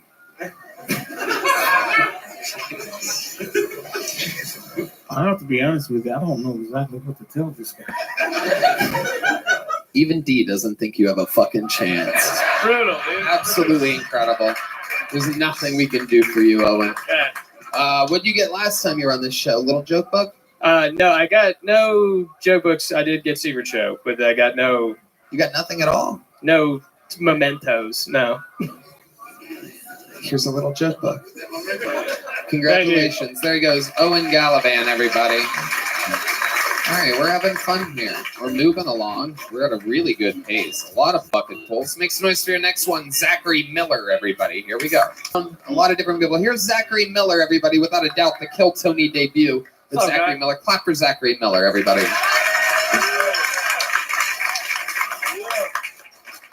My name's Zach, and I had sex for the first time recently, people. Yeah, man. It was with a girl who identified as a he/they. Don't know if that makes me gay or not. I just know that his pussy was amazing. Hands down. It was one of those situations that was too good to be true. You know, I woke up, my ass was hurting, and I was like, oh my God, that was not a it was not a he/they. It was one of those my/uncles. Again, this trickster. Bad luck with ladies, man. The one girl I was seeing for a little bit told me she couldn't go on dates with me because she wasn't over her ex-boyfriend who died. Don't know if you guys have ever been cop-blocked by a zombie before, but that stinks. You know, we got in this huge fight over it, and out of nowhere, she was like, fuck you, Zach, you're selfish and short. And I was like, well, that's insane, because no matter where I go in life, I'll always be at least 6.5 feet above your ex. And that's my jokes, guys. Thank you. I love it. Exactly a minute. I love that set. Favorite set of the night so far for me. Zachary Miller, welcome. How long have you been doing stand-up? 5 months. 5 months. Wow. Very good. All of it here in Austin? No, I'm actually from Fort Lauderdale, and I'm visiting for the week, and it's fucking awesome here, dude. It is awesome here. Yeah, no doubt about it. This is so much fun. We just spent the entire weekend in Florida. We couldn't wait to get back here.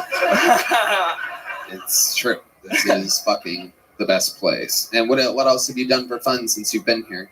Honestly, just open mics, going to bars, not talking to women, but, you know, looking at them. So it's been going well. You're looking at them. Yeah, You're dude. looking at them. Average, yeah. Is that your natural? You have that natural Jerry curl like that? Cherry? I don't even, Jerry curl? What's a cherry curl? It's a Jerry curl. Oh. I guess I'd have to explain that if you don't know what a cherry curl is, then you definitely won't know what a Jerry curl is. Your hair naturally just fluffs like that? Do you do something to that? I forgot all my hair products on the plane. What type of products do you use? Okay, so... How old are you? I'm 22. Right, okay, perfect. Good. Hair products? Yep. Curl Talk. Very good. My sister uses it. It's actually really good. Curl Talk? Curl Talk. It's a woman's product, but it's so good. Does it curl it more? It curls it more, and it makes it really good. It's so good. It's unbelievable what's going on here. I cannot imagine. It looks like you've used all the Curl Talk in the world tonight. I cannot imagine what your hair would look like with even more Girl Talk. That is incredible. No, don't play Girl Talk. I knew you were going to do that as soon as he said Girl Talk. I'm like, I bet Redman's hands are flying around that iPad right now. Have you heard of Girl Talk? I have not. It's a band it's a musician from Cleveland, Ohio that famously used to mash up music. Oh. He doesn't do it anymore because I think a lot of people complain copyright. Yeah, it's the ultimate copyright infringement. But we've always been a big fan. Yeah. So 22, you have one of the most beautiful bird's nests that we've ever seen in our entire lives. Yeah. So what is your life with the ladies like? I mean, you talked about hooking up with a he, they. What's really going on there? That's true. Yeah. Yeah, it's yeah. I didn't find out until like a while ago because like I followed on Instagram after, and it was literally in her bio. It was like he/they. I was like, what the fuck? Right. Nothing against it either. Like I was just like, what was different? What was different about her? Other than her calling herself a he, they. She was a comic. She was a comic? Yeah. That was Fort Lauderdale, so. In Fort Lauderdale. Yeah, and she was also. And these people are like your age. So you're kind of dealing with this like woke era of people that want a virtue signal, especially since you're in Fort Lauderdale, a place that has a little bit of an average higher income. So it's a bunch of rich kids that have never really seen any trouble or drama or real life struggles on the streets. So they're a little bit more virtue signally than even other places. And there you are dealing with it. So when she says he, they, you say, oh, that's cool. But in real life, you're literally like, I don't give a fuck. I didn't give a fuck. Yeah, no, dude. Yeah. But but you have to play along because you're 22. Yeah, exactly. I do what I gotta do. But people. See, there's still a bit of man in these boys. Yeah, man. I don't give a fuck. It's interesting this younger generation because it's like when Luke thinks that Darth Vader there's still a little bit of good left in him. You know what I mean? Like that's what your testosterone is like. All right. So, what is the manliest thing about you, Zachary? I scuba dive. Whoa! I swim with sharks, dude. Oh, I go in their habitat. That's pretty man. And so I work at a law office, but because I was gonna go to law school, I was like, fuck that shit. So, yeah. No cap. Yeah. Do I sound that retarded up here? I'm sorry, dude. It's okay. You look retarded, but you don't sound retarded. What did you graduate with a degree in? Criminology and anthropology. Criminology and anthropology. Hell yeah, dude. Hell yeah. Hell dude. yeah. So criminals and System of a Down. Oh shit. So Zachary, what does a 22-year-old like you in Fort Lauderdale do for fun?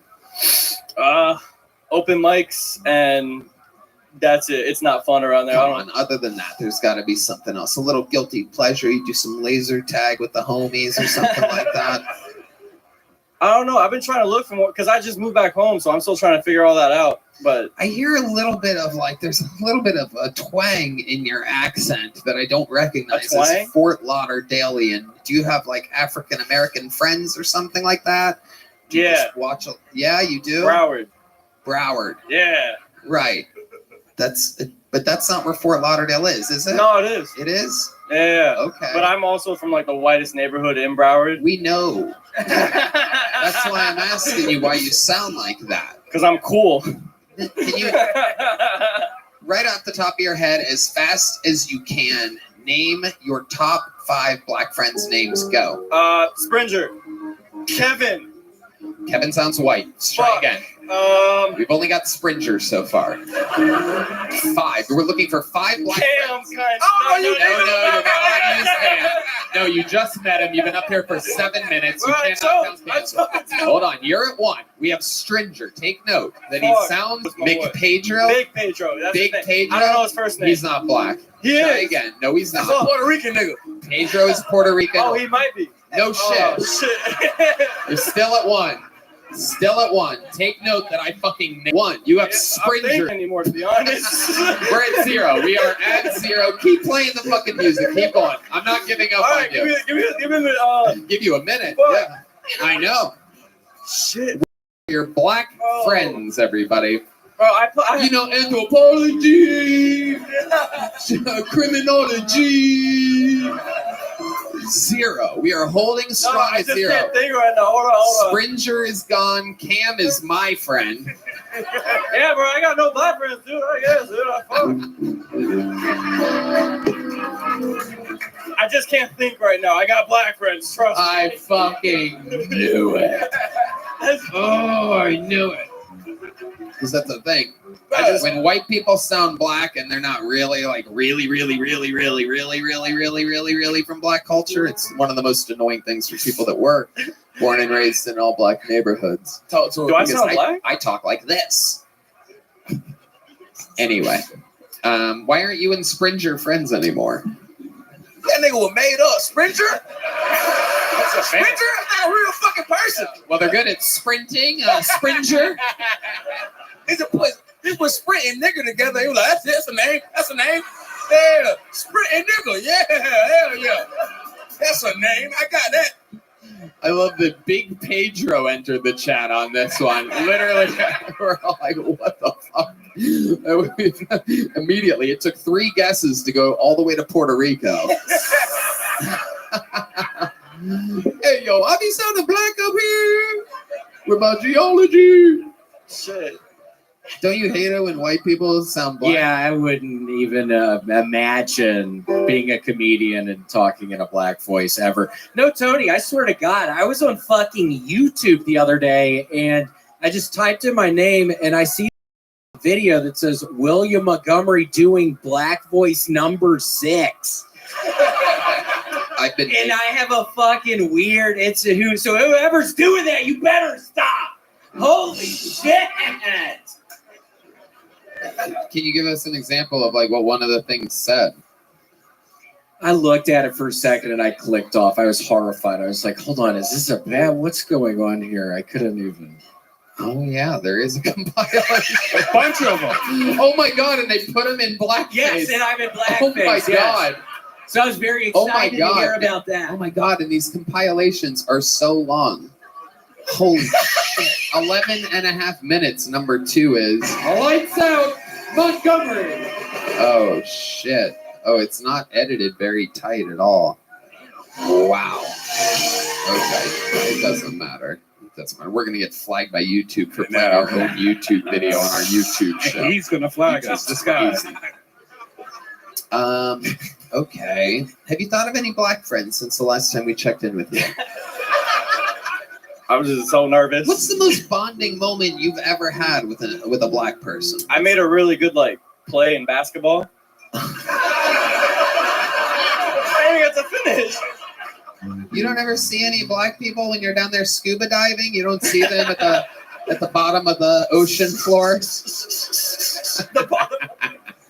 Oh my God. Zach, you had a great set. You are very promising at 22 years old. My recommendation would be to get the fuck out of Fort Lauderdale. Here's a big joke, but no, you don't need to shake hands. Cam, stop shaking everybody's hand. Zachary Miller, everybody.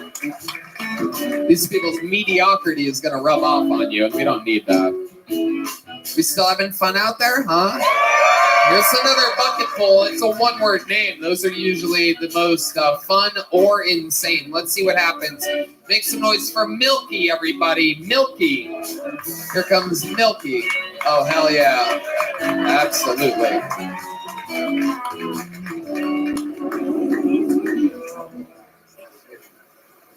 Do you have a moment to talk about the Lord? Good, because I don't either. I have been called Milky over 20 years, longer than my government name. People use my government name, it kind of throws me off. I used to be called things like Fat Boy, Chubbs, Pillsbury Doughboy. Woohoo! That's all behind me now because of diabetes. Used to be fat, ridiculously fat for my age, so I would always pray and ask whoever, I don't care how, just make me skinny, and then diabetes, just like needful things. I got what I wanted for the price of a tiny major organ. Oh, the world's pretty crazy right now, if you haven't noticed. Just be respectful to each other, love one another, but don't be afraid to quote Ezekiel 25:17 if somebody's giving you a hard time. I'm Milky. Thank you. All right, Milky. Fuck yeah. How's it going, my friend? All right, brother. How are you? I'm doing all right. You've been on this show before, correct? Yes, sir. Yes, sir. I look a little different now. Absolutely. What happened? Becoming a cowboy, more or less, step by step. Yeah, I guess so. Yeah, the shirt fits a little better this time. No tie. Got the hat. Got a the poncho. Right. Next is boots. Well, yeah. There you go. Your setups were good. Your punchlines were bad, and your look is ugly. So it all makes sense. You have a. All right. Milky, what do you do for a living?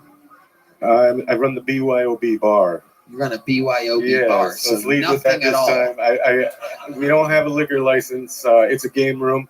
It's up in Wells Branch. Okay, how far away is Wells Branch? How long do you have to ride your horse up there? Yeah, it take about 18 minutes and 2 seconds. What the fuck? Shit's wild. All right, let's play a little game. Name all of your black friends. Here we go. 1, 2, 3, 4. Here we go. Play the fucking music. Marin, Kevin, Jamal, James. Shit. Stuck at 4 here, folks. Damn, there's another James, but that doesn't count. I'm gonna go with Zeus. Nope, we're sorry. That doesn't count. Hit the. There it goes. All right, guys, that's it. When you hear Jesus, you know it's over, everyone. This is becoming one of my favorite games to play with. What? Pablo. Kevin. Last nigga let the man say, I see Cam. Fuck it. Yeah, they keep trying Cam. Like, All right. So Milky, you've been on this show before. Remind us of some of the highlights of your interviews real quick, as fast as you can. What have we found out about you that was interesting? Sam Talent, have baby mama in North Carolina. Don't get to see my kid like the chameleon I had. When's the it was kind of weird. Why? She didn't expect me to show up at her house. Okay. So you broke a restraining I can't order get no violation. contact. Boy. Gave her all my information, and then next day I left. Was the mom cool with you showing up at the house? Oh, she wasn't even there. Yeah, her mother was watching. So you pulled the old like Michael Myers thing or something like that. You just kind of appeared down a hallway. Hello, daughter. She does kind of look like me, though. Yeah. All right, Milky. How old are you? I'm 40. How long have you been attempting? Wait, you're 40? Yeah. Wow, you're 6 months older than me. I know, right? Holy shit. I think we'd be good friends, but Jesus baby Christ, steps, man. baby steps. I'm gonna fucking blow my goddamn brains out. Jesus Christ Almighty. No, put it away. Okay, what do you guys think about Milky? We're gonna get him out of here quickly here. Milky, your diabetes line, even though it got 0 laughter, I think was my line of the night thus far, because the first part had nothing really to do with it. It was so confusing to me. It made me laugh really hard. So congratulations, Milky. It was so fucking confusing. I did stutter over it. You might want to rewrite that. We want to see type 2 of that type of joke. I messed it up. Cam Patterson, what do you think about Milky? You left your kids to do comedy? Well, yeah. Well, no, I wasn't getting any contact anyway, so Okay, your no kids difference. fuck, dog. It's over, bro. No, she's all right. She'll be all right without me. You don't need to be mean. Yeah, good job. Hans Kim. I feel like you like snakes. Well, I did originally, yeah. I like When you reptiles. say originally, what happened to where you stopped liking snakes? Well, my mother wouldn't let me get one, so. Who wouldn't let you get one? My mother. Your mother. Yeah, she said no snakes. So Was this last week? Yeah. All right, Milky, you She already kicked me have out a of the small basement. joke book? I got one last time, yeah. Okay, there he goes, Milky, everybody. Thank you, We're everybody. flying through it, I promise.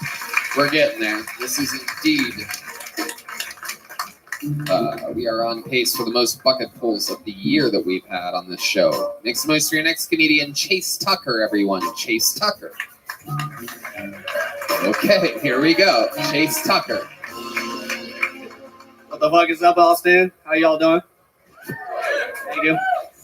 Fuck, this is a crazy experience. How are y'all doing over here? Hans? Alright. Shit. Last time I was in Austin, Texas, I fucking met Shaquille O'Neal. That shit was crazy.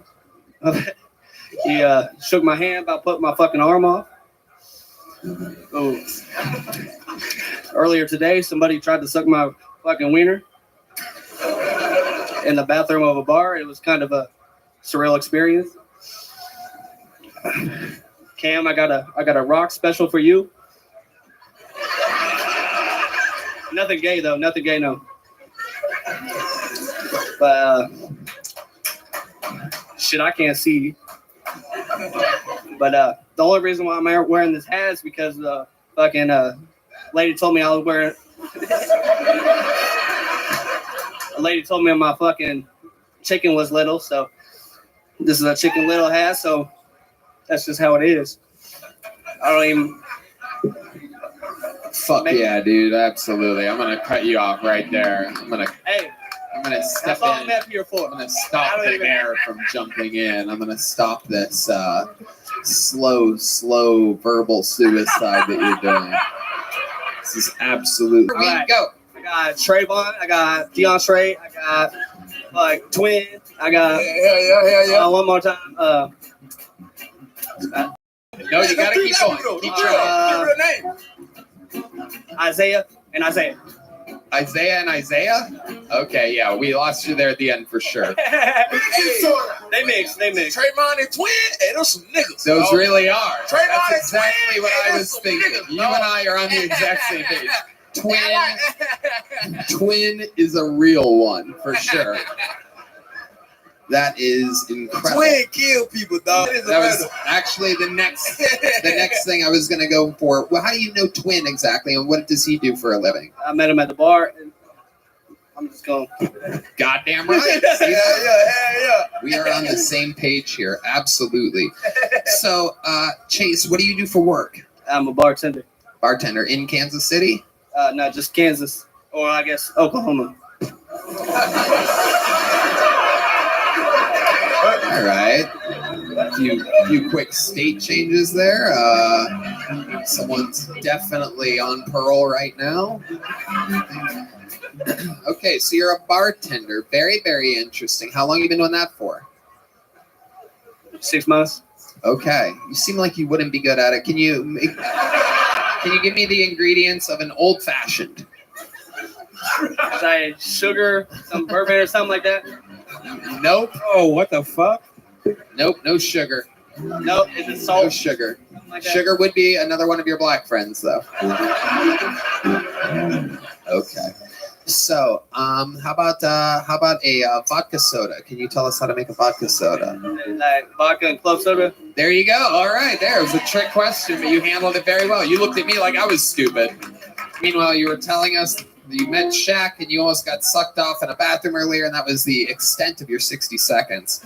Can you describe the suck off in the bathroom thing better? Who tried to suck your dick? Shit, I couldn't give you all the details on that one. You just made it up? No, it happened. Why? Who are you He's some protecting? 40-year-old Was dude. it Twin? No, Twin don't know shit like that. Twin Twin a would real never nigga. do Some 40-year-old dude did. Some 40-year-old dude? Yeah, at a bar. I don't know where the bar was, but I You don't know where the bar was. You don't know where you were when this happened. What do you do for drugs? We pretty much it. You ever suffer any brain trauma when you were younger? Probably a lot, yeah. Yeah, probably a lot. You had brothers growing up. One, yeah. Yeah, and he's an older brother? Younger. Younger. But you guys would wrestle around a lot? You guys had a trampoline growing up? No trampoline. No. Swimming pool? Above ground swimming pool? Yeah, you got me on that one. Yep. Okay, Chase. Well, we're going to keep flying through it here tonight. It was nice to meet you, buddy. Thank you. There you go. Congratulations. Here's a little joke book. Chase Tucker. There he goes, everybody. Chase Tucker. Stop shaking people's hands. Stop shaking their hands, guys. Ignore them. For the love of God. Cam. You'll have to stop. You're getting us in trouble. You'll have to fucking stop. Oh my God. Please. All right. Let's see if this is a real human being. Joe Smith, everybody. Joe Smith. Okay, here he is. Joe Smith.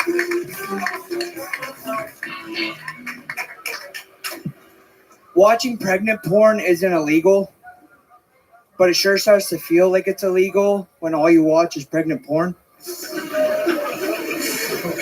I think I identify as asexual when I'm not horny.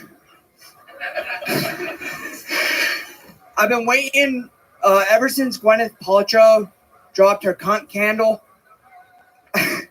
I've been waiting for Taylor Swift to drop a candle that smells like the space between her pussy and asshole.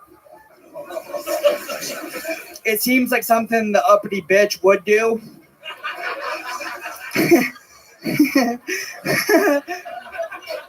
Thank you. Ever since I got off my bipolar medication, that's not the joke. Ever since I got off my bipolar medication, I have a really strong opinion about what's happening in Gaza. If you're Jewish, you won't like that opinion. There we go. Okay, what's the opinion? I don't know. It's similar to Kanye West. His opinion. Kanye West? Yeah, I feel like he was on Lexapro. I was on Lexapro. Now we both we have issues. We're working them out. What is the issue? What is the thing that you have in common with Kanye West? I don't want to say it. Alex Jones, I feel like, also has that opinion. Anti-Semitism, but it's not by choice. Can you tell us what you don't like about the Jews? No, I love Jews. I love Jews. I feel like it's a side effect of the medication that I'm on. What is the side effect? What do you feel about them? I mean, I love bagels. That is pro-Semitism right there. Yeah, that's up. But I feel like they need more than the bagels. Right now, I feel like they need more. They need to have more locks. More locks on the bagel. I think it would help them out. They're being Jewish with the locks, is what you're saying. Yeah. Right. Very good. Very good. Look at this. All right. Right now, I feel like I can get traded to Hamas. Okay. Yeah. All right. What would you do for them? Dance. Can you give us an example? Okay, I'm going to stop you there. I feel like it was too Jewy of a dance for Hamas. Right. Yeah, for sure. I feel like Yeah, for sure. You're doing a lot of street blow? No, I think I like oversell the amount I do cocaine. It's just like special occasions, like funerals, Little League games. Just like stuff like that. Just like stuff I need it. How long have you been doing stand-up? I've been doing it 3 years. What do you do for a living? I'm a bartender. That's right, another bartender. Yeah. In Kansas or Oklahoma? Texas. Hell yeah. Austin, Texas. Yes, That's sir. where you live. Yeah, I live in Waco. That's right. I remember this. Yeah, where the church burned down at. Yep. Was there anything else that you feel like you should have or could have shared in that last interview that we would have found interesting? Don't vaccinate your kids because they'll turn out like me. That's my message. You got vaccinated as a kid? My mom did it to me. I didn't choose. Right. Exactly. Yeah, I feel like You were that's a baby at the time. Yeah, this is the Did result you of get the that. COVID vaccine as well? I did. I think it just made it worse. Yeah. It did. Yeah. Yeah. I'm also aware of the situation. Yeah. Absolutely. 100%. Guys, what do you think about Joe Smith? Is that your... Oh, no. I wasn't asking you guys. No, I was asking the esteemed panel of regulars that we have here that have to write and perform a new minute every week. I believe this was Joe's second time on the show. Second time, yes. You guys have done hundreds of sets on this show. What do you think about Joe Smith? I like this nigga, man. I like him. Yeah. He's just honest. He fucking weird, but he honest. You know what I mean? I really enjoy the honesty. That's all I need. It's a black guy. That's it. You like black guys, do you? I just seek their approval. All right. You have a lot of black friends? None. That's why I seek None? their approval. Can I dap him up? Yeah. Come on, nigga. Yeah, dude. Fuck yeah. Shit. One of the weirdest handshakes I've ever seen in my life. Joe That's all I got so need. excited his hand hit the table on the Letco there. That's better than Disneyland. They should give that out at the Super Bowl. Just shake Cam's hand. That'd be cool. I like this nigga, man. Yeah. Hans, what do you think about Joe Smith, a fellow autistic comedian? I feel like he's the kind of white guy my parents warned me about. He got so close. Fair. He's a very honest guy. I love him. He's like a comedy machine. He just can't stop and won't stop. Sure. Unless you have Narcan. Yes. William Lights Out Montgomery, thoughts on Joe Smith? I loved it, Joe, but only one fucking person can use a note card on stage, you piece of shit. I'm only aware. I can No. fucking do that. Appears to be a trademark of William Montgomery. The last time you were on the show, did you get a small joke book? I got a big one. Very good. Well, then there you go. Keep using it. We'll see you again soon. All right, you got it. There Thank you go. you. It's Joe Smith, everybody. All right. We're getting to it now. It's been a long episode. This has to be the last bucket pull of the night. So let's see what happens here. Make some noise. Your final 60 seconds uninterrupted going to Joseph Filey, everybody. Joseph Filey. Oh, shit. All right. Austin, how we doing? I was recently talking about losing my virginity, and now that I'm 28, it doesn't sound as cool when I tell my friend she was 5'5" and 225. They're finally sober enough to do the math on it that I was banging fat bitches in high school. And then the other problem was she had a Bible verse tattoos, and I don't have any tattoos, so I don't really want to judge them. But the last thing I want to read on your back when I stick it in your ass is do to others as they do to you, Jeremiah 29:12. Like, it could be way better. Like, how about seed shall be planted in soil and not sand? Joseph 26:1. You know what I mean? Like, picture getting a hand job and you read on the wrist, it's like, share the fruits of your labor which your hands have created. No, I'm good on that one. How about swallow your pride when in doubt, honey? I don't know who said that one, but that's the one I'm saying tonight. Like, I think back and I look at it, and I saw the tattoo, and I had a lot of bad ideas of tattoos. Like, I almost got a rose on my hand. I don't know if you have anyone here with that. Like, that was real big when I was in high school, and I was like, looking back, that was probably the worst one I ever seen because I'd never gone soft. Like, the first time I ever tried anal, I went soft because I read do to others as they do to you, and I thought about me sticking my dick in my ass. All right, that's my time. Thank y'all. Do unto others as they would do to you. Why would you stick your own dick in your ass if it was do unto others what they do to you? Well, I was thinking in a Tony Hinchcliffe mindset, and I was about to stick something in someone's ass, and I was like, if Tony was here thinking about this, he'd want a dick in his ass too. So, well, that I could see why you would say that. All right, here's your obligatory Tony Hinchcliffe gay joke applause. Very good. That was crowd the goes first wild. one. Yeah, Whole episode. Amazing. Absolutely. from one Ohioan Absolutely. to another, I love you. Ohioan? Months ago. 2 months ago. 2 months of living in the budget inn, signing up. An apartment. Yeah, I have a girlfriend, but I mean, she's pretty. The rent's included with my hand. You know what I mean?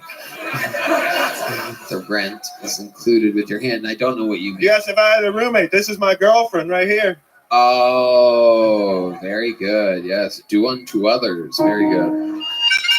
Okay, so how long did you spend living in the budget inn? About a month and a half before I found the apartment. And how much? All my money, every last dollar I had. How much was that? It was probably like $900 a week because the F1 shit started, so they were charging like crazy money for every hotel around here. But I wanted to be right in Austin. Right. Okay. That seems to be working out for you slowly but surely. I think you talk a little fast. Has anyone told you that? Well, yeah, that's the 6th Street cocaine. I'm sorry. Did you do 6th Street cocaine? Half of it was. The other half burned a little funny, so I don't think that was cocaine. But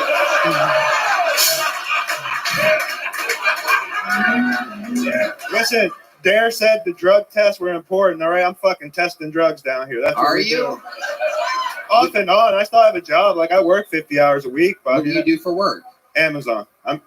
You're a delivery I said it. driver? No, fuck no. Bro, I got a limp and I'm fat. I work on a computer. Okay. All right. I didn't know that was one of the Amazon jobs. Well, someone has to guide all them retards to get you your fleshlights and whatever else is sponsoring us. You're in charge of guiding the retards? Yes. You? I'm part of them. What do you mean? Who else is going to guide them? Right, I speak their language. You know how to speak the language. Now, you're from Youngstown. Yes, You've been sir. doing a thing tonight. Youngstown, including the East Side, has a very high black population. Can you name, by their first names only, 5 black friends of yours? Go. Let's see. Jamal. That's where you play the song that we've been Jerome. playing all night, but okay. Jamisha. Ooh. Shaniqua. Oh, I think he's making up names now. I'm not making this shit up. There's one more. Ooh. Yep. Travion's a real one. That's a real. That's it. Yeah. Shout out to Trevion. He's my nephew. That's the only real How name. do you have a I'll- black nephew? Well, yeah, that's why I can make that joke, and I feel comfortable standing here. What? It's like you know when people are like, "Oh, I have a black friend," I can make that joke. Well, I'm related. Like I have a black nephew. I can bring him to the mall with me, and I feel cool about buying Jordans when they don't fit me. But how do you have a black nephew? You have a sister that mated with a black man? I'm pretty sure that's how it happened. I didn't ask her. I can't get any straight answers out of this guy. I didn't So ask yes. her. I didn't ask her for the details. Like I never went on. I was never on Pornhub, and it was like your stepsis got plowed by a black guy. Like I never saw it. I like your style. Joseph Filey. Okay. What else do you like to do? What else are you into, Joseph? I just want to do comedy, man. Like I do Amazon, I do mics. That's it. Right. How many mics a week do you think you do? Here, none. Honestly, because Christmas is coming, so I've been working 60 hours a week. So only 2 days I take off is Sundays and Mondays, so I can hit the open mic here or hit you. Right. Well, you hit me today, and it happened. This is your first time on the show. Yes, sir. How do you think it went? How do you feel? I'll fucking take it, to be honest. You what? For a couple lines in and a couple of tequila shots, I think I did all right. I'll take it. Yeah. So you really did cocaine today.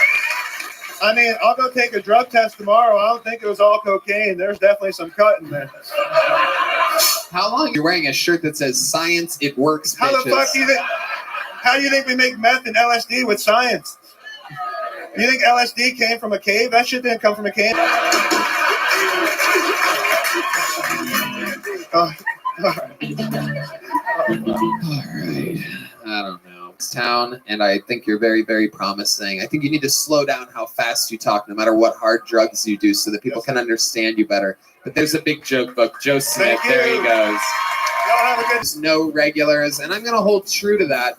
But we do have one special treat for y'all to end tonight's episode. This man is neither a regular nor a golden ticket holder. He, in fact, is something entirely different. He is a phenomenon, perhaps one of the most polarizing figures, not only in the history of Kill Tony, but definitely in the Austin comedy scene. I mean, an absolute fucking wrecking ball, absolutely loved by so many. He really grows on you after a while. You have to kind of see him and know him, but I think you guys are going to absolutely love him. He's been on this show before. I'm allowing him to do whatever he really wants tonight. We're just going to let him rock it up here, because this is indeed the one and only Austin's own Casey Rocket.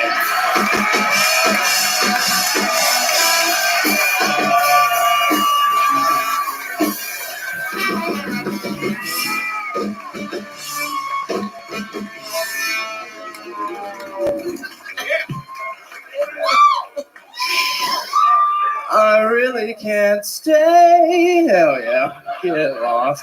Real trap shit. Come on now. Get out of here. At midnight, I turn back into Kirsten Dunst, so just gotta keep moving. Peter, please. Get real. Big Uncle Ben crowd. Get out of here.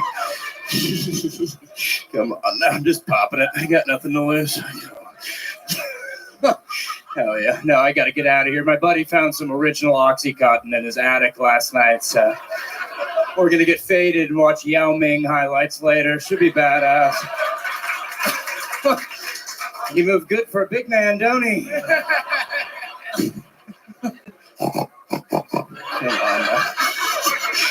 Folks, a lot of people talk about being California sober. Me, I'm Biloxi, Mississippi sober. That's where I do a bunch of whippets and lose my son on a riverboat gambling trip. How much will you credit me for the boy?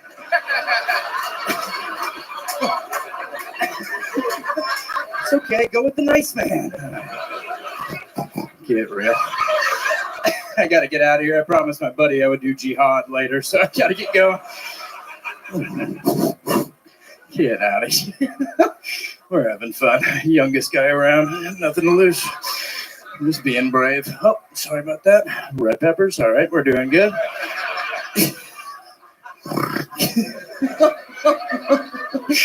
Hell yeah. Never meet your heroes, folks. We all know the Lorax speaks for the trees.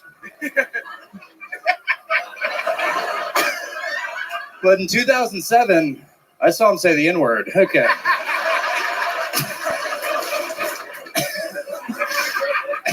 I just got to keep moving. William Montgomery.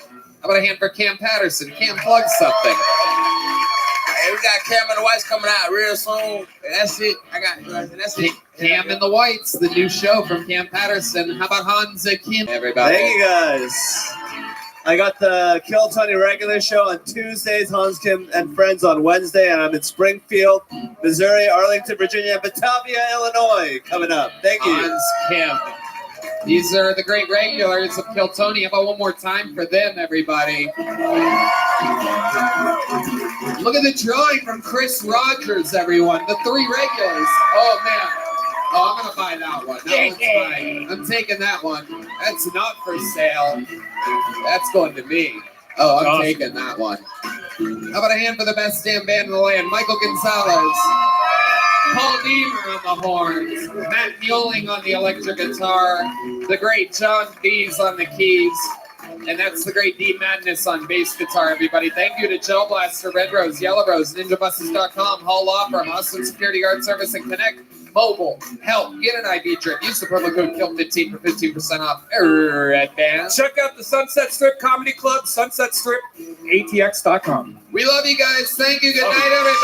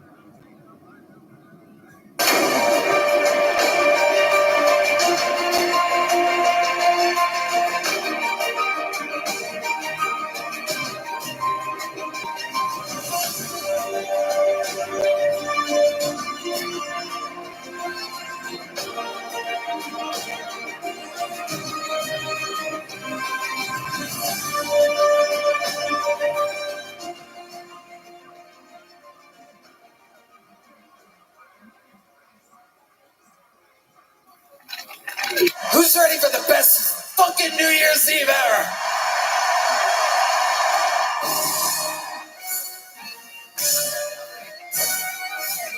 Red Band coming to you live from an arena. This is the greatest fucking live comedy show in the history of comedy. Oh. And the new year, you don't like comedy, but leave it alone. But leave it the fuck alone. Are you this two-dimensional character, you little bitch? Keep my man's name out your fucking mouth!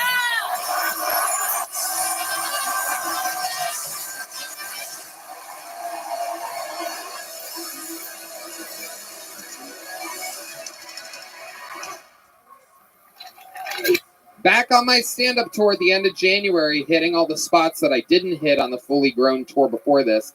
Vancouver, Portland, and Seattle. You're next. January 25th, 26th, and 27th. And then Los Angeles, California, I do stand-up. Denver, Colorado. Cleveland, Pittsburgh, Boston, Baltimore, Salt Lake City, San Jose, Dallas, Houston, St. Louis, Nashville, Fort Lauderdale, and Orlando. Openers with me. You may recognize some of them. Get tickets now at TonyHinchcliffe.com. This is going to be my last stretch, the rest of 2024. It's all just performing in Austin and Kill Tony from there, so hope to see you soon.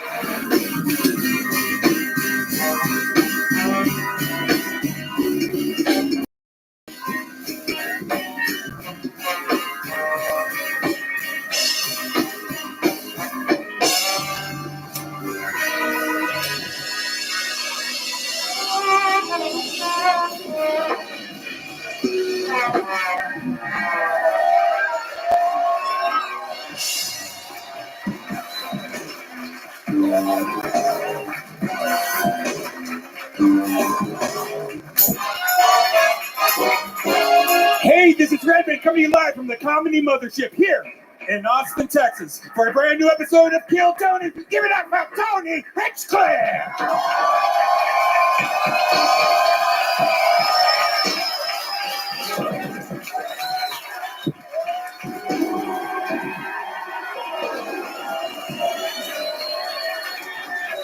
Who's ready for the best fucking night of their lives tonight, huh? Yippee! Make some noise for Red Band, everybody. Hi.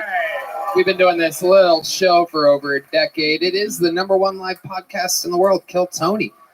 How you guys feel? Good? Shout out to Gel Blaster, Red Rose, Yellow Rose, NinjaBuses.com, Hall Law Firm, Austin Security Guard Service at Connect Mobile Health. You can get an IV drip. Use the code KILL15 to save 15%. Here's a little bit more from the amazing sponsors that made tonight's episode available for you here right now. The Sunset Strip Comedy Club in Austin, Texas is now open. Check out Red Band's secret show every Thursday. Go to sunsetstripatx.com for tickets.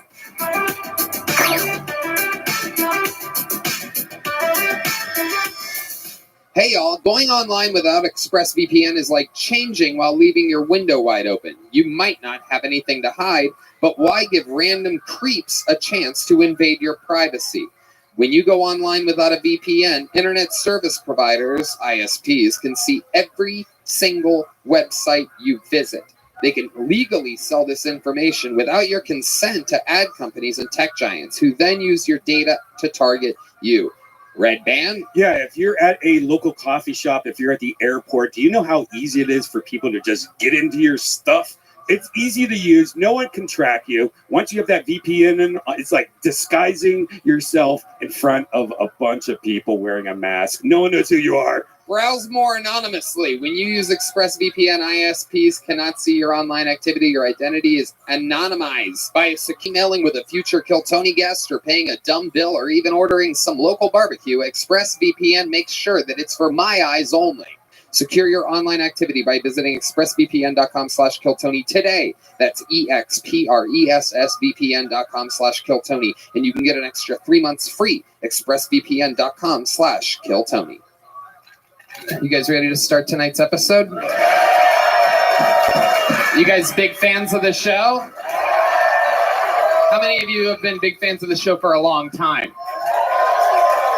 Well, you guys are in for a treat because this is the return. It's been years pre-pandemic since we had this guy on as a guest, and he is one of the record holders for all-time guest appearances. And one of the all-time greats, someone who isn't more than anything, on top of being nominated for an Emmy as an actor and so many great things he's been on, but truly, he is one of my favorite comedians on planet Earth, and a lot of your favorite comedians' favorite comedian. Ladies and gentlemen, make some noise for the return of one of my all-time favorites, the great and powerful Kirk Fox, everybody. Huge.